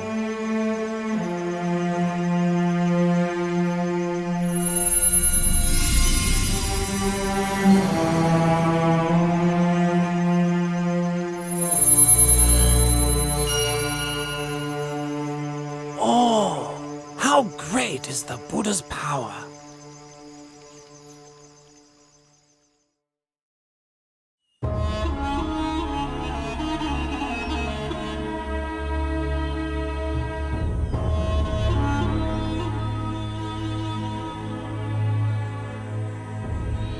Lord Buddha, my name is Pukusa. I am a son of the king of the Mala dynasty and a disciple of the late Alara the Hermit. I am traveling from the city of Kusinara to Pava. What great fortune it is to meet you.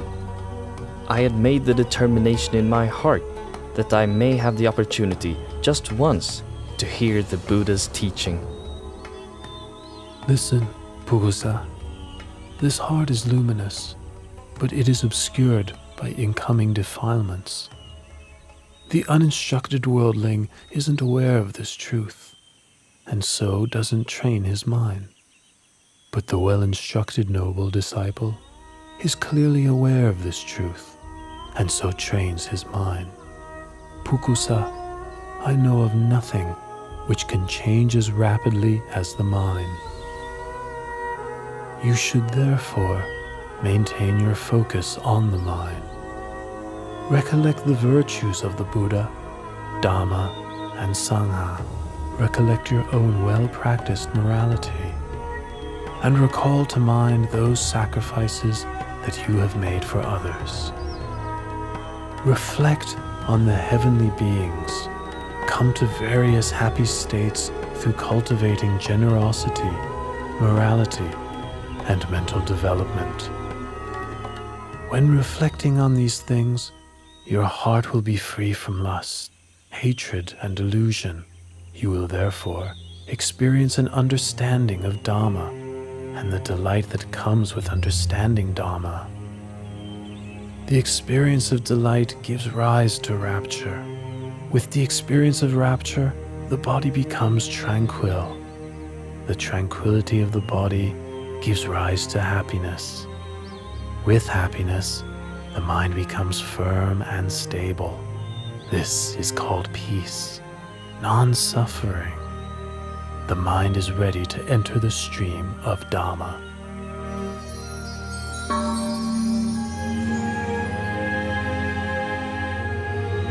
These 2 pieces of Singivana cloth are very valuable. The cloth is fine, delicately woven with a golden glow like the coals of a warm fire. May I offer these cloths to you as a gesture of worship? Please accept them, Lord Buddha.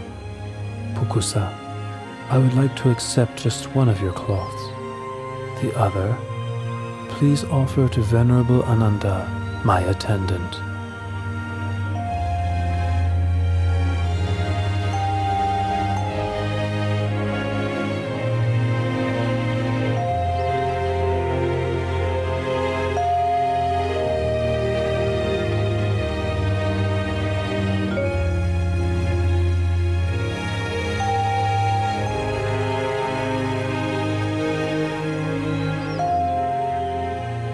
Lord, these Singivana cloths are of great value. Please accept them both, and wear one as a lower robe and one as an upper robe.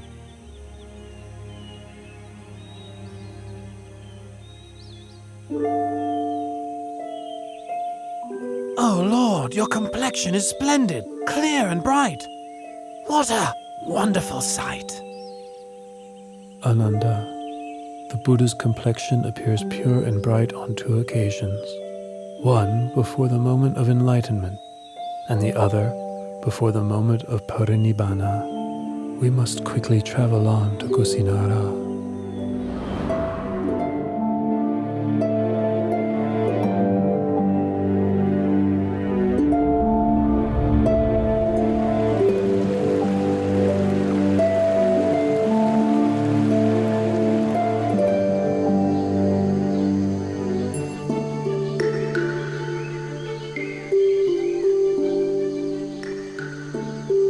Junta gave me my last meal, but unless I make the matter clear, people may think that his alms food was the cause for my passing away.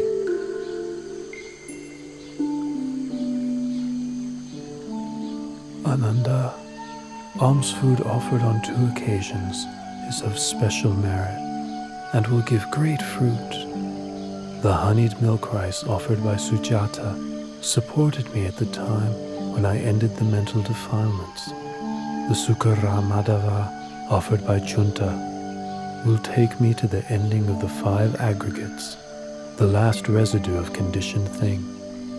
Should anyone blame Junta, you should explain what I've told you. Should Junta blame himself, you must ease his worry with these words of mine. The food which Junta offered to me was the final meal that sustained me.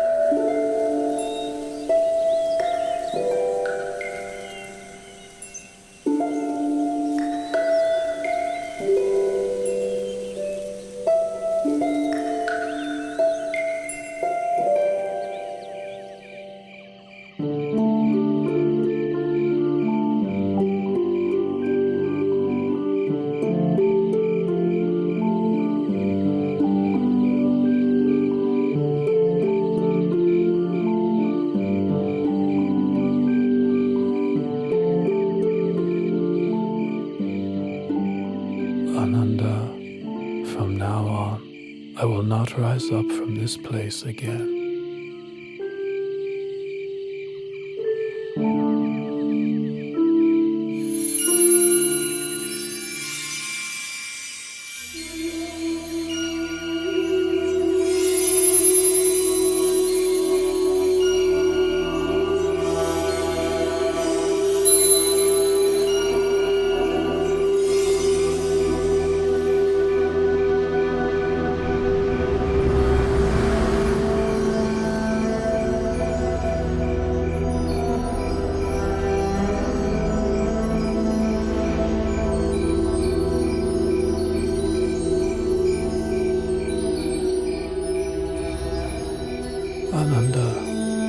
If in the future someone should offer material things of great value as tribute to me, no matter how great the value of such thing, such a tribute would not be the highest homage.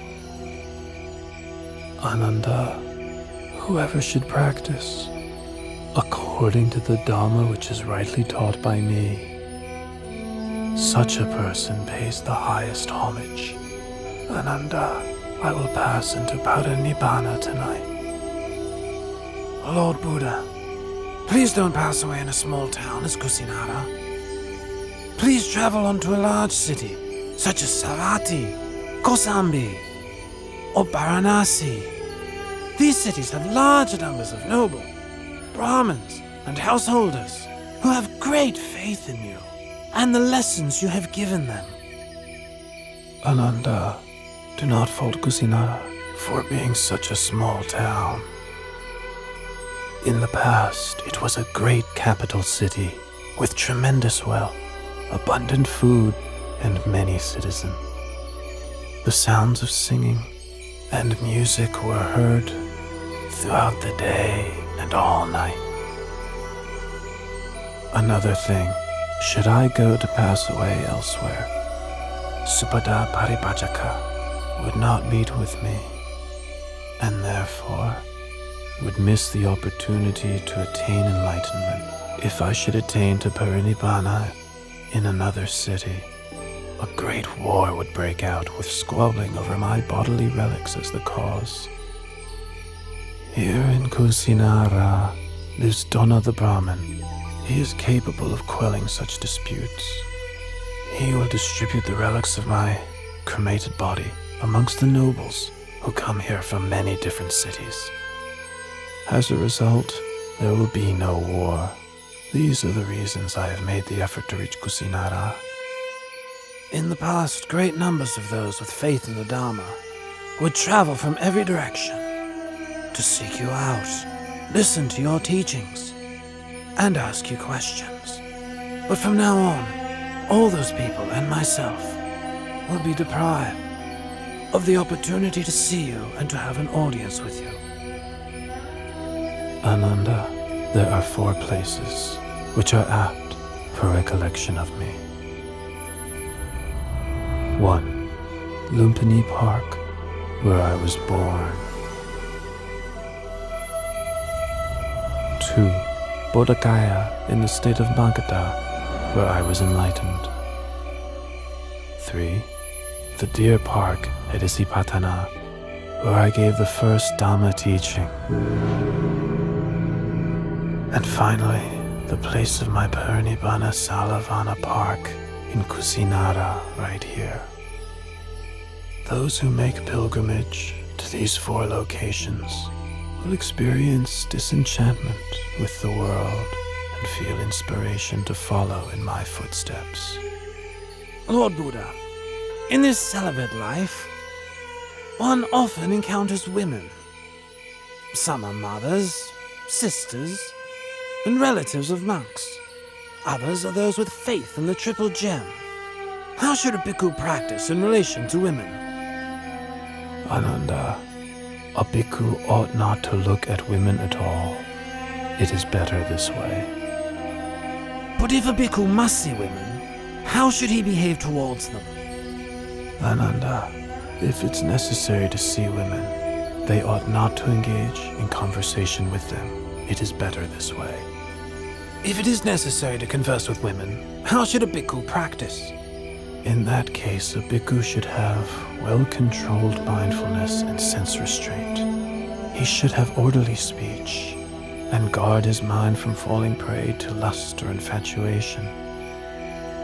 The beautiful things of this world themselves are not sense desire, but the lust which arises in one's mind due to unwholesome intention. That is a person's sense desire. Once one has abandoned pleasure in unwholesome states, beautiful objects of this world still exist, but there is no way one can be harmed by them. Lord Buddha, after you have passed into Parinibbana, how should we treat your body? Use the method for treating the body of a wheel-turning monarch. Wrap the body in 500 layers of white cloth, lined with cotton wool. Then place it in a coffin with perfumed oil. Then place the coffin on a pyre of sandalwood. Once the body has been cremated, enshrine the relics in a stupa, which is to be built at a crossroads, so that people can pay their respects there for a long time to come.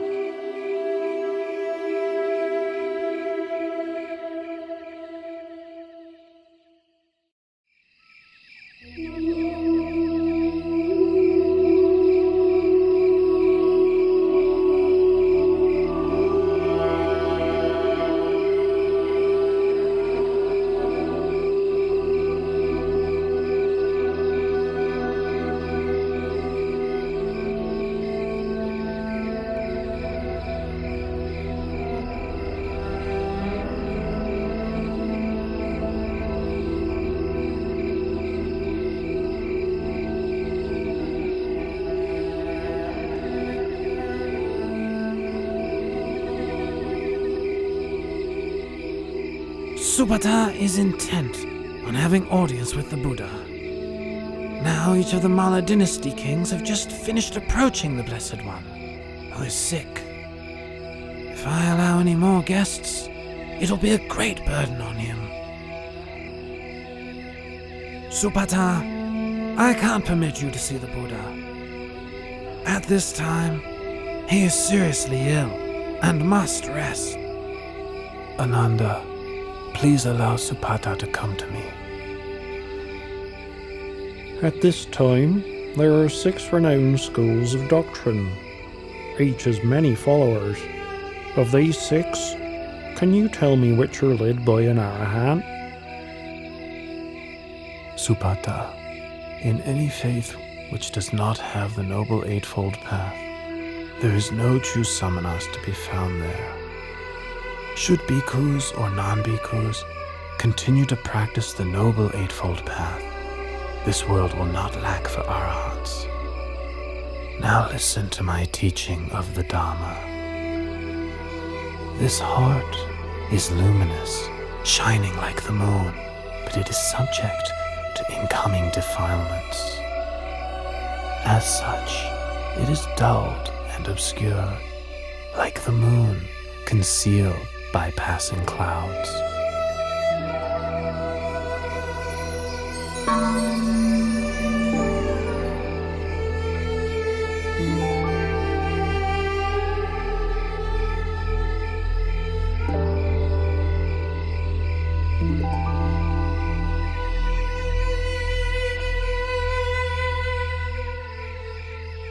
Lord Buddha, teacher of the most excellent Dharma, you make right that which I've wrongly seen for so very long. Please may I take ordination in the Buddha's dispensation? Ananda, please take on the task of ordaining Supata as a bhikkhu.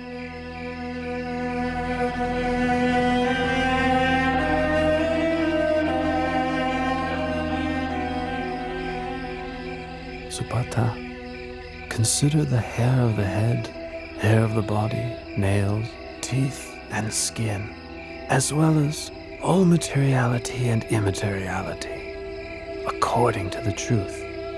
Such things are changing, decaying, impermanent, suffering and not self, not a being, not a person, not I, not mine, not myself, not him, not his, not himself. Supata, your supports for the holy life will be alms food, simple robes to cover yourself, the base of a tree for lodging, and fermented urine for medicine, following the ways of nature.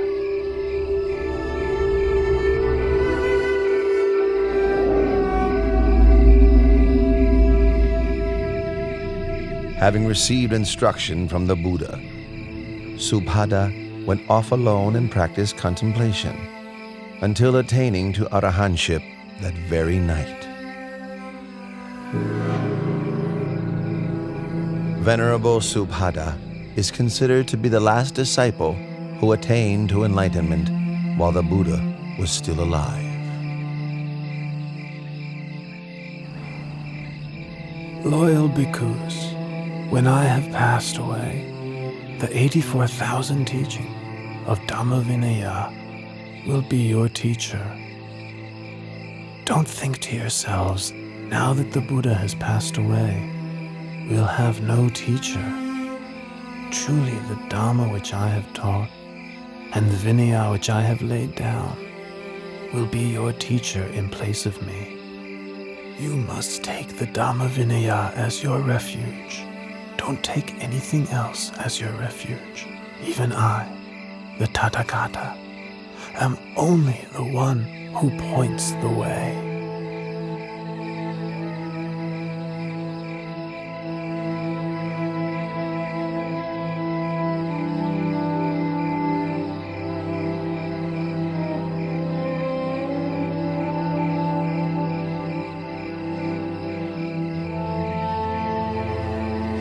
Lord Buddha is about to abandon me and enter Parinibbana.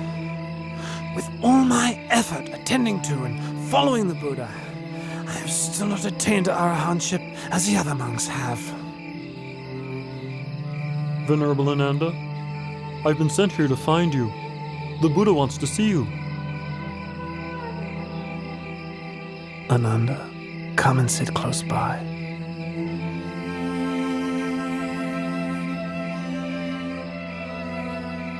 Ananda, don't be consumed by sorrow. It's natural for all conditioned things not to last. All that arises must decay, break apart, and pass away. You have traveled with and cared for me for a long time. Now you must make efforts towards your own liberation. In no long time, you will be fully enlightened.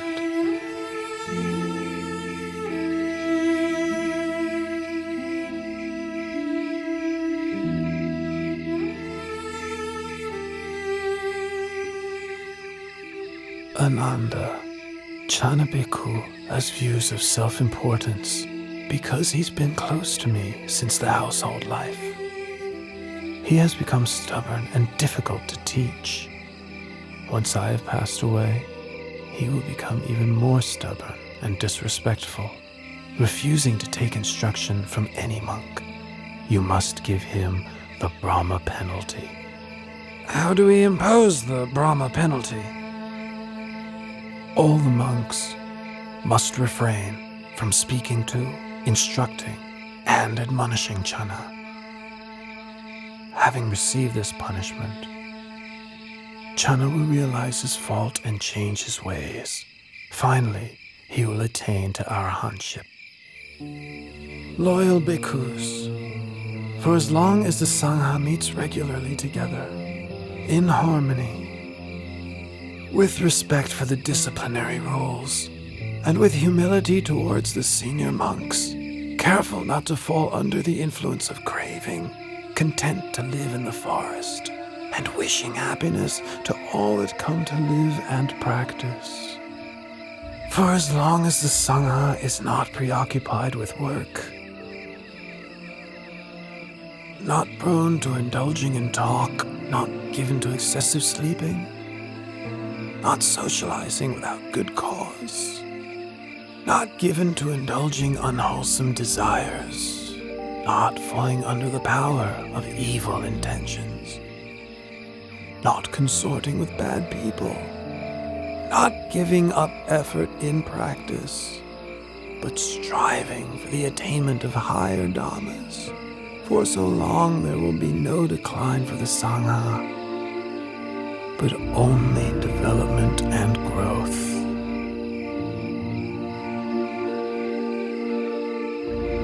Bhikkhus, I remind you that all conditioned things are of the nature to decline and cease. Free of heedlessness, develop yourselves and benefit others to the utmost.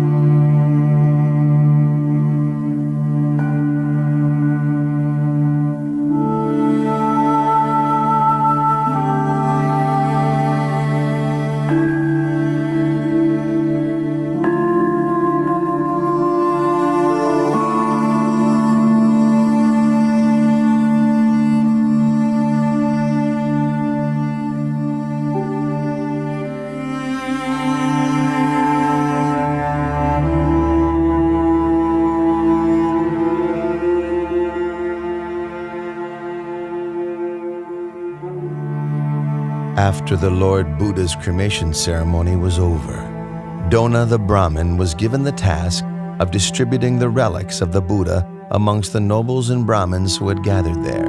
In each of the 8 states represented, a stupa, or chediya, was built for enshrining the relics, so that people could pay their respects to the remains of the Buddha.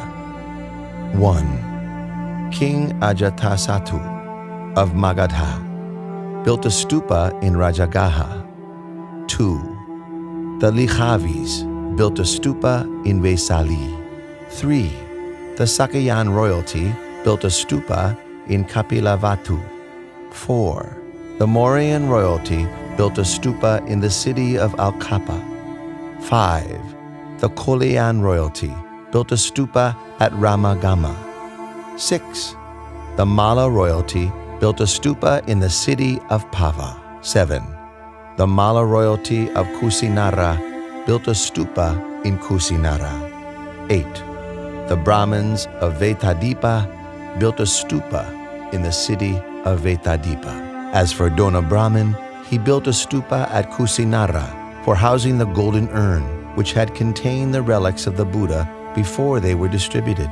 This reliquary is known as Tumba Stupa or Tumba Jediya. 3 months after the Buddha laid down the khandhas and attained parinibbana, Venerable Maha Kassapa led the Sangha in the first rehearsal of the Dhamma Vinaya at the cave of Satapana on Mount Vebhara outside of Rajagaha, with King Ajatasattu as the royal host. After the duration of 7 months, the first rehearsal of the Dhamma Vinaya came to its conclusion.